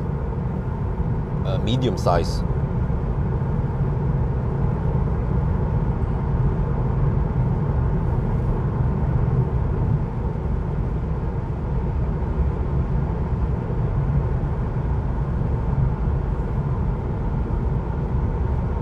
What, 4% at arrival? Okay, that's fine. Just if you stay at 4%, that's fine. at arrival. 103 kilometers away. I think we can trust that, right? Tesla is pretty good at estimating. So 102 kilometers away from Helsingborg, it claims 4% at arrival. And I know that there's not, at least according to weather forecast, there shouldn't be any rain on this stretch. The rain will come back around Varberg, Göteborg maybe on the return, but it's not going to be that heavy anymore, fortunately.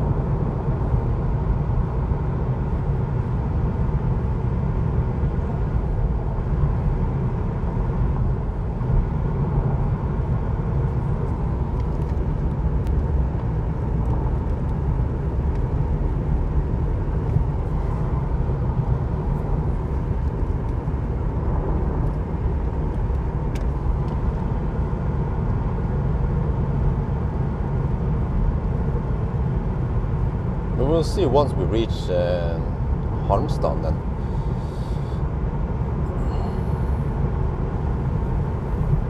Uh-oh, 3% at arrival. Keeps dropping. That is a bit concerning. So maybe the wind was stronger than expected. Let me check here with Tesla. Yeah, Tesla says now that we spend more than expected on driving, on propulsion. Claims 4.2% at arrival.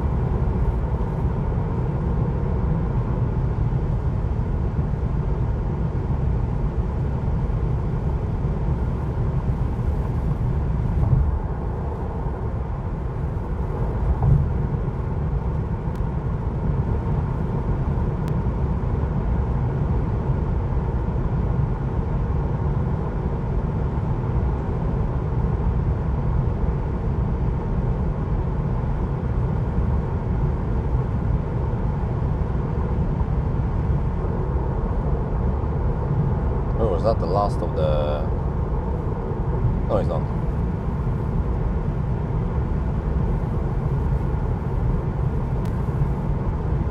Yeah, but I'd say that this is highly acceptable, the noise level here. What do you guys think? Trust me, I have driven the first gen Model 3. Those were noisy shit, man. Even with 18 inch, they were noisy, man. Almost unbearable at high speed and rough asphalt. I mean, I went with MC Hammer to get aftermarket soundproofing even. That didn't help that much at all. But this is way, way better.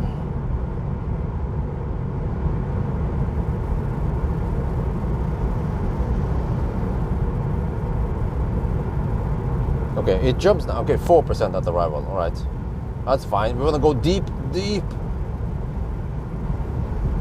But I still need to preheat. Oh yeah. Hopefully the car doesn't drop the temperature too much. It's at 40.3 degrees now.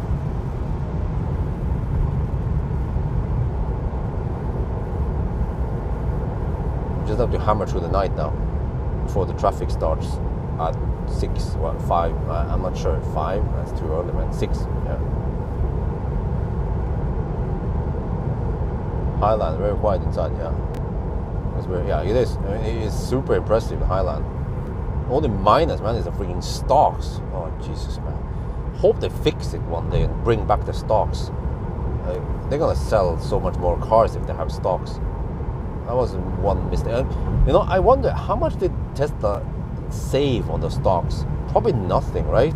Maybe a couple of $100 per car, but they are losing sales. I bet there are lots of people who didn't buy Highland because of stocks, less lack of stocks. Stocks, okay, yeah, let's get some stocks, because the stocks are gonna rise once the stocks are out.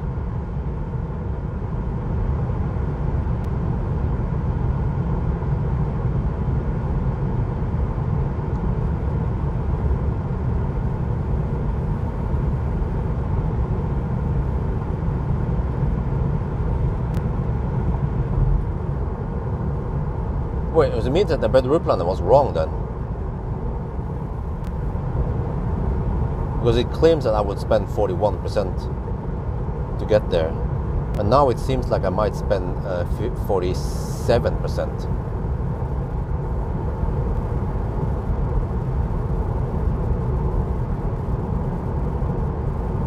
Well, good thing I didn't charge the 45%. Yeah, but see, this is why it is so hard, because on the previous stop I was like, I can charge enough, but then it was too much.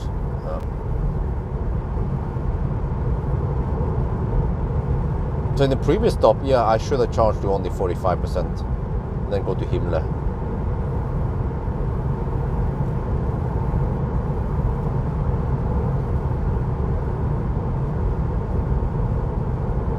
Yeah, it is pretty windy according to Windy. Around 4 to 5 meters per second headwind.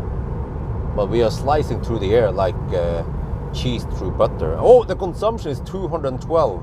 Ho, ho, ho. In the 120 zone with headwind. Wow. I mean, if you guys don't know what I'm talking about, I have traveled this route probably 100 times now. How many how many entries do we have in the 1,000 kilometer challenge, man? Not only 1,000 kilometer challenge, I've traveled this route also for travel, but okay, at least the 1,000 kilometer challenge at night. I know that this route, especially if you have headwind, most cars, they will consume 250 watt-hour per kilometer more. So consuming only 211 is remarkably low.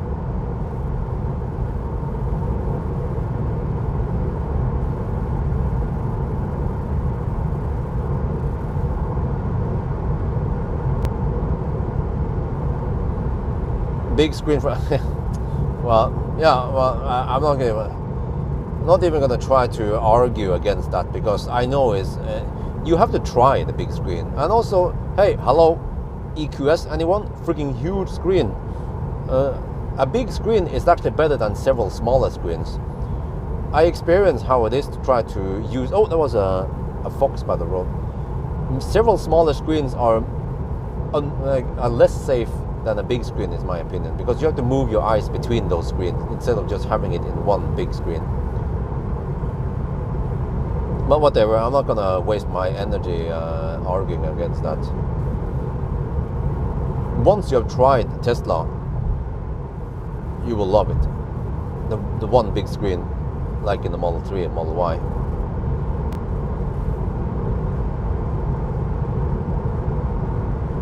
Okay, 213 consumption now. We're getting close to Halmstad.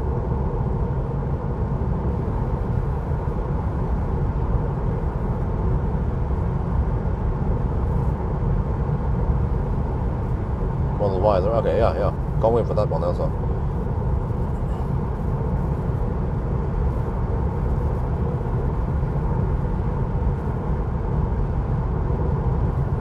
Yeah, big screen HUD. Head-up display is actually very nice. I got used to it in many cars now.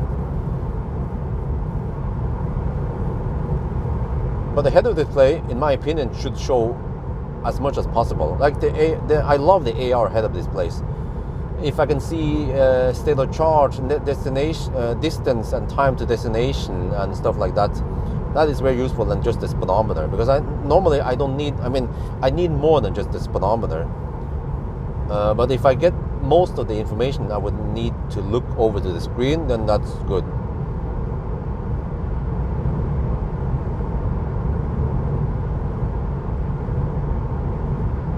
Oh, I'm gonna get flashed at. Oh, that was okay. Kind of late, but 21 degrees Celsius. Nice.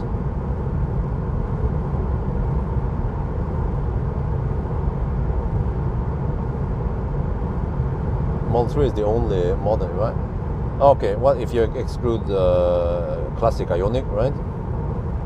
Wait, what about? Oh, okay, I didn't try the Ioniq 6 in the summer. Yeah, unfortunately, I got it during winter. No, I'm gonna get flashed at. Come on, turn off, turn off, turn off. There, it turned off really late. Holy crap. 3% at arrival now. Okay, I always go deep. We are 78 kilometers away. Yeah, so there's a 99% chance we can make it to Helsingborg then.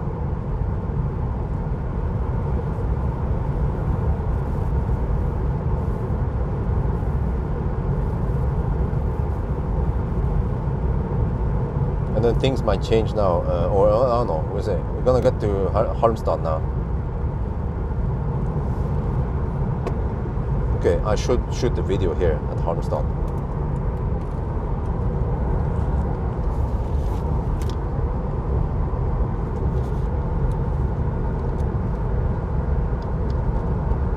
Neighbor RO, what the heck is that?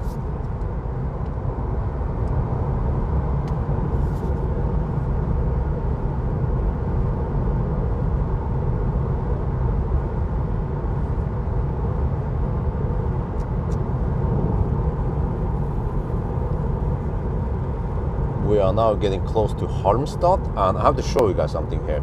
We are in the 120 zone. We've been hammering in the 120 zone since Himmler, and the consumption is 207 watt-hour per kilometer with 4 meter per second headwind.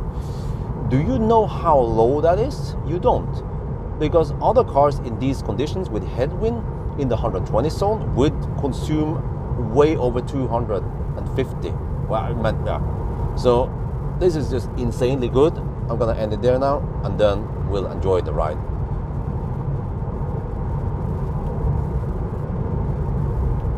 เราใกล้จะถึง Halmstad นะครับแล้วก็ตอนนี้นะครับเราใช้ไฟฟ้า206 วัตต์ต่อกิโลเมตรนะครับ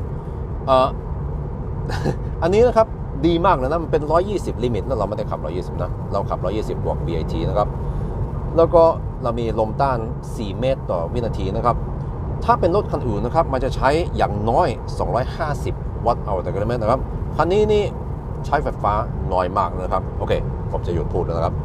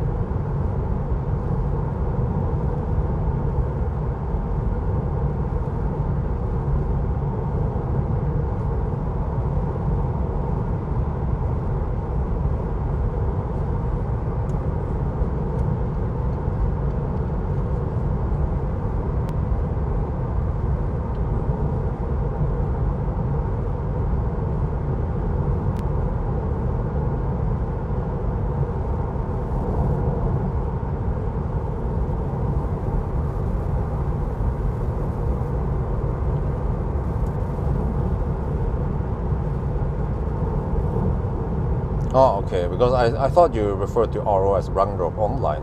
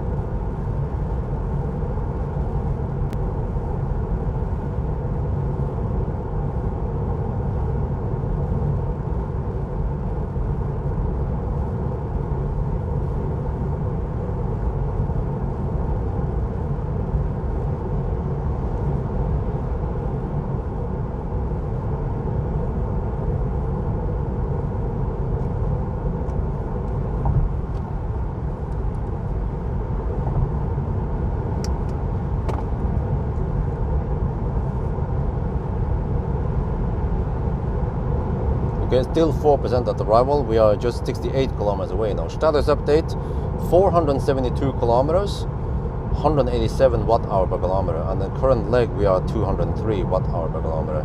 My guess was 210, I think.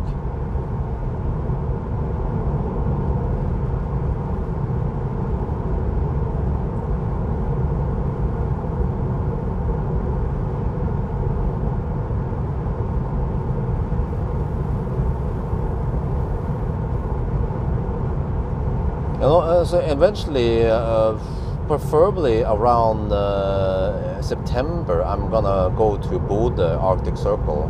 At least go one trip, maybe 2 trips. Right now, I'm trying to find a sykkelvogn or whatever. You know, I'm trying to find a way for wifey to be able to bicycle over to the kindergarten. We finally found the key for the bicycle, electric bike.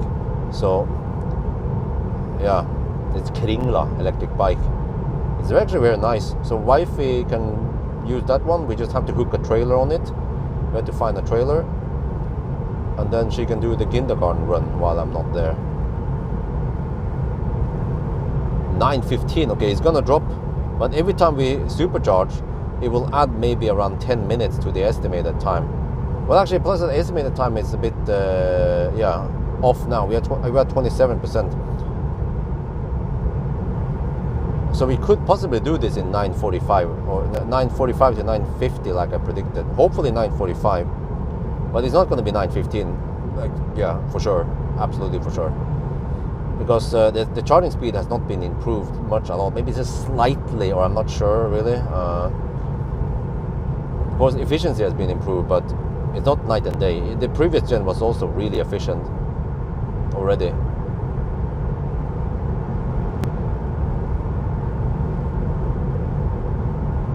Not 20 degrees Celsius. Okay, seems like the peak was around Varberg to Falkenberg, the hottest weather. But I mean, 20 degrees at night, 22 minutes past midnight, I'll take it. Yes, she's of course willing to take a driver's license, but it will cost around 50,000 NOK, 5,000 euros to get a driver's license in Norway. That's the minor problem of getting a driver's license right now for wifey and I. Because if you guys don't know, I have to pay some massive tax next year because I received 1.3 million NOK this year.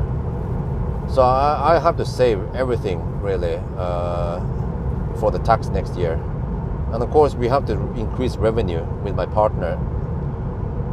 But we have been doing actually pretty great. Every time I mention about the route planner in my videos and I use them in my videos, I actually make pretty good money on referrals. So even though I didn't make that much views on the Alvdal trip with the Fiat 600e, I silently promoted about the route planner during that trip and I got referrals. Why is that expensive? What? Because it's Norway. Welcome to Norway. Do you think that Switzerland and Tokyo are the most expensive countries or places in the world? Well, think again. Welcome to Norway.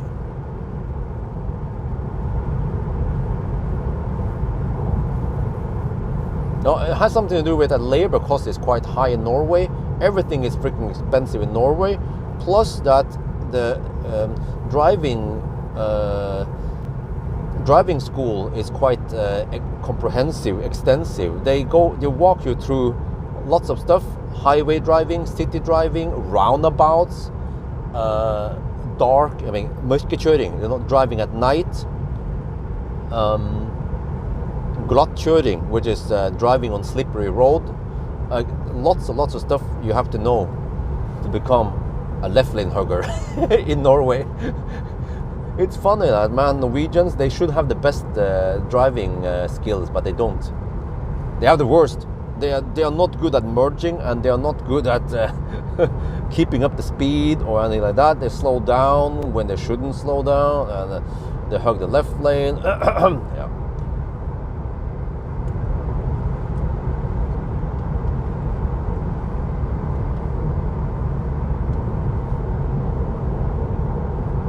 4% at arrival, 56 kilometers away. Okay, I'm getting more and more confident that we will actually go deep at Helsingborg.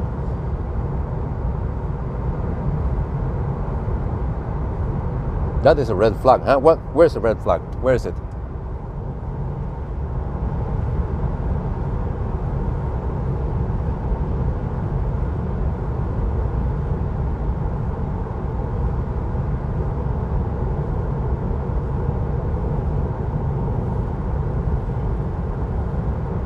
Yeah, just like one of my old friends told me, in Norway, when you have the driver's license, it doesn't mean that you are good at driving. It just means that you are allowed to drive.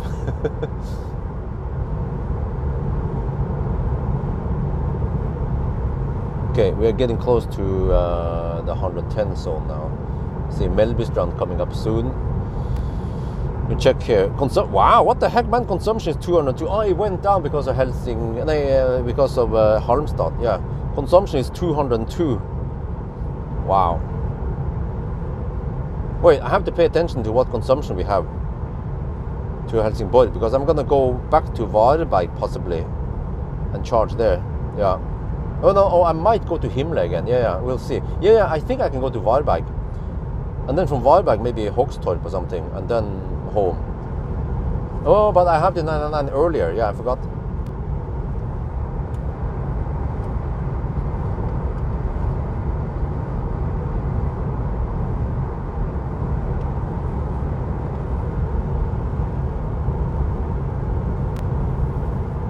Man, is that a truck or what the heck is it?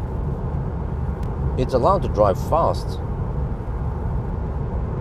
Is it under 3.5 tons? That's how it is. Dutch license plate. It's like a big van.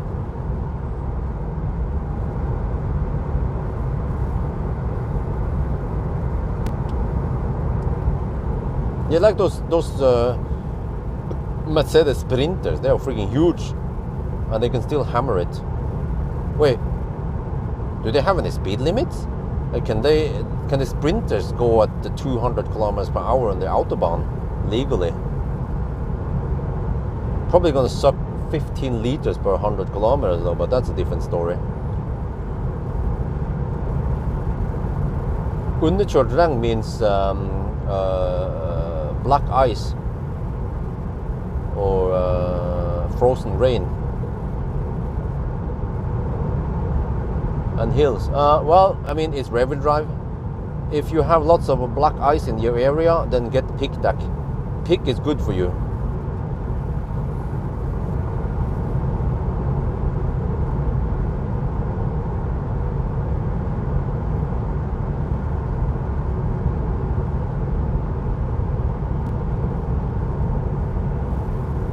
I mean, even all-wheel drive is not going to help you in frozen rain.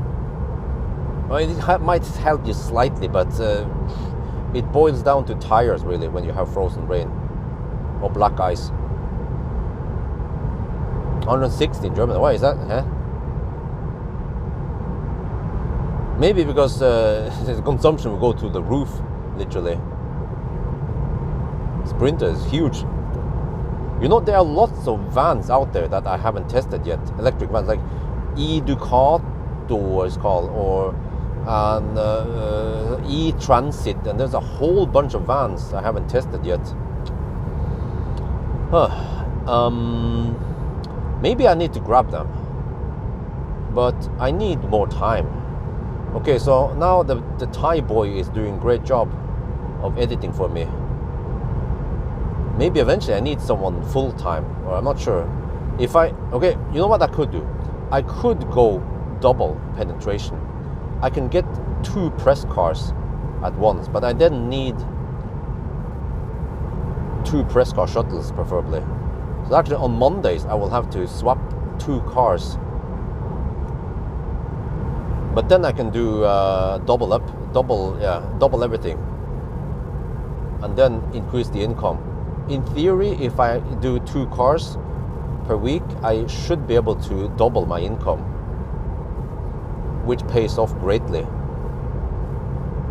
And that could easily pay off for a full-time dude for editing videos, or maybe even running some errands for me.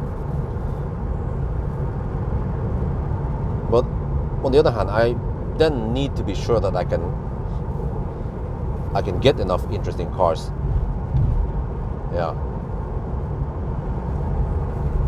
3.5 times sprinters can go as fast as they want in Germany if they're over. Oh, okay, they are limited based on the way they are used. Oh, okay. The PKV. Oh. Ah, okay, if they're rigorous at PKV, but okay, not LKV. Well, Felix should know. He's the internet police over here from Deutschland. He is like the internet Polizei. Huh? You can have someone. No. That's not the same. Trust me, that is not absolutely not the same. It needs to be authentic. The reason why people watch me is because I'm the one driving, I'm the one commenting, and I'm the one who sees the flaws and the good and the bad shit going on. You cannot replace that. I still need to do that. What I can avoid doing, or I can let other people do, is editing videos. You know, for the past few weeks, there has been a Thai boy who has edited videos for me.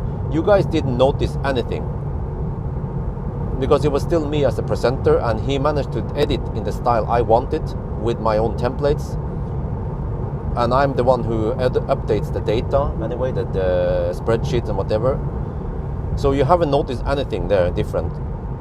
And also, if I pay for someone to swap cars for me, you also wouldn't notice any difference there. And there are some tests that I don't have to do.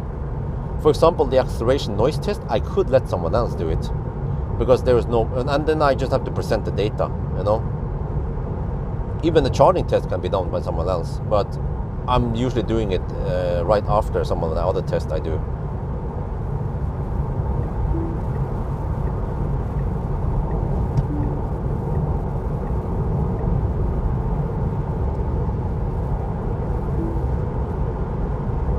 Wait, no.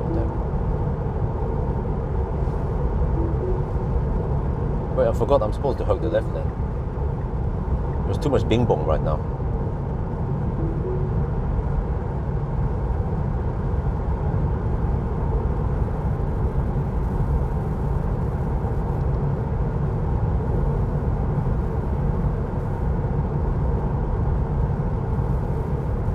But yeah.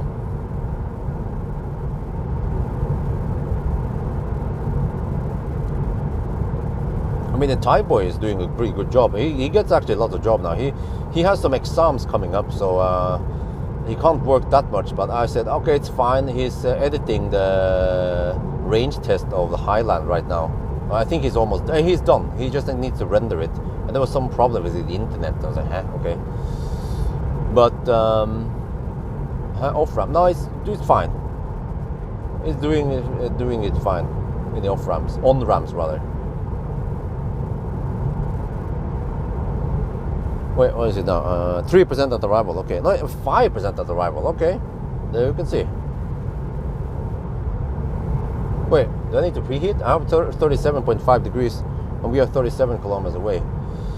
Okay, maybe when we are roughly 20 kilometers away, I can preheat. This time we're finally gonna go deep again. And then I have to pay attention. This leg, 209 watt-hour per kilometer on this leg. Oh! Status update, we are halfway. 503 kilometers and 189 watt-hour per kilometer. Hey, Neater, did you check the distance error at Spekkerud? I forgot to pay attention to that. I was too busy because I think I gave the distance right before the exit, so you have to check on that point. Huh? No. Trust me. Nobody cares about the Wi-Fi presenting the Monobox test. I have already tried with Maya and it wasn't really, no. It's pointless really, and she's just busy. I would rather let her do the babysitting, whatever she's doing now, and then that frees me up so I can do my shit.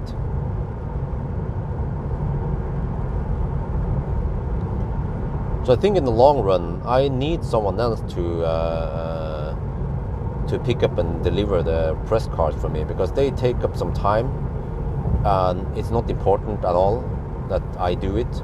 Okay, in the past I tried to run some errands to Oslo while I do that, but lately, or let's say at least 90% of the time, it's just a pure pickup delivery without anything special I need to do in Oslo. But hiring a dude just to do those things is kind of pointless. Yeah.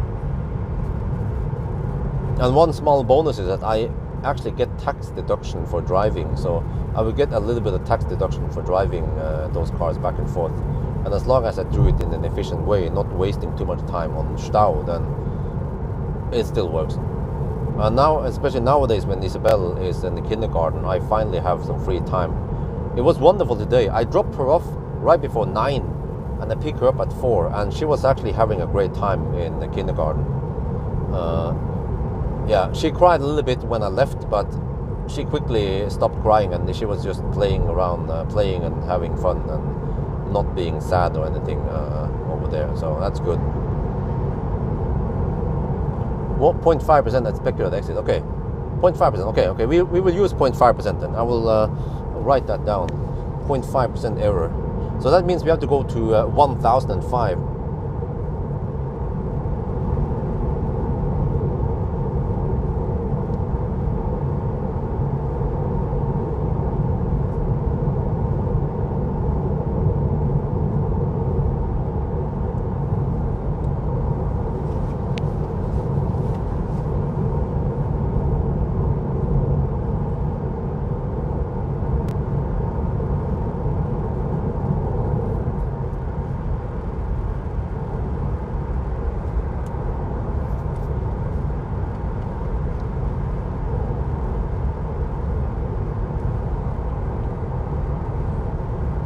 Yeah, that guy speeded up. There's a Beamer. Because I was gaining on him, but suddenly, yeah.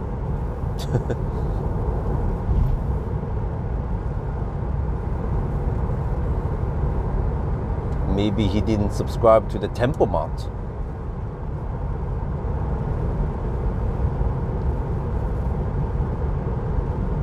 Well, I haven't been here in a while now.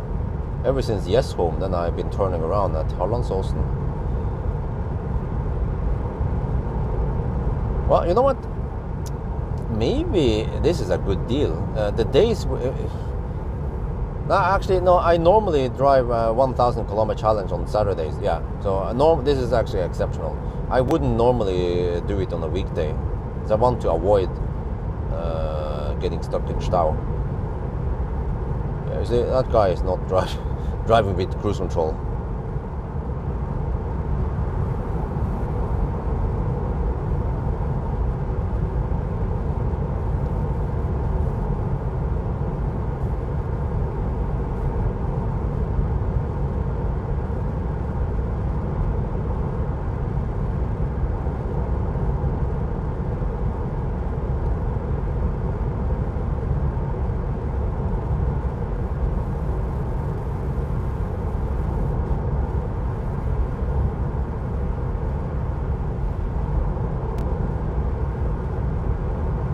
Oh, right. You will need to add a lot of insurance. A lot is not the word, but if you crash the press car, well, why would they crash the press car? It's just a short drive from home. The probability of an accident is a lot greater when you drive it long distance. I mean, not statistically, you know, but just a short drive. But well, do you expect that I'm gonna hire some noob to drive for me? Plus, that insurance is already covered in the press car. That's how it works. I mean, I don't know how, if you know how stuff works in Norway, but insurance does not follow the person. The insurance follows the car. Man, how many minutes did we deduct here? 10? You have elephantrennen. Maybe the right truck should slow down a bit to help the left truck, but he's like, no. Ikke faen. Okay, now flash now, you can go now. Shit, man.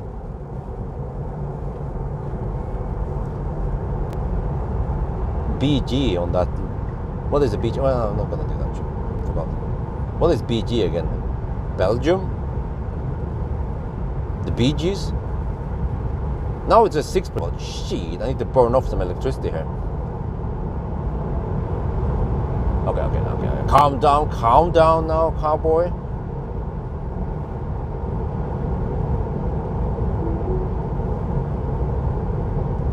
Bulgaria. Oh, okay. Neat. There's some Bulgaria also. And one of my one of my airport guys, shuttle. They went to Bulgaria, and they said that it was 35 degrees over there. I'm like, damn, man. It has been quite hot in Europe this summer, right? Crazy hot weathers. That's too hot for me.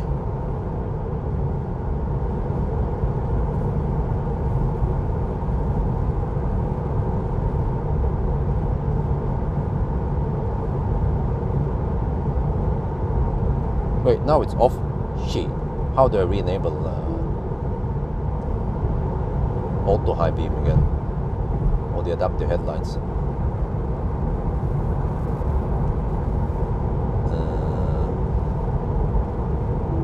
There, okay, it's on. No. I'm gonna get flashed at. Yeah, man, there it goes. What the heck, man? Elon, fix it. Fix it again, Elon.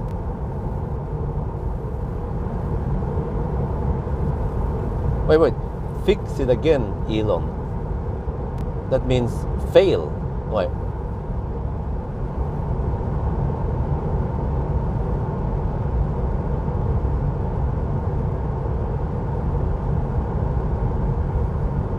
How hot is it now at your place? Oh,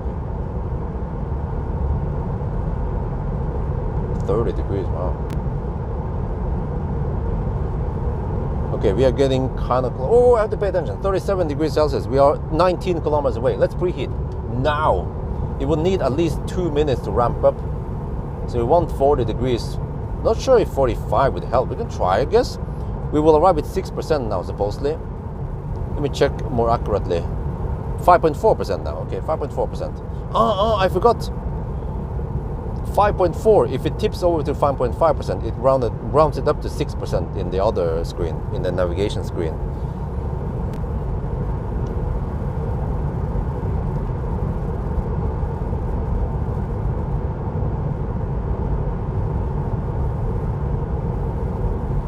Okay, now I have to remember where to exit. Man, the windscreen is getting smutsig. I could try to clean it manually while I stop there. Yeah.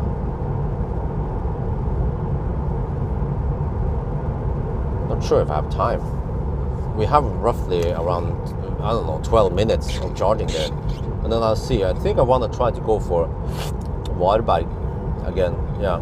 Varberg and then Hågstorp sounds like a good deal.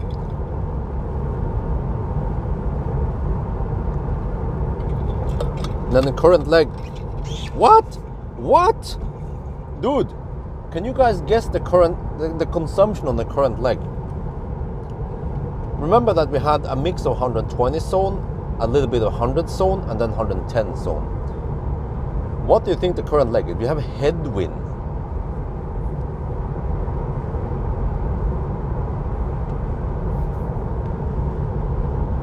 Oh shit, trailer. No, don't flash that thing. Shit, man.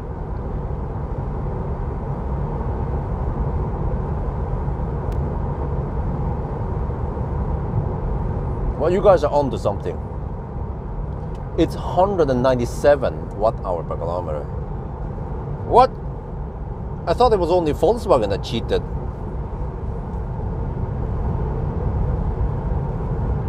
Okay, 198 now. Alright, 198.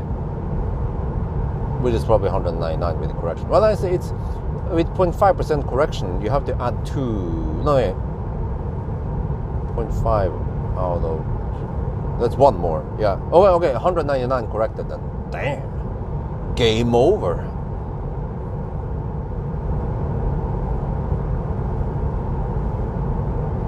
Okay. 37 degrees. Battery is heating up. Inlet is 52.6 now. It's heating up the battery. We are 12 kilometers away from Helsingborg. Arrival with 3%. Oh yeah, no wait, 5%? What? This display, 5%. Oh, 5% at arrival. Okay, that's deep enough. Hopefully we burn off a few kilowatt hour. Well, actually it doesn't matter. 5% is still fine. That's still way better than 15% last time. I have to pay attention now. So if we have less than 200 consumption this time, then it's gonna be maybe at least 190 on the way back, because this car is not that much affected by the wind. Yeah, but I'm not sure 180 if that's realistic on the way back. Let's guess 190 then. Well, it's 199 now, 200, yeah, after correction.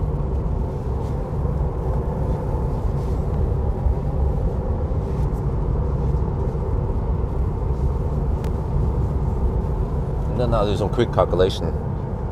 Well, I should know this already. From Helsingborg to Varberg is 140 kilometers, 142. No, it's cattle LFP. If the consumption is 190, I need only 27 kilowatt hour. What? I need 48%? Nah, it can't be right. No. Huh? What the heck? Oh, I drive a longer distance now. Okay. Oh. Or I could bail out at Himle. Yeah. You know what? Himle is a nice bailout point in case I don't have enough for Varberg. But it seems like I might need 50% over here. Check the voltage at arrival. I can't check the voltage because the thing doesn't show voltage. Well, actually, does it show voltage? Where is the voltage? Stats. Battery status. No, there's no voltage here. It was just weird, man. We'll like to see the voltage.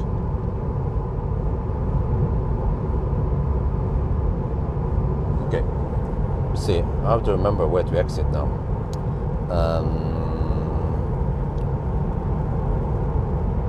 Yeah, I should remember it. I've visited that place at least 20 times. IKEA V3 supercharger. Handshake will go schnell. I think it handshakes within just seconds, and it starts charging after around 5 seconds. Oh, service grid. Oh, okay. Not gonna bother. I mean, I'm too busy with other stuff, but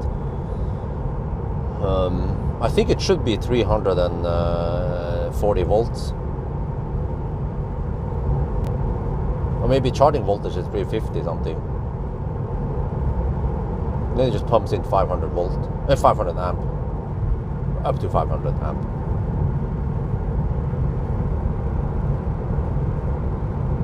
I'm going to buy. Wow, it's way too long message, man. I can't pay attention to that. Okay, 2.5 kilometers. We are down to 6%. Still hammering it. We're still 5.2 kilometers away. Oh, we have 39.3 degrees. What, did I start preheating a bit too late again? 39.5 degrees.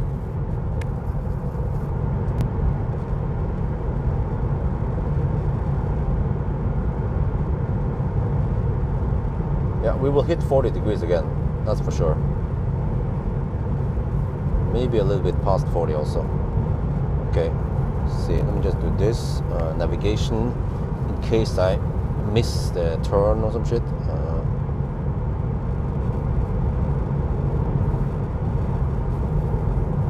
1 kilometer left. Okay. I mean, Helsingborg, and yeah, this is the one. Okay, let me get the mic ready. Right. Helsingborg, and here, yeah, exit in 400 meters. Yeah, I remember this. Even though it's been a long time, 9 months since last time. Yeah, shit. Here, Helsingborg, and 4% left. Well, always go deep.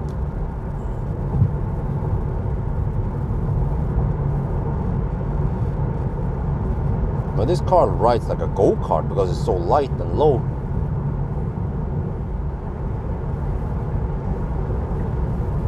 It's incredible how good of a car you get for the money.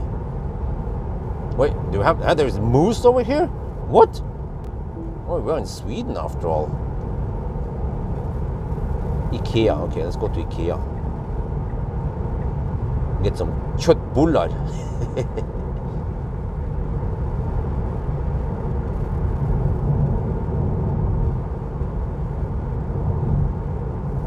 Langsam. 4%. Oh yeah, proper deep. Oh, going kind of faster. The curves. Good cornering speed.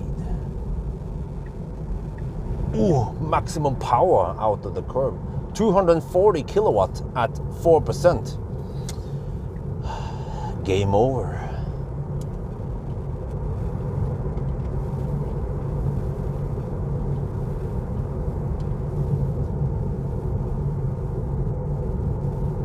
Yeah, 41.3 degrees now. Oh, that is nice and hot. 41.5 degrees. Oh yeah. Wait, let me get this lid. Shouldn't be any Colgate now.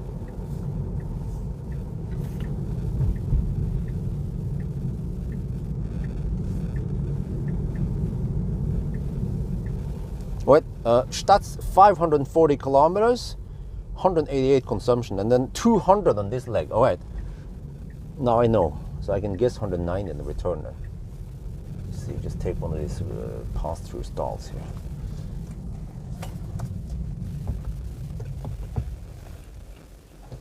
There, all right.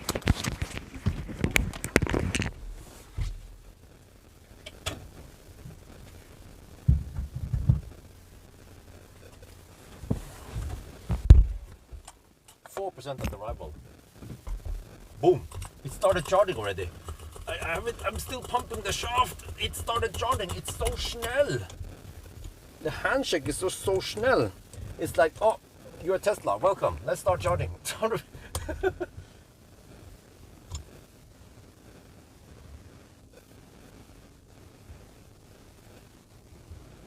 Okay. Bring out the...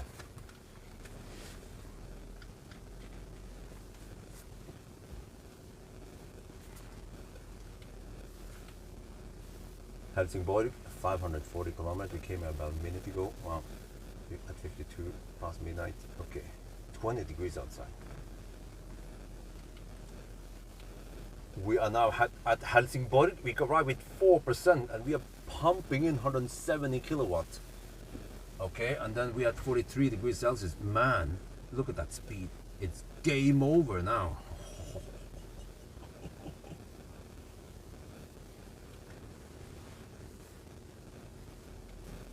เรามาถึงเฮลซิงบอร์กนะครับเมื่อกี้นี่เรามี 4% นะครับแล้วก็เราก็รับ170กิโลวัตต์นะครับแล้วอุณหภูมิแบตเตอรี่อุ่นพอดีแล้วนะครับ44องศา Okay, game over. Okay, so now I'm going to navigate to wild bike. Just do this and then I go for let's get to wild bike. There, and I can always bail out that Himmler if I'm not sure. But okay, so I calculated that I need 50%, and I will arrive at 2% if I consume 190. But I will then check with a better route planner now as a second opinion. Let's see if we do this. We go to a route planner, then we go this restart, and we say we want to go to.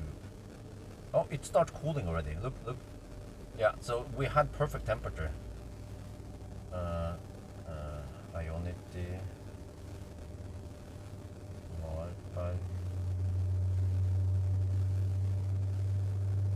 So now I could run HVAC instead. Let's do that.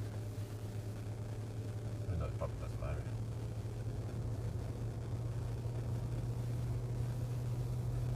But whatever.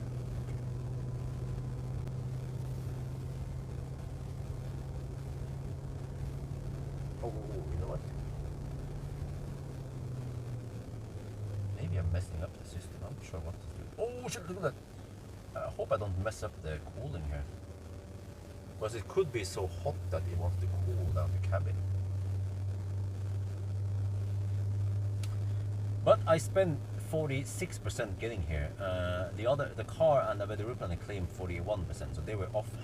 Fortunately, I didn't trust them fully. So on the way back, I'm not sure if I can trust them. They claim 43%. Huh? How can I spend more getting back then? Man. This is why you need to trust Ninja on the weather planner car. Right, they claim 43%. Oh no, I'm going to another place. Yeah, okay. Which means that it's likely that I need at least 50%, maybe even 55, just to be sure. Because if I go 50, I might not have enough to reach Pawel, and I might have to bail out at. But let me check something. If I go Himmler, that's probably not that big of a deal anyway, right? Because if I go, let me see, if I try here, if I go this. And then I say Tesla Himmler.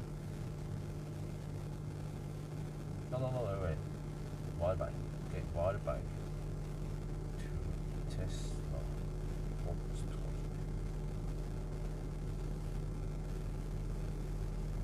Let me reverse it.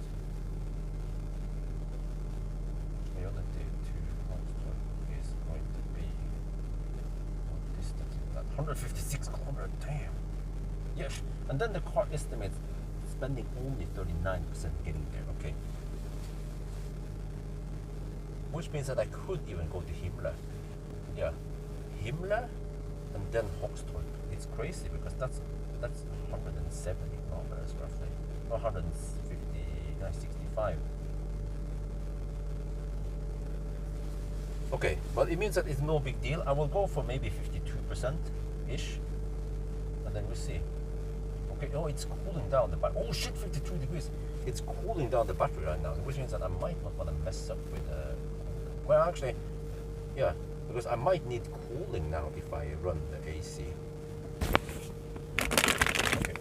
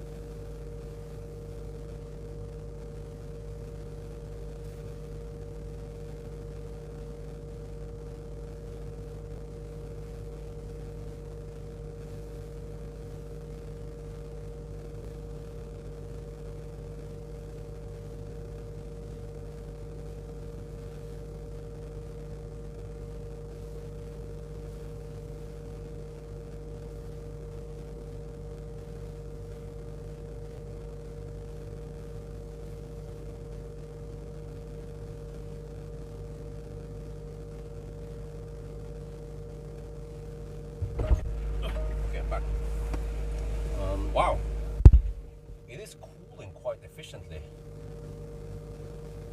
Damn, 51 degrees Celsius.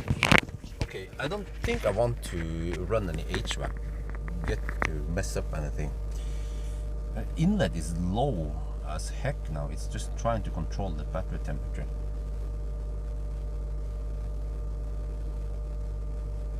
Man, this is some impressive shit. Wish I could see some timing. Not sure how long we stayed here, but it's gonna be another 10, no, maybe 15-minute charging stop. Okay, so Varberg, it says -2% now at 41%. Okay, so I'm guessing 50% could possibly be enough. If we can't make it to Varberg, then we bail out at Himmler, and that's still okay.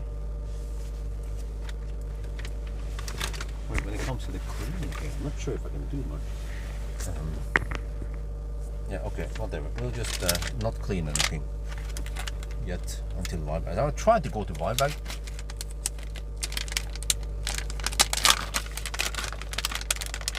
If it drops faster for you, it might mean that you are slightly cold getting, because it seems like it wants around 50 degrees. I wonder if running HVAC earlier messed up some of the charging session. Oh, this is still very nice, 100 kilowatt. Okay, it's not as good as 170, but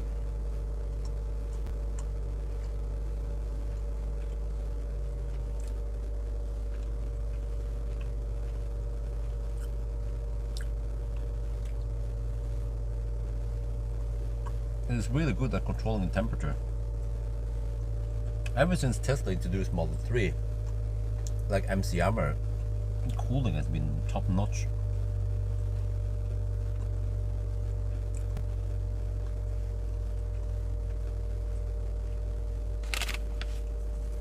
So you have inlet is 32 degrees lower than battery temperature. It's cooling down. Now it starts to ease off the inlet.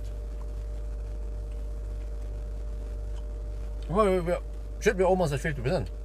Now the car claims 2% at arrival.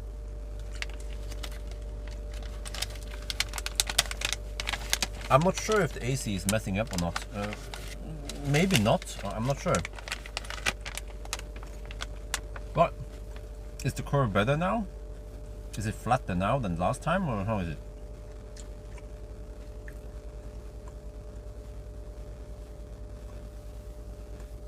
Well, if I can't reach the Hoxtoy, where the heck do I go then? I mean, if I would skip Hoxtoy, I could go to Hobby. But I think Hoxtoy is a good stop after Varberg. Well, now the thing is that the car is stuck at 2%. I've seen this before. It's been stuck at 2%, and we have charged 5% since then, right? So I'm not sure, but my gut feeling says that we should at least get 50%. We can barely make it, but oh, we were over for, huh? Okay, really? I'm sure about that?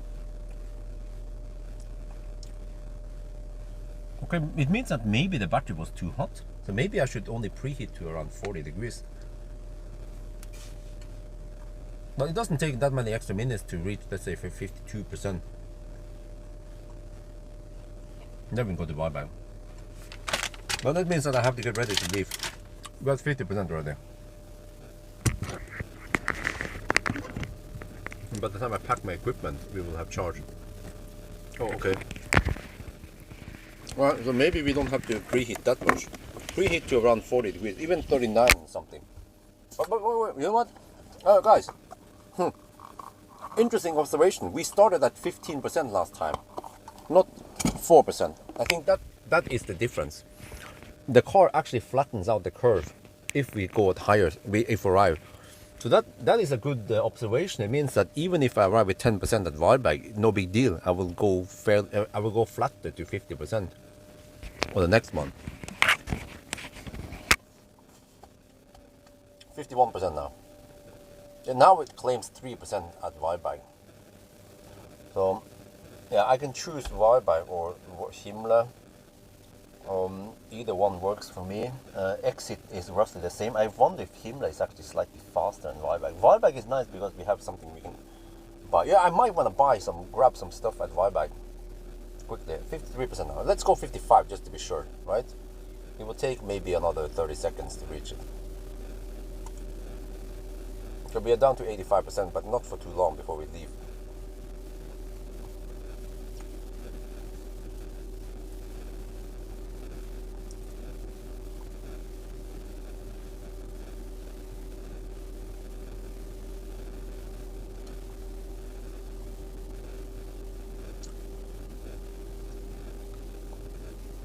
$54 now. The car claims 6% at Weilbach.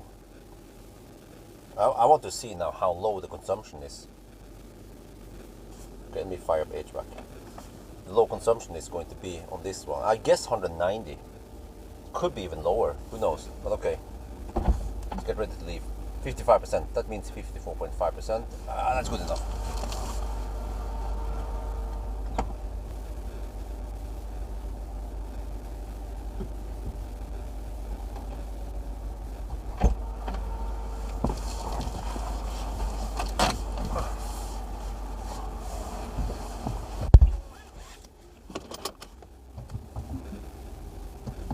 Man, it wants to go reverse. Are you crazy, man? No, no, no. The auto thing.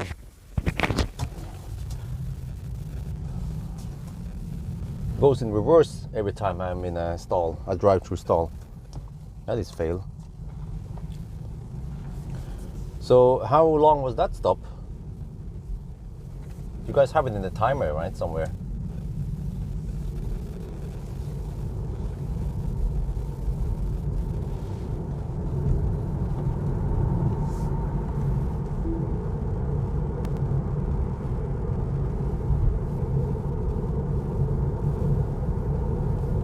Okay, so I think the reason why it was charging flatter on the previous curve was simply because we started higher. So if you guys can, okay, Neither, can you please rewind to the speculative session? I'm pretty sure that the speculative session was close to this one because we arrived with similar state of charge. We went deep, and that's why it was probably charging slower. Yeah.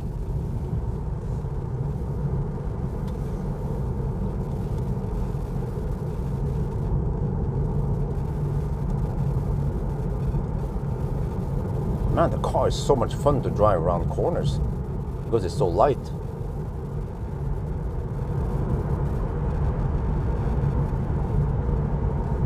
Rides like a sports car. Wait, are we going that way? Shit, don't tell me that. See, where will we go? Göteborg, Malmö. We're going this way. We're going to Göteborg. I don't want to be stuck behind that freaking bus. I remember this is kind of tricky. You have to know where to go. Göteborg, go straight. Malmö, go that way. Yeah.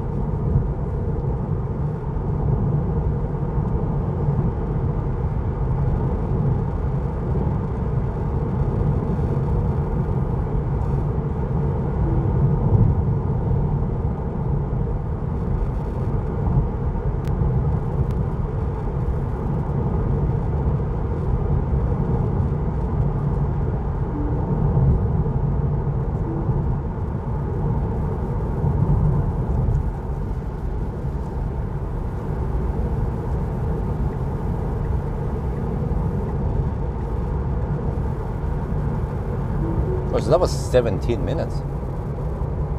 Wow, okay. But I charged at 55%. We'll see now. Yeah, the car claims 6% at Weilbach. Alright? But it could possibly mean that at Weilbach we need, I'm not sure, 50% only to go to Hogstorp.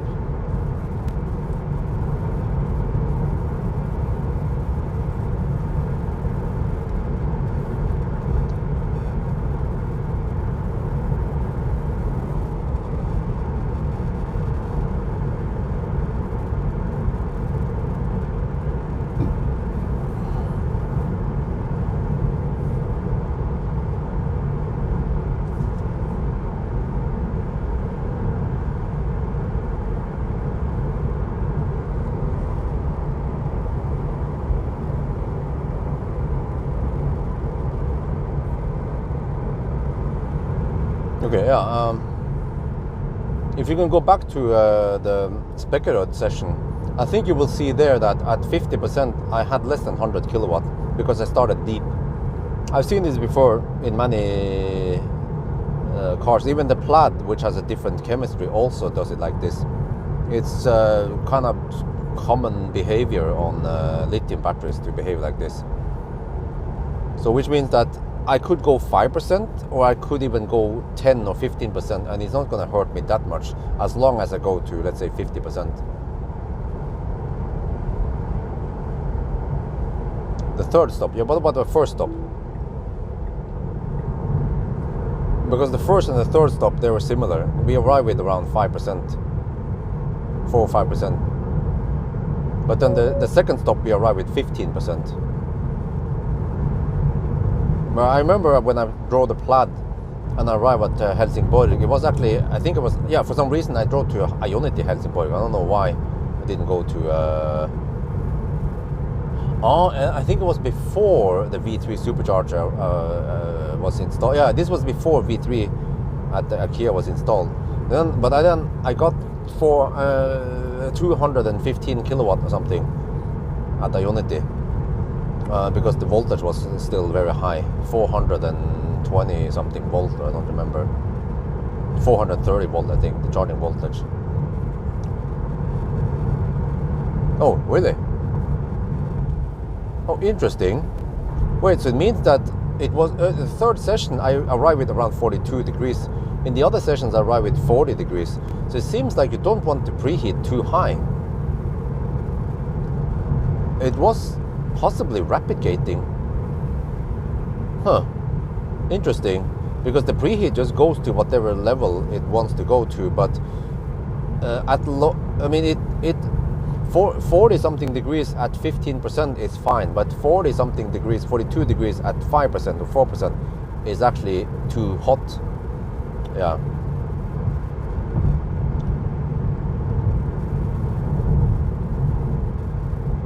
But also on the other sessions I had HVAC running once it started cooling.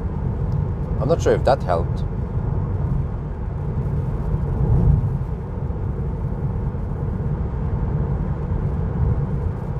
Wow. Okay, what was the difference? The difference was starting temperature on the battery. Yeah. So it seems like I should try to arrive. Well, it depends if I go deep or high. So based on that, I'll figure out. But seems like 42% is bad. 42 degrees at arrival at low state of charge is bad. Getting around 38 should be good enough. 38 to 40 degrees. Those extra degrees might actually push it right over the limit where it starts rapid gating slightly. Because I saw 52 degrees here at one point, and that might be too high. Maybe it wants to stay with around 50, 51 degrees with the LFP battery. But on the other hand, I don't think we lost that much time. Maybe a minute at max. Because we didn't camp too long there. We left at 55%, right?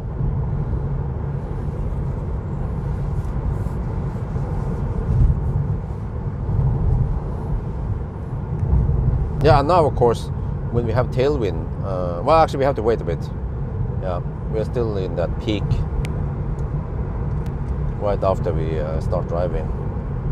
Yeah, but the consumption is 193 right now on this current leg.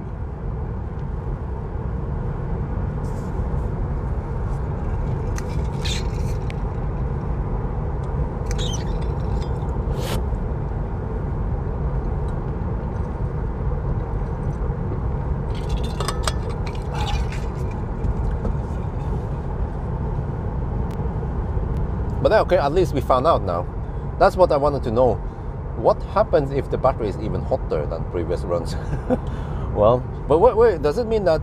No, I think we need to find the fine balance, because if we arrive with 30 degrees, it's too cold, then it cold gates. Maybe even 35 degrees might be cold gate. And then around 38 to 40 degrees is a sweet spot.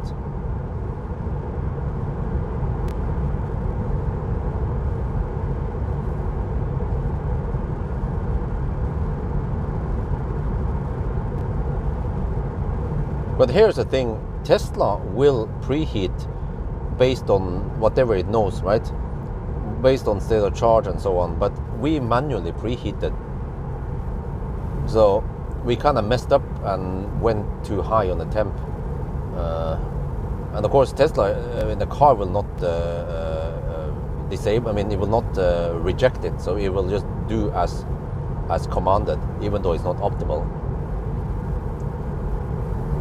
So we have to be careful. I mean, is it realistic? Well, most people, they might not have sexy button and manually preheat. They will just navigate to a supercharger and let the car decide what to do. But I already had 38 degrees when I was approaching Helsingborg, and that would have been perfect temperature actually to get the perfect session. So in a way, it was my fault that I messed up and sucked extra juice. So it was like double. I spent slightly extra energy, not that big of a deal, but then I messed up and made the session slightly slower.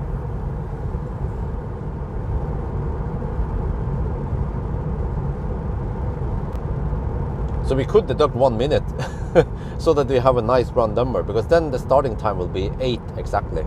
Now it's 7:59 starting time.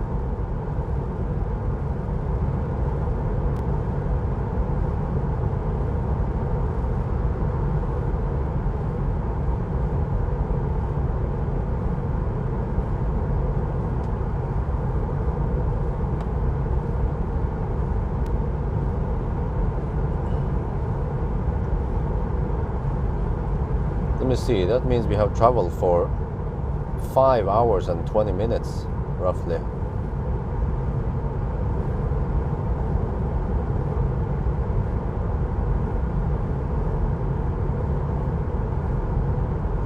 Okay, yeah, this time, okay. Once we approach Varberg, I will not do anything yet. I'll see what happens.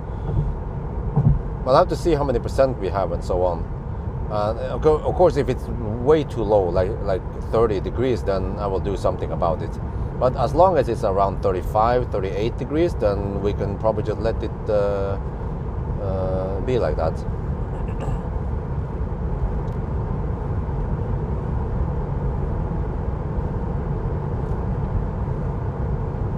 And also, by the way, we have not had any phantom braking today, as I expected, because of the even with all the traffic and all the rain and stuff, still no phantom braking because of motorway, and we were just hammering other cars on the other cars. They were on the right lane, even the trucks were on the right lane, and no phantom braking. And I didn't recalibrate anything. It's just that the Tesla doesn't like oncoming trucks on B roads.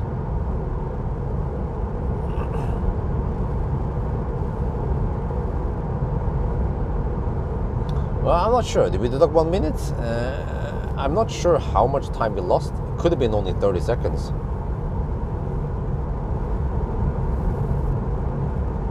And I don't know for sure if I messed it up or not. But there are indications that I might have messed it up slightly. But then, do I need to spend 1 minute explaining in a video about this? It would be, yeah.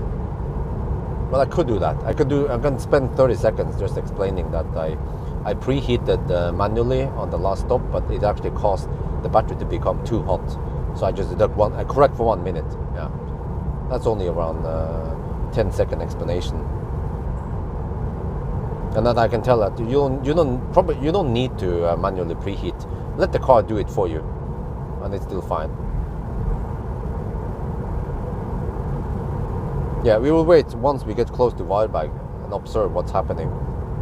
Because I believe that the Tesla should be able to preheat by itself and still get optimal speed.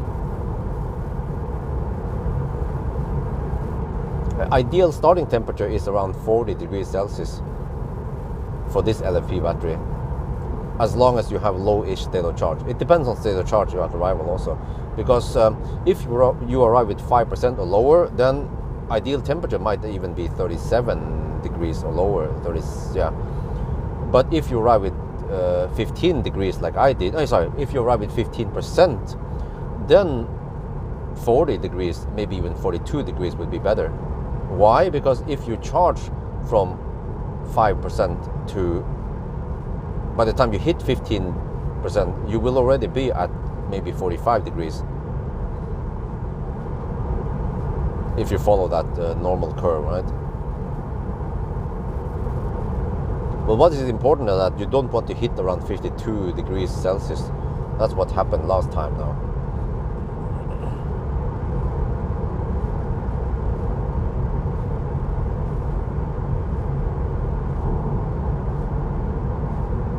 And I see that, okay, at 3 at night we will go to part 2.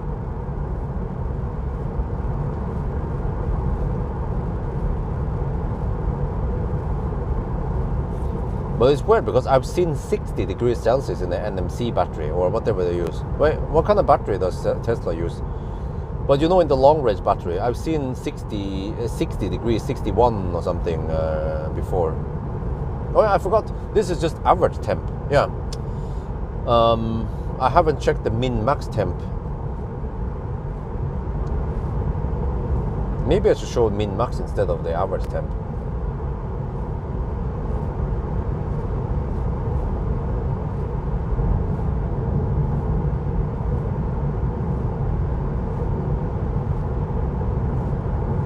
Let's do that. Well, except for the preheating button, which also shows temp, and that's the average temp. So if I want to win min-max, then there is no preheat button there. Then I have to have a preheat button dedicated.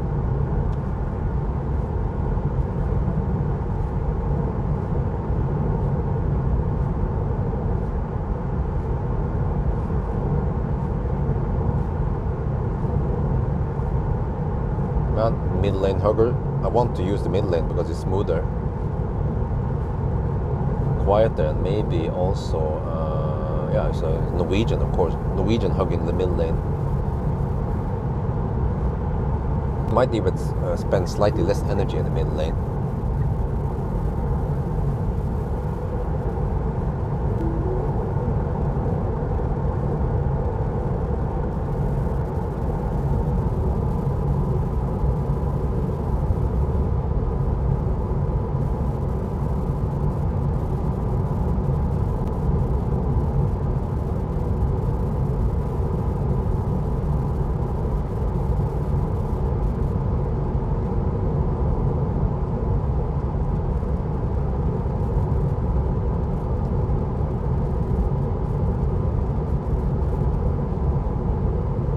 Okay, you know what? There's some variables I don't need here.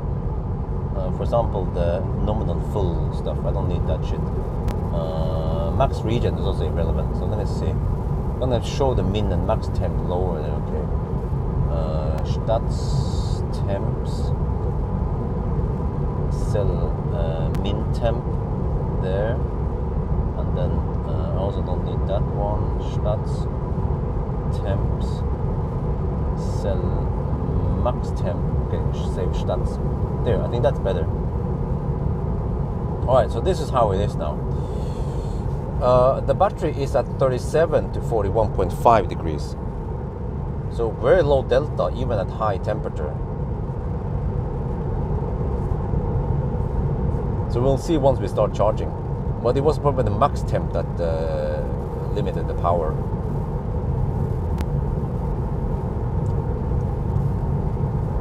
Well, I'm getting flashed at so many times tonight.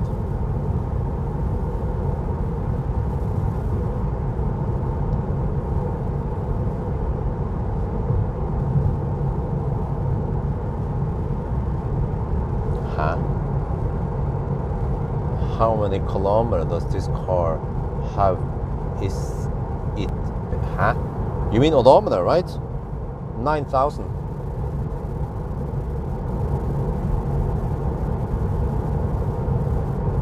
LG NCA, okay, NCA battery.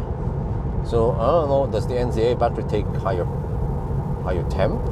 I would expect that the LFP likes higher temp, but maybe not optimal for the charging speed.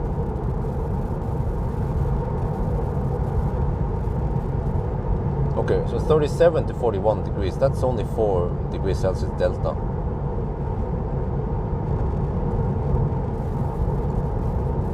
But we are at 39 degrees average now. So we have to see once the battery heats up during a session. Then the delta might be twice as high.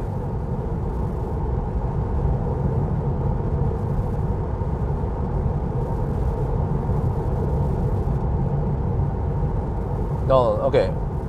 John, it's not only Tesla, trust me. I have driven so many cars. Audi, Volkswagen, trust me. Pretty much MEB cars and lots of German cars. They also have the so-called faulty auto lights where I get lots of flashes. If you don't believe me, go watch some of the live stream replays. I get flashed at a lot with the German cars. Also, Polestar Volvo. Yeah, not to forget those. They turn down late. It could be because they have been programmed to turn down late enough. Because, you know, by spec, you're supposed to let your light cone meet the other light cone. And then if the car only shines 500 meters, then you have to turn down the lights roughly 1 kilometer apart.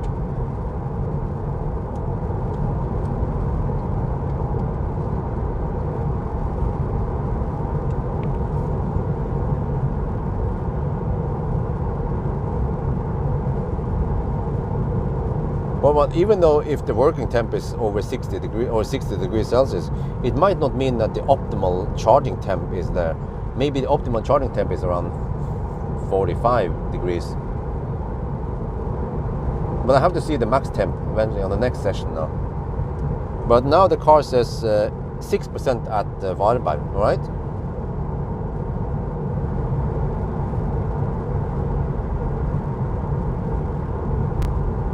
Still German and almost no. Okay, Opel was an exception. You know, trust me, I have driven so many of those German cars. Like I mentioned, Audi e-tron, Q6 e-tron, Volkswagen ID4, you know, Polestar, Volvo, Mercedes. I get flashed at all the time, man. That's why we even made a flash counter.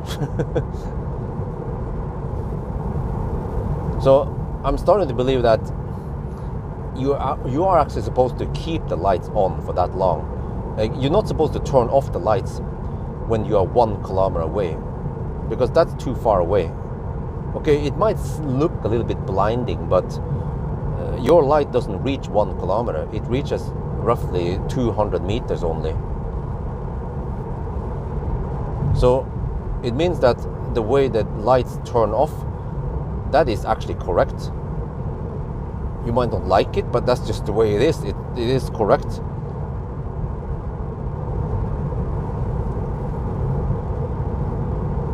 But what is not correct is when you go over a hilltop and the car doesn't detect oncoming truck. That's a different story.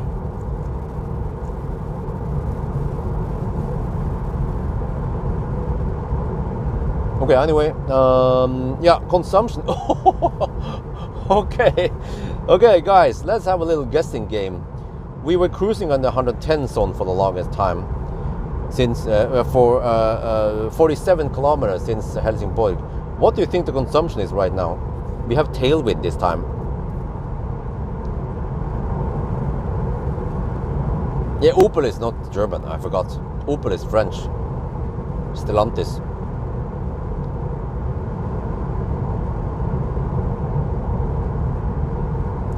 You guys are onto something.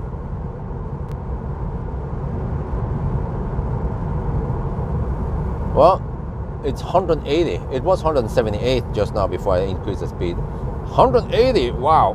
My guess is 190, we'll see.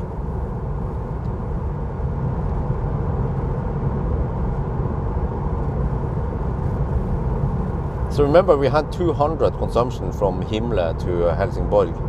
But then on the way back, we will have a longer stretch with 120 zone. all the way to Wildberg. That's 10 kilometers extra. So hopefully 55% is enough.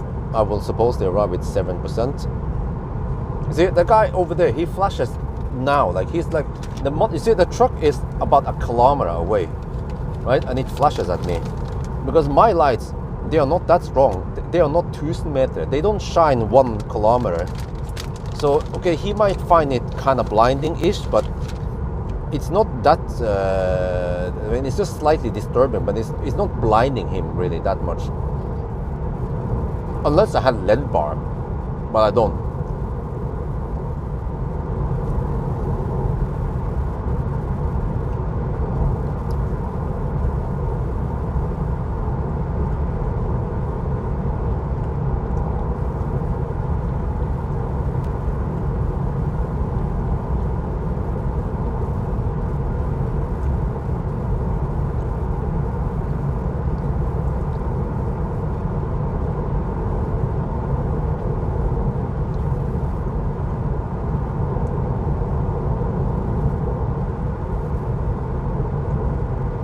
Well, okay,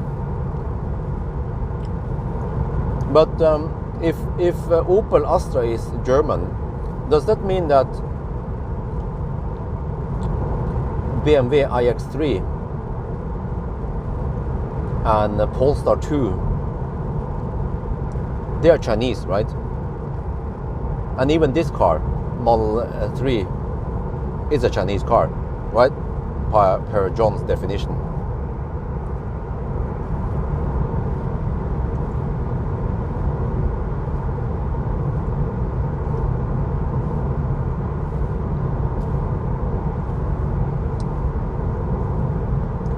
But what is not good or correct was Tesla previously would fire up the freaking high beam all the way past oncoming car. That is not good. That is not correct.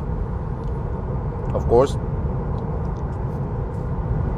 I have a video where I complain big time about how the freaking high beam on Tesla worked before the Matrix was activated.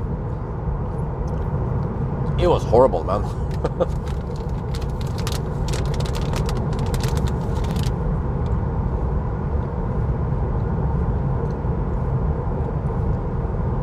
Well, but what about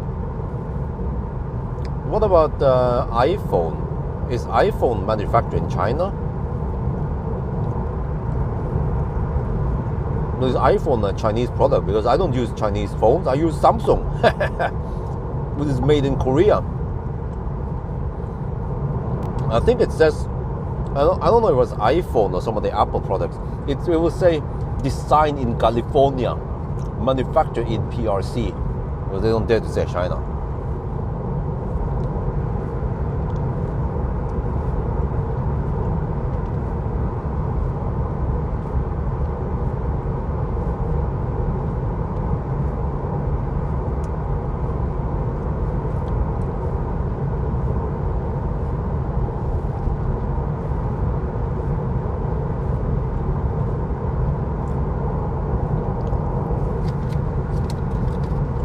Month 3 in Toronto next week. Wow. Have fun with the car. It kicks ass for the Lord. Lord Elon Musk, of course. The Almighty.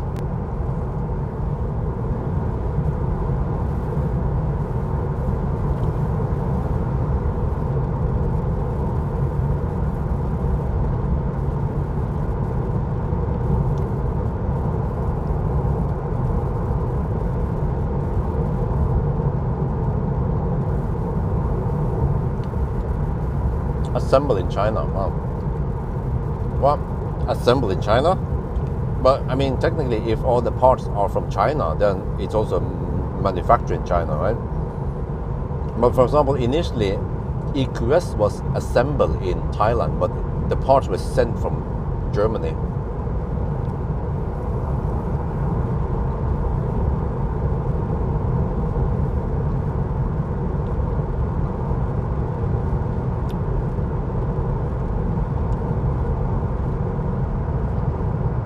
Well, are they required to to write where it was manufactured.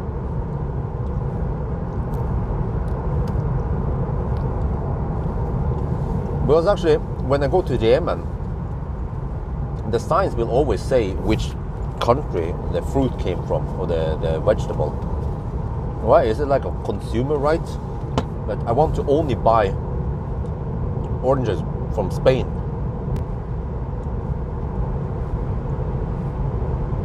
Because I want to support the Spanish government.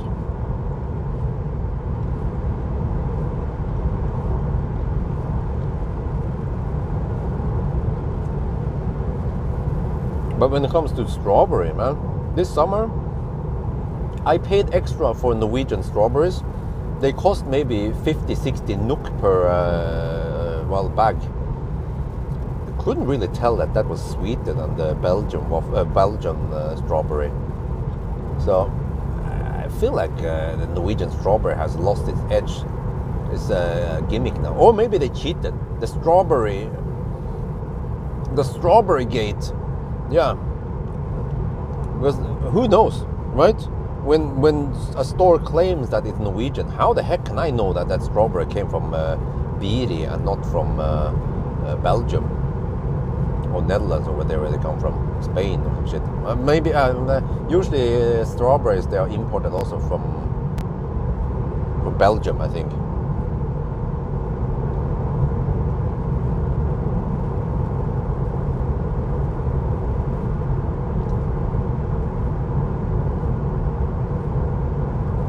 Some parts for phones from other countries. Screen from Samsung, LG. Wait. Are you saying that Apple uses Samsung screen?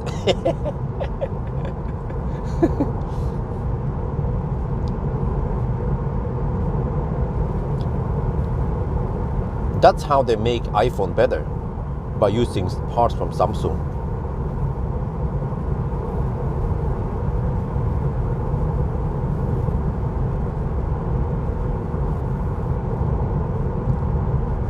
Oh, I see. So it's like a gimmick. But I remember previously that Norwegian strawberries, they would be sweeter than the Belgian strawberries.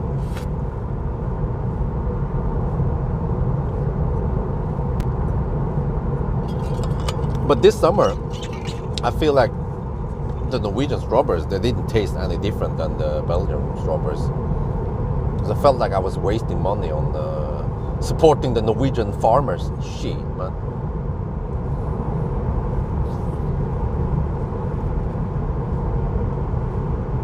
How is it going now? 7% at Vibe, okay? Battery is at 38.5 degrees, okay? I think that's fine at 7%. I don't think we need to go crazy high temp. It might actually heat up towards the end anyway. Well, actually, for LFP battery, it might be different because the voltage doesn't change much.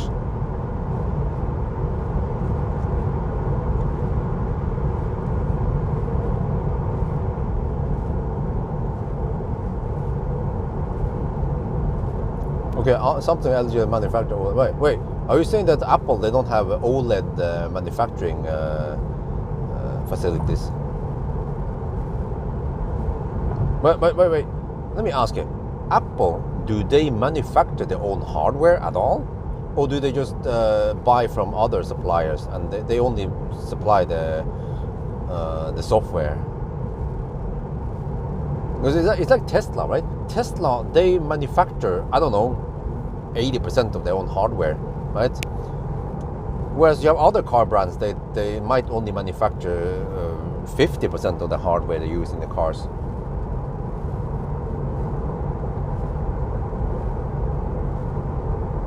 Oh shit, there's a big freaking bug in the middle of shit. I need to get rid of that. See if I can try to clean it up.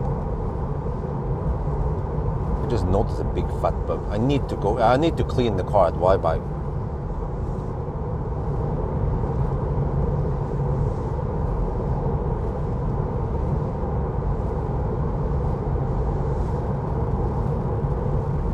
Clean the windscreen, I mean.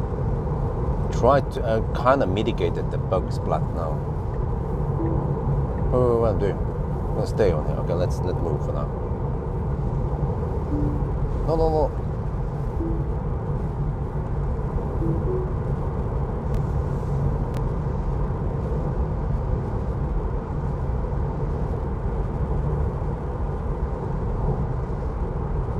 Ah, okay, they have the chip, yeah, the awesome chip. The A1 chip, whatever they call it.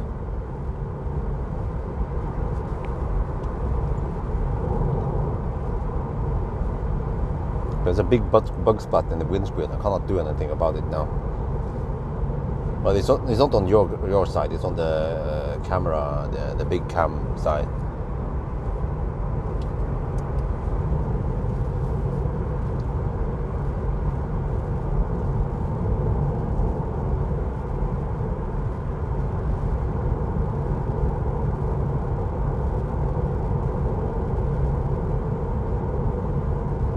Well, I haven't really washed the windscreen since I started the challenge, so yeah, but we had rain, yeah, it was self-washing. But yeah, Wildbag, I want to go to Wildbag to ABC, but oh shit, the superchargers are somewhat far away from the bucket, and the bucket does the best cleaning. The heck do I do? Do I charge at Ionity?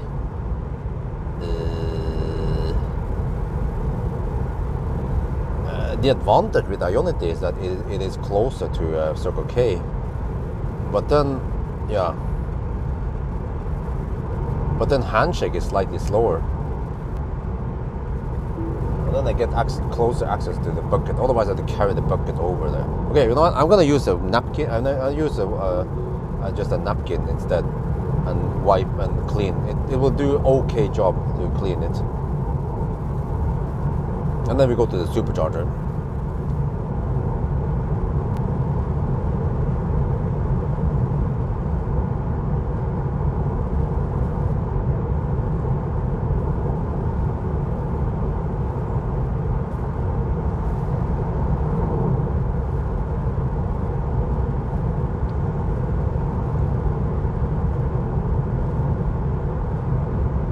Oh, Charlotte said that, yeah. 618 kilometers, 187 watt-hour per kilometer. And the current leg, we had 183 watt-hour per kilometer. And we have now 120 zone all the way to Wildbag. Yeah, hammer time. That was the, well, oh, I see the headwind. I see the tailwind. Seems like it's around 3 meters per second only.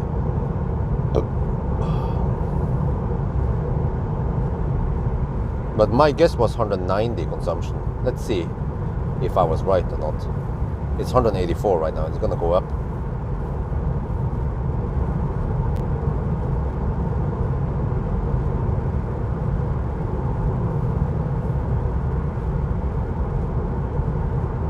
ETA 920. Okay. It's slowly going up now every time we charge. But the crazy thing is that we don't have that many charging sessions left. It's Varberg, Hogstorp. Wait. Oh, and then Inspiria. Yeah. No, wait. I forgot. Yeah, well, it's kind of slightly off. We were 999 before Shell Ås, roughly. 18-inch wheels with hubcaps. So the most aerodynamic. What the heck, man? That's a douchebag. The mother trucker in front and in the back, because he fired up the freaking high beam. He probably didn't like that my lights were kind of blinding him, but I mean my lights are quite weak compared to his damn lights. Eventually there is an oncoming traffic. Yeah, there's a train. I was quite douchebag of him. My lights were not blinding that much, really.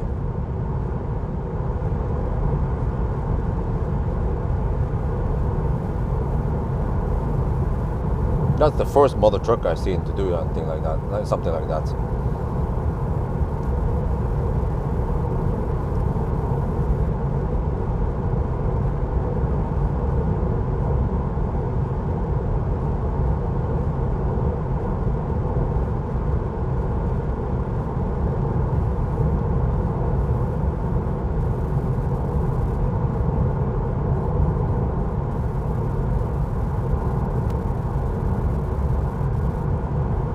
A Lucid, well, a Lucid is not going to do it that well in the cold, especially in winter.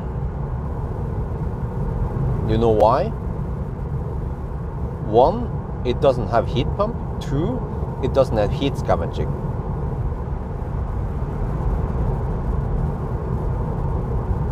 So it's only good in sunny California.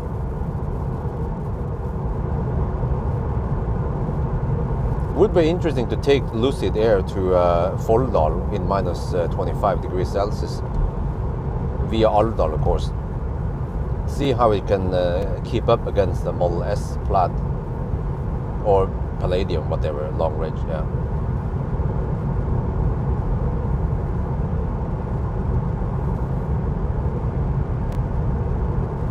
It's kind of actually a big bummer that such an expensive car with a big battery doesn't have a heat pump and heat scavenging.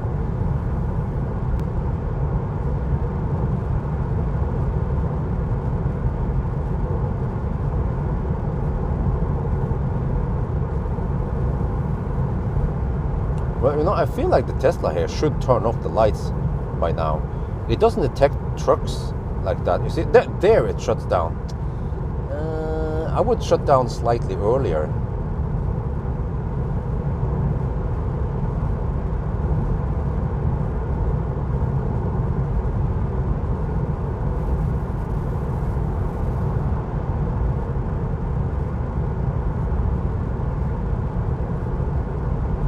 "21 degrees.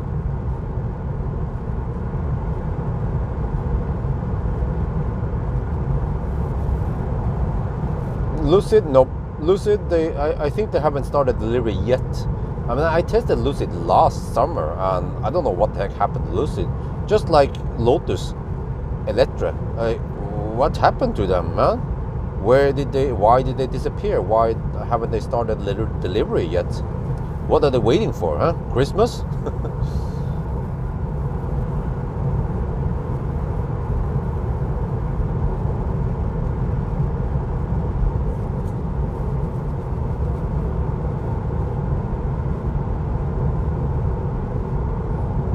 Lucid claims 6 years efficiency advance. Well, claiming something and performing in real world, that's two different things.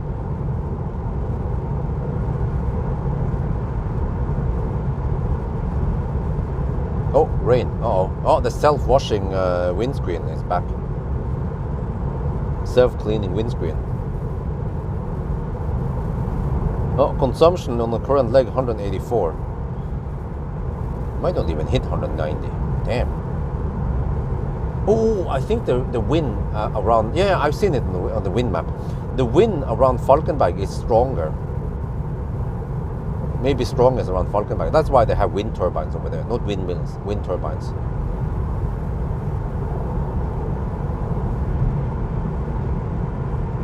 But okay, it means that it's probably okay to arrive with 7%. Well, it means that what I want to do is arrive with 1% and around 35 degrees Celsius.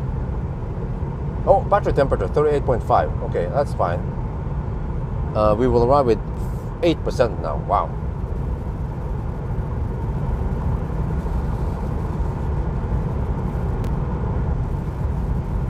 Uh-oh. Here's the rain again. Oh, it might consume more than expected then. Okay. Well, that's why we have a buffer. That's why I went for 55%.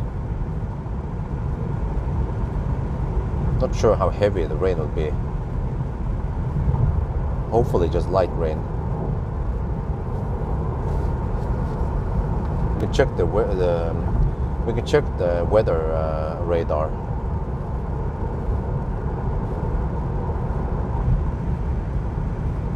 Auto preheat hasn't started yet, but I think it's not needed. 38.5 degrees is plenty if I arrive with 8%. Okay, there's only light rain now. Let me check. Oh, the rain is about to hit us, kind of ish, but it's not crazy thick rain. Oh, but there will be some rain from here to Varberg, seems like.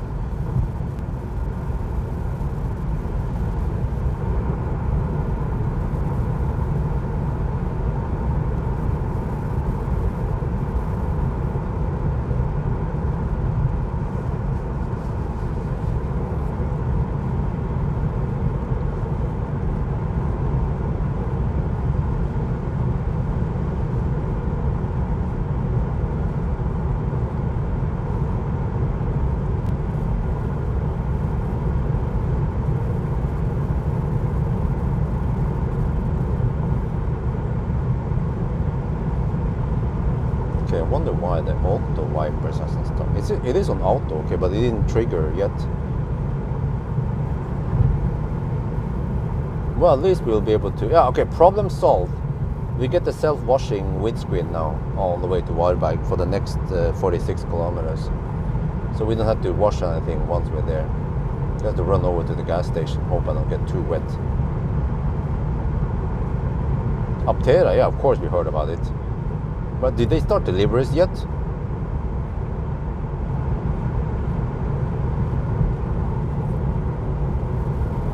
What happened to Faraday Future?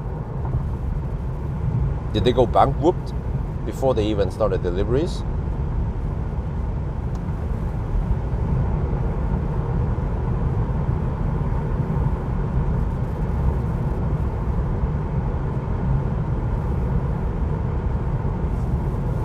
I think I need to grab something at Varberg. And that will be possibly the last outpost. Yeah, because by the time I reach Hogstorp, it will be closed there still. And then after Hogstorp, I'm not sure. Possibly Inspiria, right? Yeah, that's the only natural place to stop at before I end it. But just a quick pit stop at Inspiria. Yeah, really quick, like 30% quick, something. Because the charging stops are semi-off. But I'm not sure where the heck I would otherwise stop at. Because Hogstorp is a nice stop. It's a supercharger right by the highway and so on. Otherwise, I could go Varberg, Spekkerød, Strøms. Nah, that's a weird jump. Well, I could go Varberg, Strømstad. No, but that's 200 kilometers. No. So Hogstorp, no.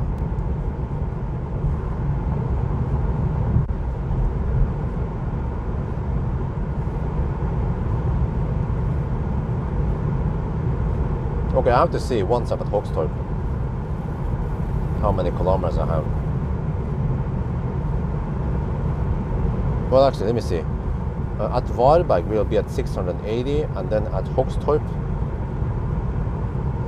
680, 780, 850. Oh wow, huh? Wait.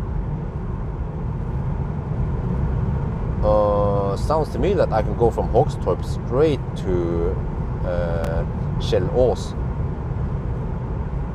Well, if I can reach Kjellås then before I land on the 9.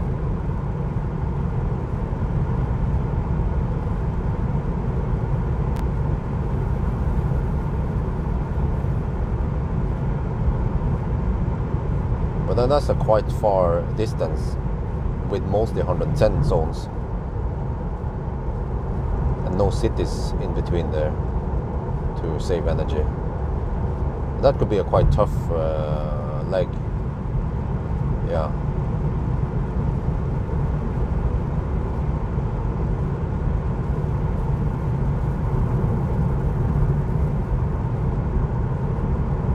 Maybe Svinesundsparken, just a quick top up. But then I might as well go Inspiria, since it's supercharger.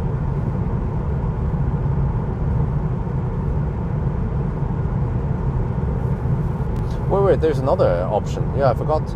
I could go Varberg and then maybe reach Håby. But then do I have fast? I can go for the truck charger at Håby. Yeah. And then I can go from Håby maybe and straight to the 9 point. So I have to, once I'm in Varberg, I can do the planning there. Okay, come on, anytime. Yes, there you go. Self-cleaning windscreen has commenced.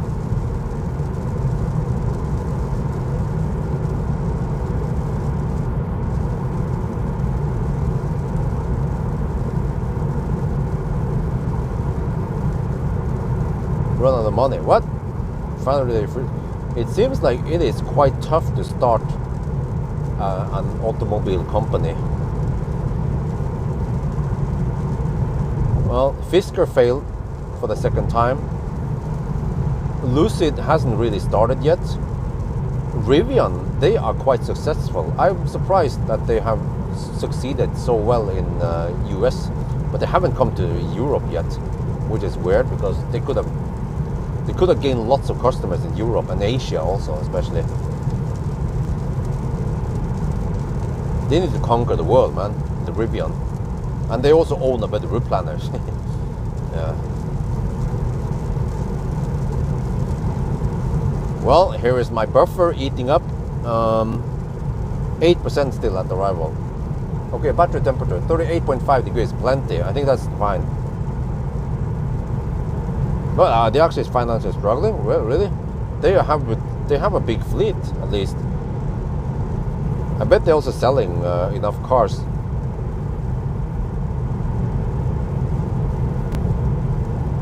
But in a way, Tesla was also struggling in the beginning. And then they eventually got out of that.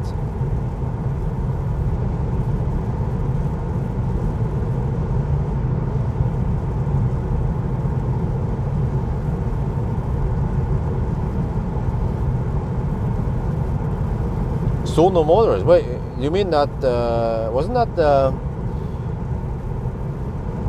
the solar car, right? Solar panel car. I mean, I already knew that was kind of dead end.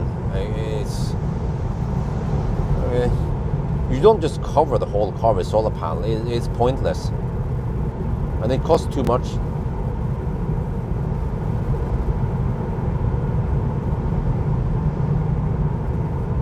€500. That sucks, man.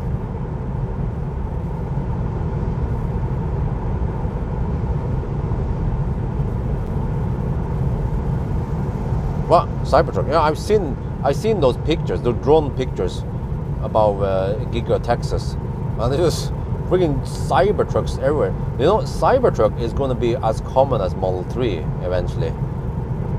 Nobody cares about them. They're everywhere. Landeplage, just like Model Y in Norway. They're freaking everywhere, man. It's not special anymore. You don't feel special with those cars. What? 22 degrees Celsius? What the heck is going on here? Why the heck is it 22 degrees Celsius over here in the rain?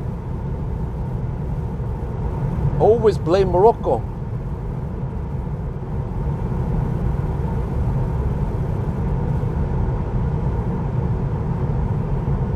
Wait.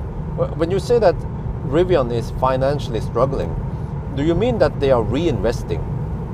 That they are making money on cars, but they are reinvesting to I don't know, improve, build more factories, build more service centers, and they have a charging network, right? Man, I get flashed at so many times now. I just have to look away because I still want to use high beam. It's safer if I use high beam. Just have to accept that I get flashed at. Okay, I'm not 17%. Himmler is probably way too high for me to go. Wildback 8% at arrival. Battery temperature 38.5%.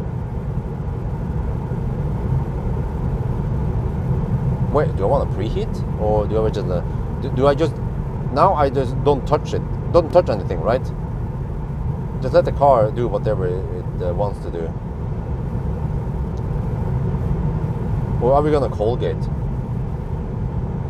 Oh, consumption 187. My guess was 190. Actually, the real consumption is 188 after correction. Yeah, this is what I guessed. On the way down, 200. On the way up, 190. The car is not that much affected by wind because it is so slick. It slides through the air like butter through cheese.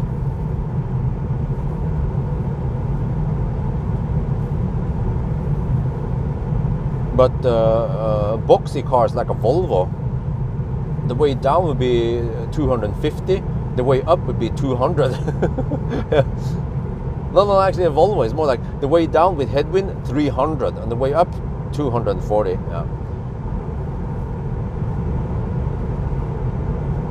Man, I get flashed at all the time, man. Holy shit! I just have to look away from the mother truckers.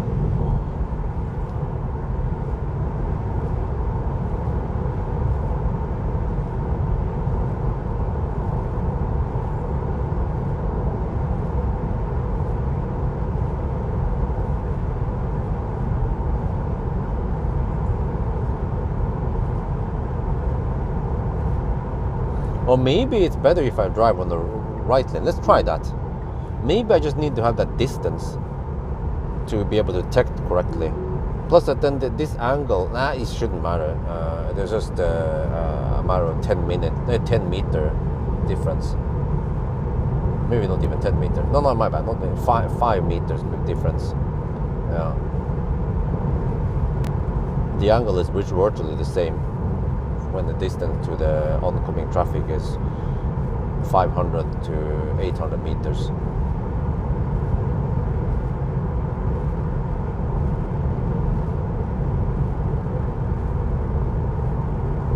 Wait, did I? No, okay, the schmutz is still there, right? The bug. Okay, 21 kilometers. Okay, guys, do we preheat manually or let the car decide?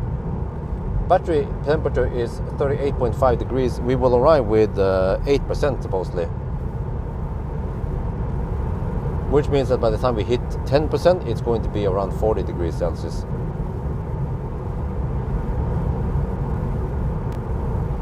My gut feeling says that I should preheat a little bit.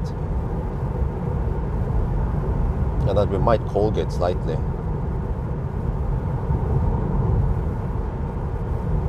Well, we will let the people decide this time. Okay, let the car decide, okay.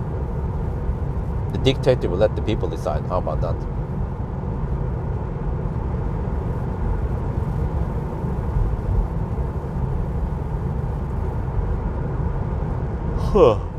I think I need to grab some food and drinks over here, the final outpost that is open at night.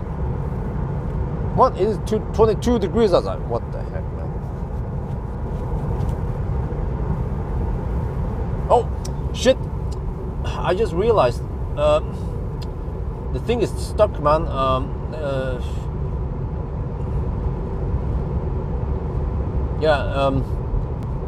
The commander was stuck. The sexy button thing. I just realized it now. Come on, you need to connect, come on. Disconnected. What, can you connect? Come on. How do I reconnect it? Because the commander is like in there somewhere. I was looking at it, I was like, it didn't change at all, the battery temperature thingy. How do I connect? There's no reset button. Wait, okay, wait. Maybe I can just disconnect it and then reconnect it again. Let's try that. If I can forget it and then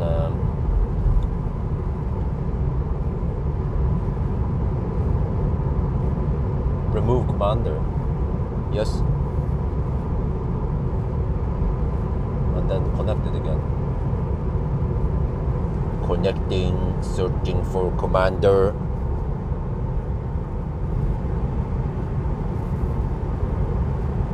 The heck happened to it?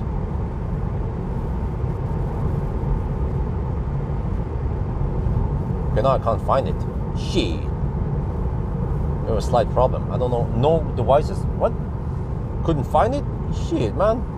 We are approaching Varberg now. 15 kilometers left. I mean, it's not a must-have, but it would be nice to have it.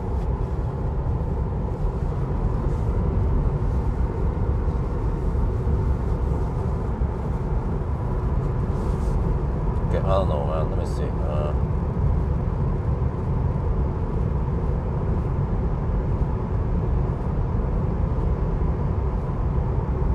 We're down to 12%. Okay, so we are fine there, but come on.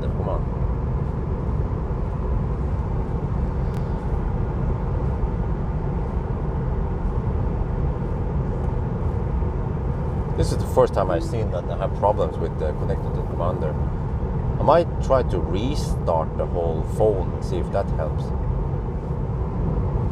Let's try that.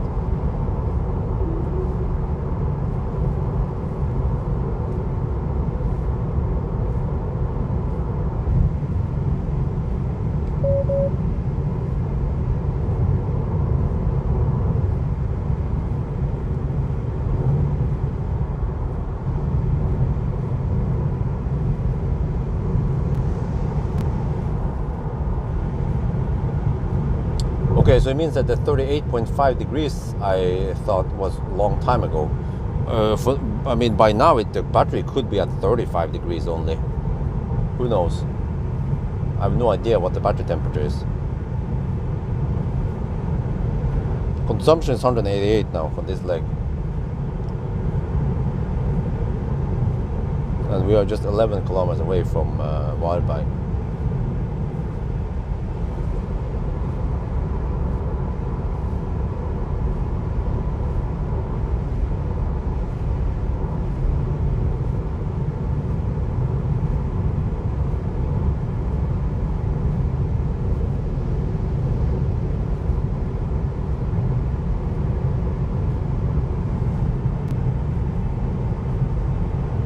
Not sure how the heck I'm supposed to be able to find the commander again.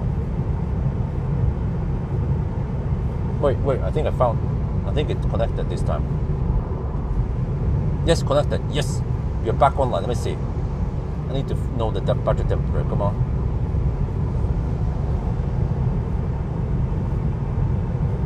Wait, are we connected? It says, it claims connected, come on. Why don't I get any values here? Everything is just 0, 0. The heck? Come on, anytime now? Okay, maybe restart the app then.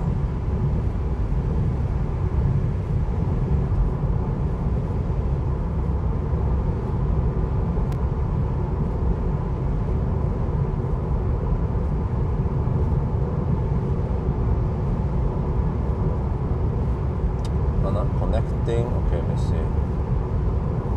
Trying to connect. Okay, it claims that it's connected to the commander, but I don't get any stats. There, finally. Oh, the battery is at 36.3 degrees. Uh-oh, what do I do then? Is that gonna Colgate? 36.3 degrees. And we are just 7 kilometers away from the charger. What do I do? Do I let the car do whatever, or do I preheat?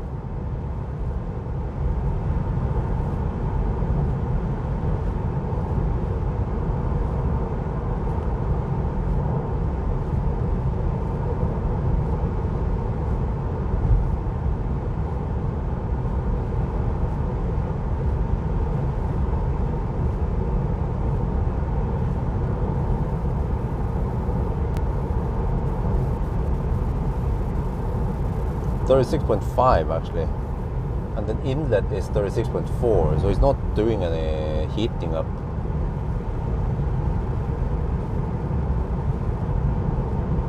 Okay, we'll see what we get around, how long we get the 170 kilowatt and so on.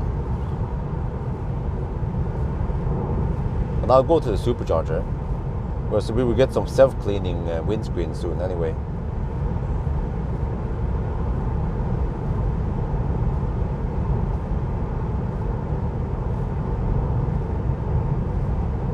At least it kept the battery high-ish, not dropping to 30 degrees. So hopefully the car knows best.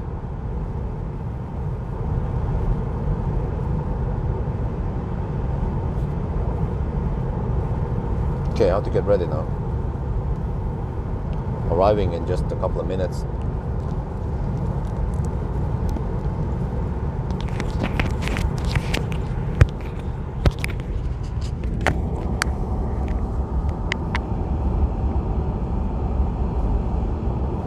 Wow, 22 degrees Celsius.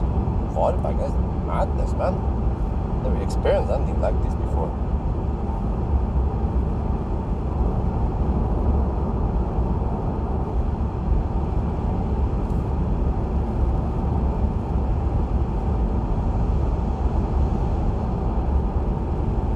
They're preheating now. What? It started preheating now. A minute before we arrive at the fast charger, a supercharger. What the heck is it going on now? Well, you better know what you're doing, Mr. Tesla, Mr. Musk. Well, then it stopped preheating. Wait, actually it displays here as preheating still. Okay, I'm not sure. This is what I was talking about, that the car sometimes makes some weird decisions, and actually we end up Colgating. So if we cold gate here, then at least the next 2 charging sessions we will preheat manually and get to around 40 degrees.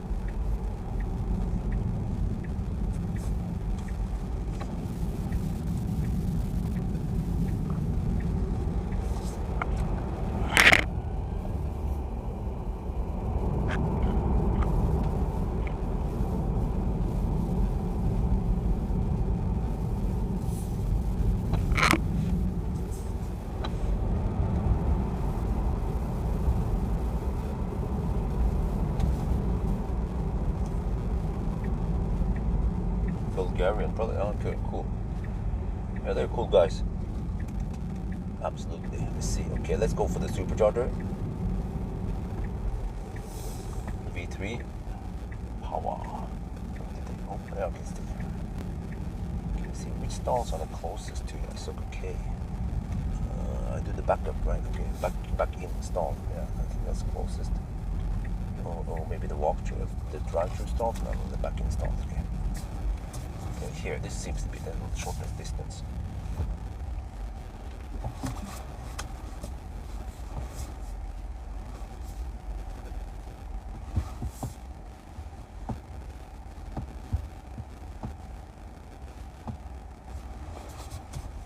Stadt 684 kilometers, 187 consumption.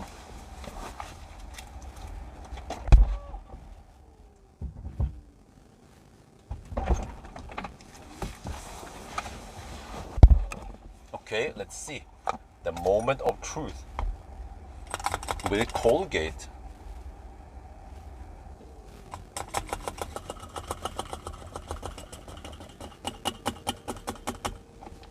It's at 8. 36.8 degrees now. Okay, let's see. We should keep this speed until around 15%. I still have no idea what the optimal temperature is.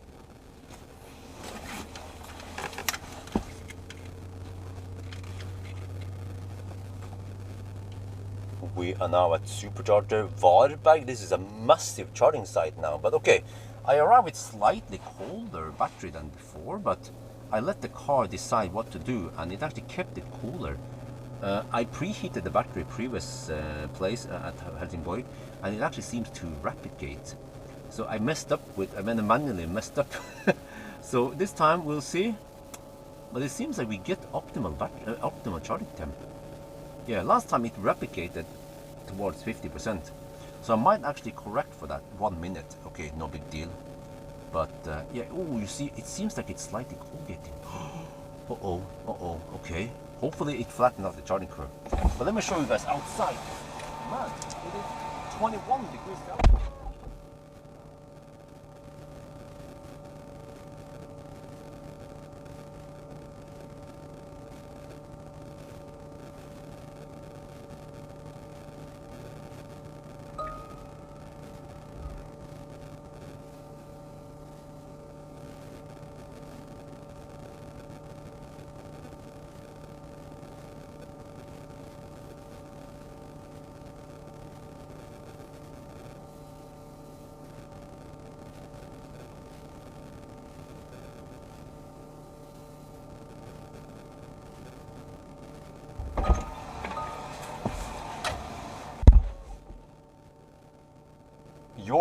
You are not toileting, yeah, okay.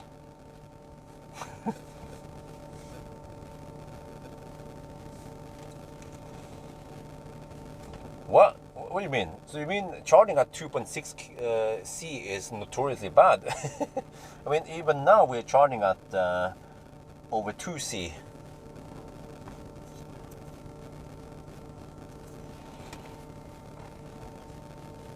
เรามาถึง supercharger Varberg นะครับ แล้วก็เมื่อกี้นี้นะครับเราไม่ได้ preheat แบตเตอรี่นะและรู้สึกว่ามัน cold gate นิดหน่อยนะเราปล่อยให้รถเลือกเองนะครับแต่ว่าคราวที่แล้วตอนเราไปที่Helsingborg เรา preheat เยอะไปนิดหน่อยแล้วมันกลายเป็น overheat นะครับมันเป็น52 องศานะครับแล้วก็อาจจะ correct หักเวลาไป1 นาทีเพราะเราไปยุ่งกับpreheating เพราะแปลว่าถ้าเรา preheat เยอะไปมันจะร้อนไปแต่ว่าถ้าเราไม่ preheat มันก็อาจจะเย็นไปนิดหน่อยนะครับ แต่ว่าใช้ดูนะครับที่นี่นะ มัน22องศาแล้วคุณอาจจะไม่ค่อยสงสัยว่ามันร้อนแต่ว่ามันเป็นเดือนสิงหาครับถ้ากลางคืนนะ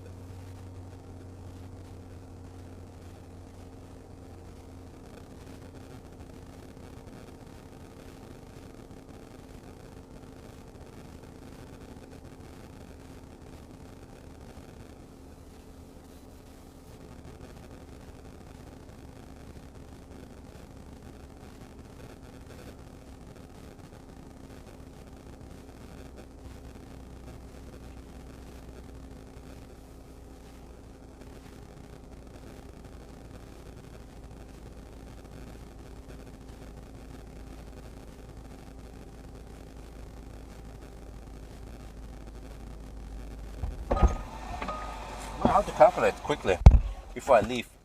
Very important.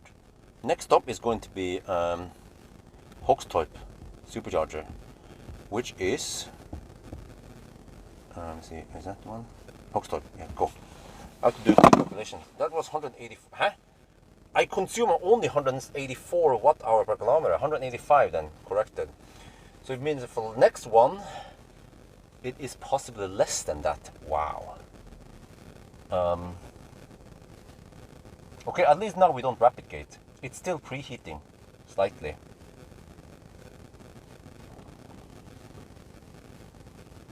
Okay, oh shit, I had to hurry.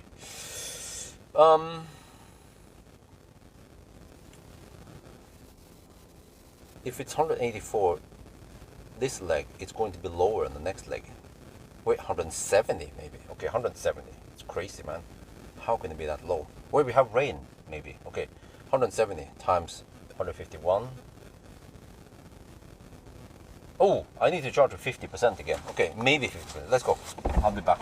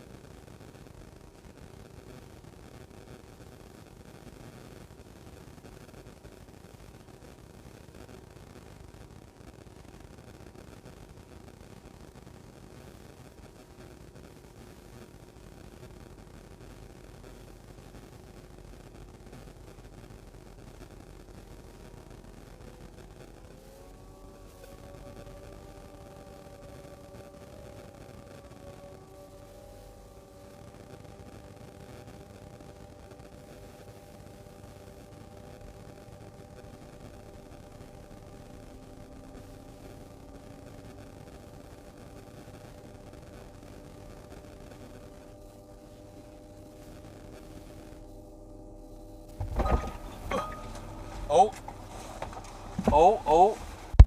What, is that Colgate or what the heck is going on now? You see, my theory is that when we start at higher state of charge, we then get better curve. Wait, let's see. Okay, need to put that stuff here. I still have drink. Okay, I'm gonna restock drinks later. Oh, no, I can put this drink here.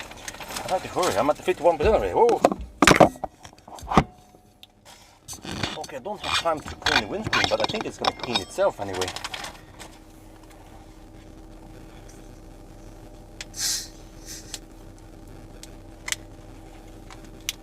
I need to get over. I need to get moving now, but I have to also restock some drinks.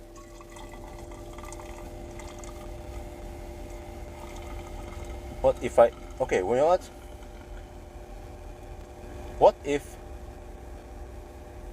What if I skip Hoxtorp? Where the can? Oh, shit.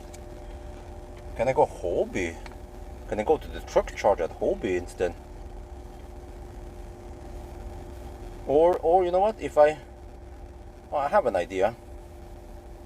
I can arrive at the.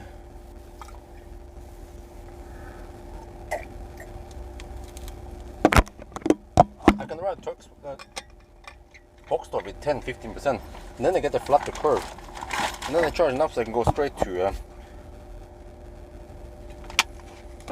Shell Ås.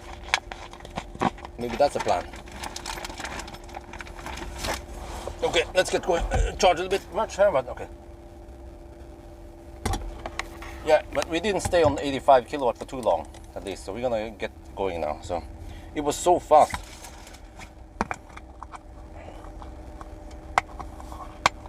%, that's probably the highest I want to go anyway. And now the car claims 8% at arrival there.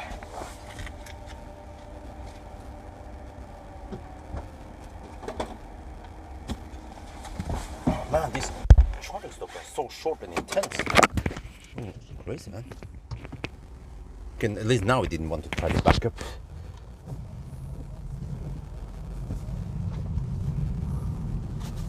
How long was that stop, huh?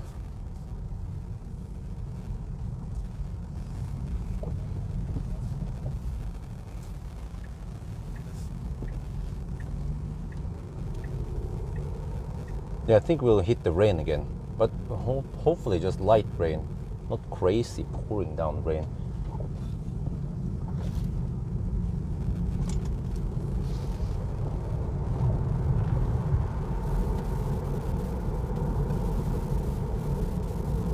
"15 minutes, okay. What, really? To 55%? Huh? I hit 55%. Are you sure it took 15 minutes only?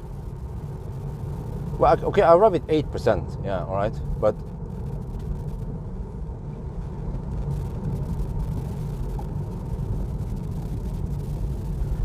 got to be careful. Could slip here because I feel like I might not have the best wet tire. I suspect the primacy E might be E as in efficiency, not E as in good lateral performance.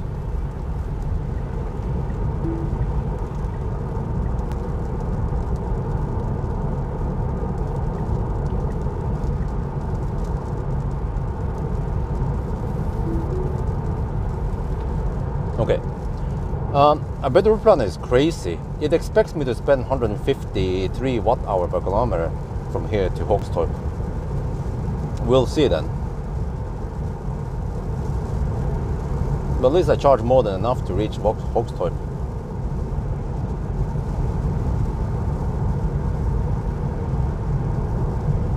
Wait, what? Status update? 2:15. Wow, really? Wait, so this session was a little bit faster than the previous. And also last time I didn't go to 55%, I went to 52%, or wait, was it? I don't remember, but I think I haven't charged past 60% at least. Around 55 is the highest. Wait, I don't remember how many percent did I go to at Helsingborg. But I've been mostly going to around 50-55% during this challenge, which is optimal for this car. And I can actually travel quite far with only 50%. They're not better than the old Pilot Sport 4, okay, yeah. I feel like the Pilot Sport was quite sticky. And also P0, they're extremely good.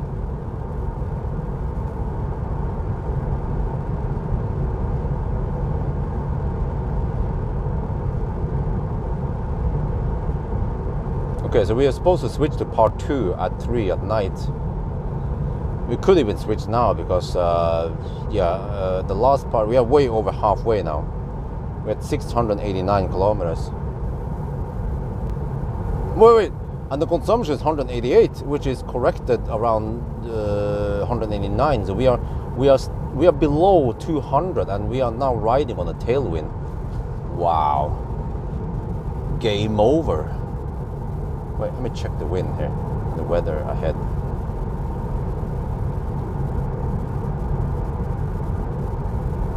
Okay, we get wind. Oh, the wind will be stronger around Tanum, even. 6 meters per second around Tanum. What the heck, man? But what about rain? At least the wind is going to help us big time now on the way back.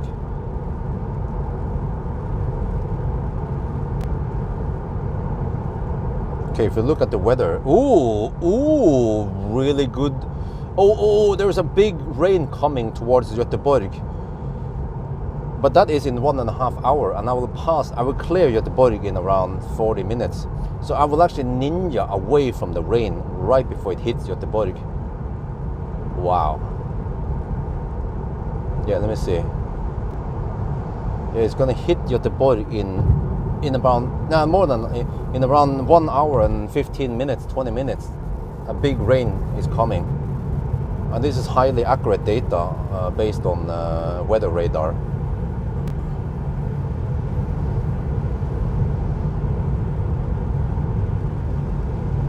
So we just have to hammer through Göteborg now. The car estimates it will take 1.5 hours to reach the Högstorp, and that we will arrive with 7%. We'll see about that once we reach Kungälv. Oh, wait, we have wet roads over here. Okay, maybe it was a good call to charge to 55% after all. Wait, the right lane might be drier right now. Yeah. Okay. Let's stick to the right lane. Yep, it's drier over here. Well, we have very little traffic anyway, so we can just camp the right lane for once.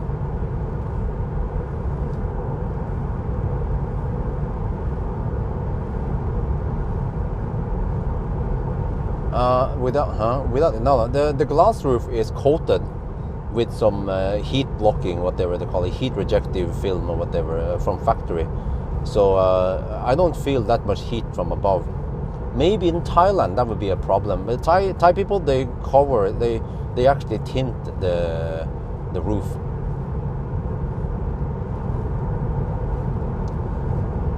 With something dark and thick. 5% tint. I'm gonna get the flashlight. Okay, maybe not this time.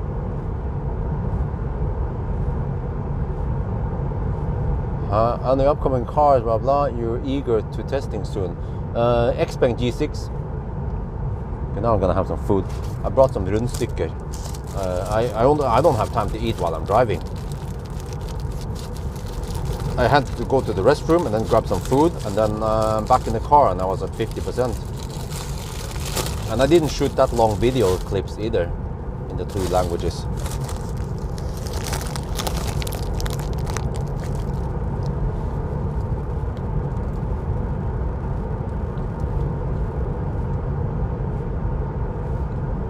But I think in Thailand, we have superchargers there and some other chargers. This rear-wheel drive would work in Thailand just fine. You don't need the traction over there with all-wheel drive. You can save the money and buy the... do we have any Thai boys in here? No, you can just go to the Thai website. I forgot. Can you check the price difference on the long range versus the rear wheel drive? Before the savings, of course.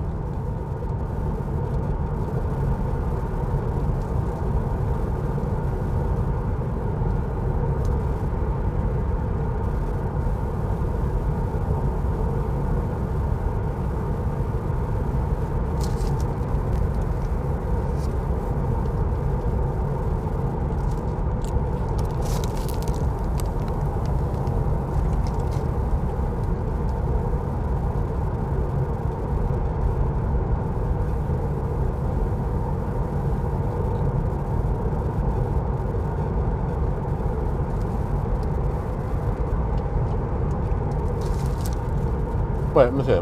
So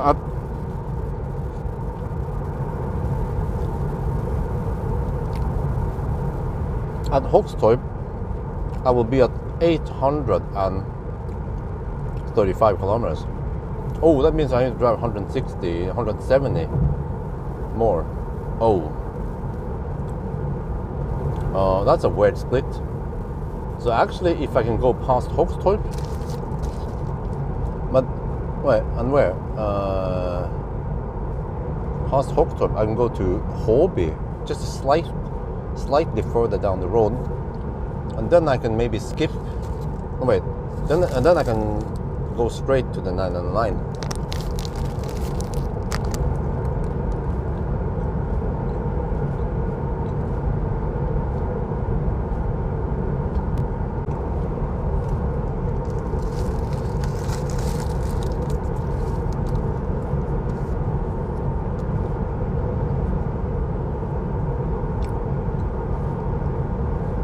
But well, I thought it was called primary E, like primacy E. Or was it E primacy?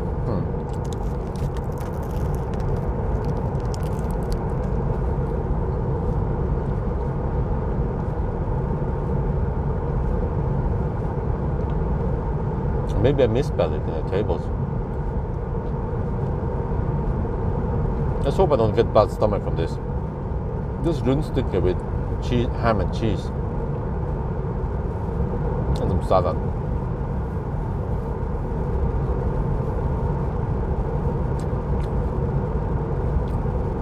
Now what's the top speed now?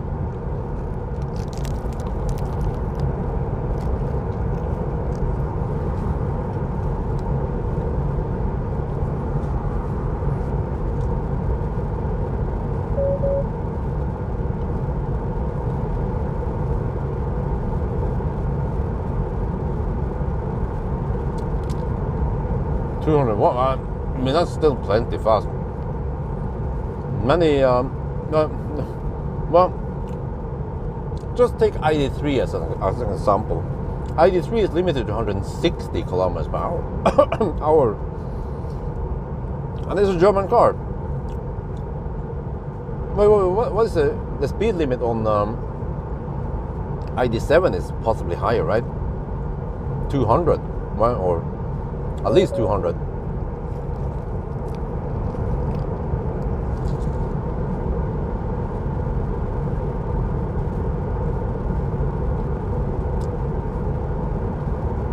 I think it used to be 225 on the Model 3. But yeah, you could see it was 180. I remember I hit it quite easily. But I mean, you could see cruising at 200, 220 would be really thirsty.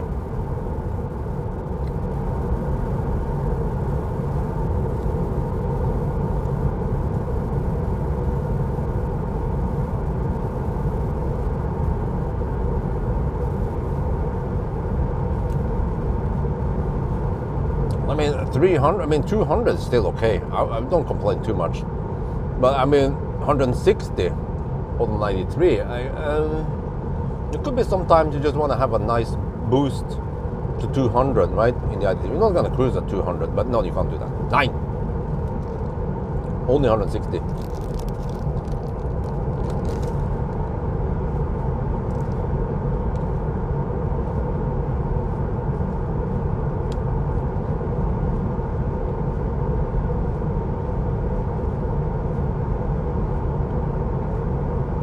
No, only 180? What? That sounds like a German thing. Many German cars are limited to 180 for some reason. German EVs, I mean. Maybe it's a gentleman's agreement. But then Elon is not a gentleman.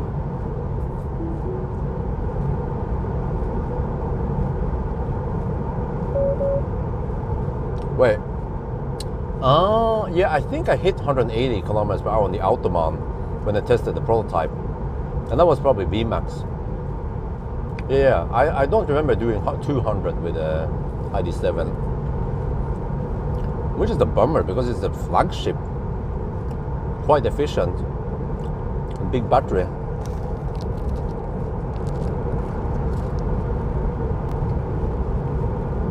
Maybe the Germans, they are afraid of cannibalizing their own market, the fossil cars. They're trying to protect the fossil market, but Tesla didn't give a shit.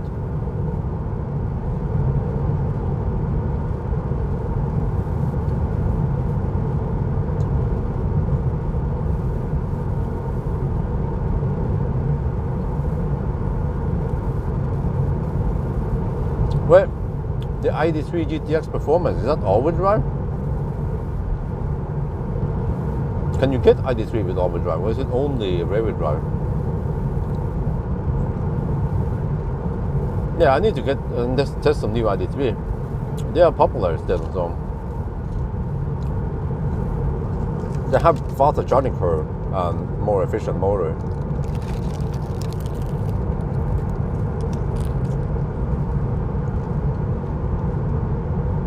But can it beat ID7 in efficiency? We'll see. It's probably going to be winter by the time I borrow it.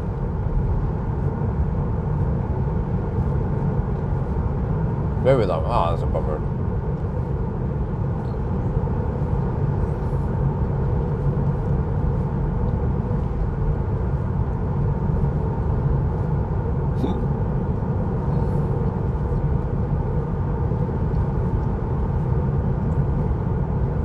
Well, I think the road dries quickly because it's so hot outside, 20 degrees.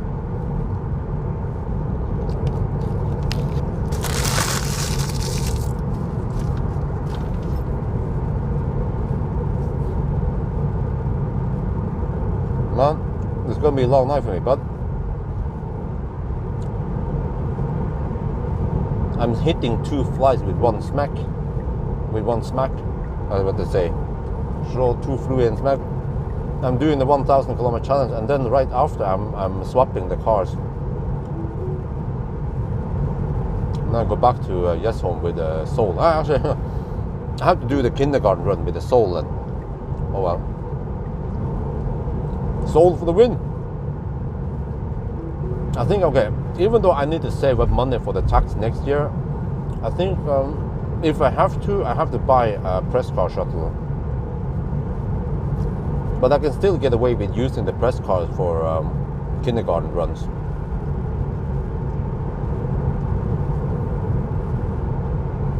Unless we find a deal with Valdemar. You know what would be awesome? If Valdemar could, if I could buy, you know, okay, technically, I'm buying a broken Ionic, and then Valdemar fixes it. Yeah. And I can get a cheap Ionic for maybe 50k NOK. Oh yeah, but that's kind of overkill. I don't really need it. It would be better if I can get away with let's say a 30k NOK kaput Soul. Yeah. A Soul is good enough for the press car shuttle, even in winter, because it almost doesn't Colgate.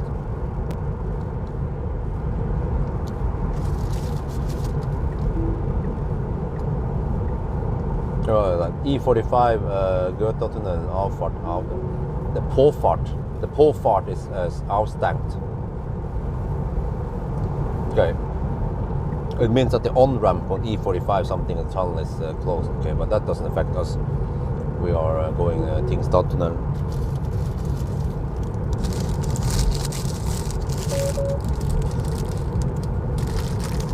Right, Stadt 724 kilometers done, 187 kilometers, 187 watt-hour per kilometer, and current leg we had 191 watt-hour per kilometer. Oh, the wet road.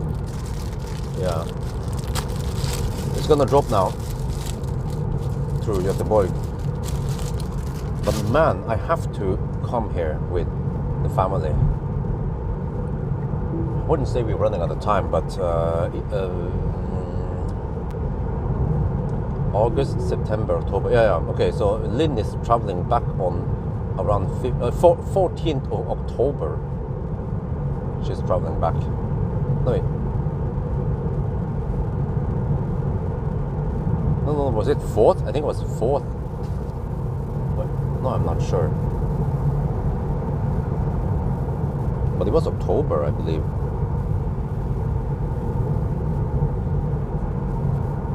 No. It was 14th. 14th of October. Wow. Huh? It was only... Huh? So we have 2 more months then. Oh, okay. Well, that's good to know. I need to focus on the traveling now. I didn't want to travel too much this summer because of summer madness. Summer traffic.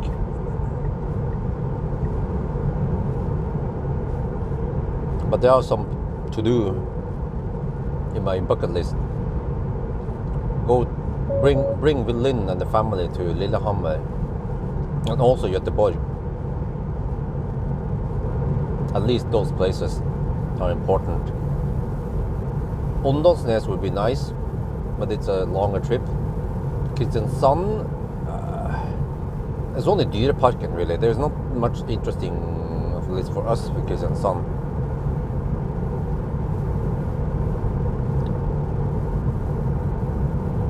Yeah.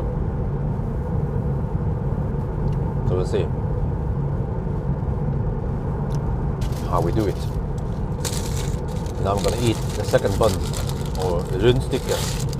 The round piece goes in. Get in my belly.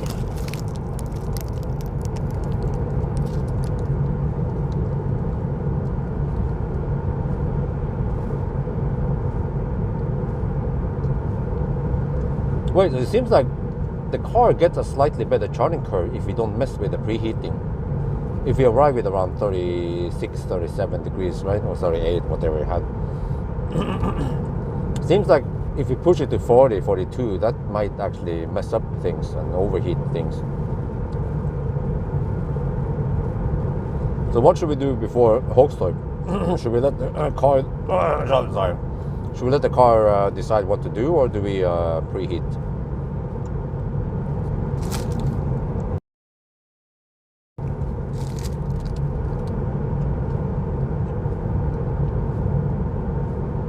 This is so weird, man. When I went to Circle K, I was walking outside and it was 22 degrees Celsius. I felt like being in Thailand. Was Chiang Mai, after it rains at night, it becomes around 22 degrees Celsius. You get that moist and warm air feeling like you are in Sweden.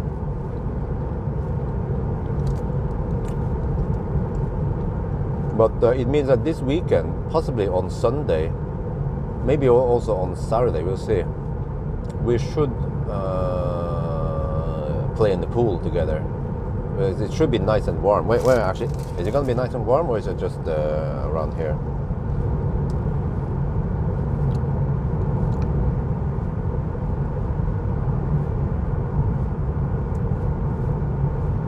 Yes, home. Yep, nice and sunny. 21 degrees on Friday. Yeah, we couldn't even play in the pool today. And then Saturday around 20-ish degrees. It's partly cloudy. Oh, Sunday we have rain again. What the heck, man? Not in the evening. Yeah, but Sunday only 12 degrees. What the heck happened on Sunday? You must let the car decide, okay?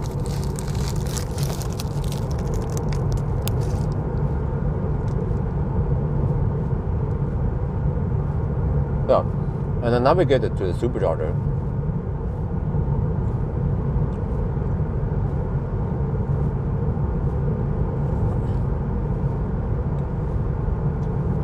Eventually I need to buy more pork at Schweinsund. What do you call them? At Nordby.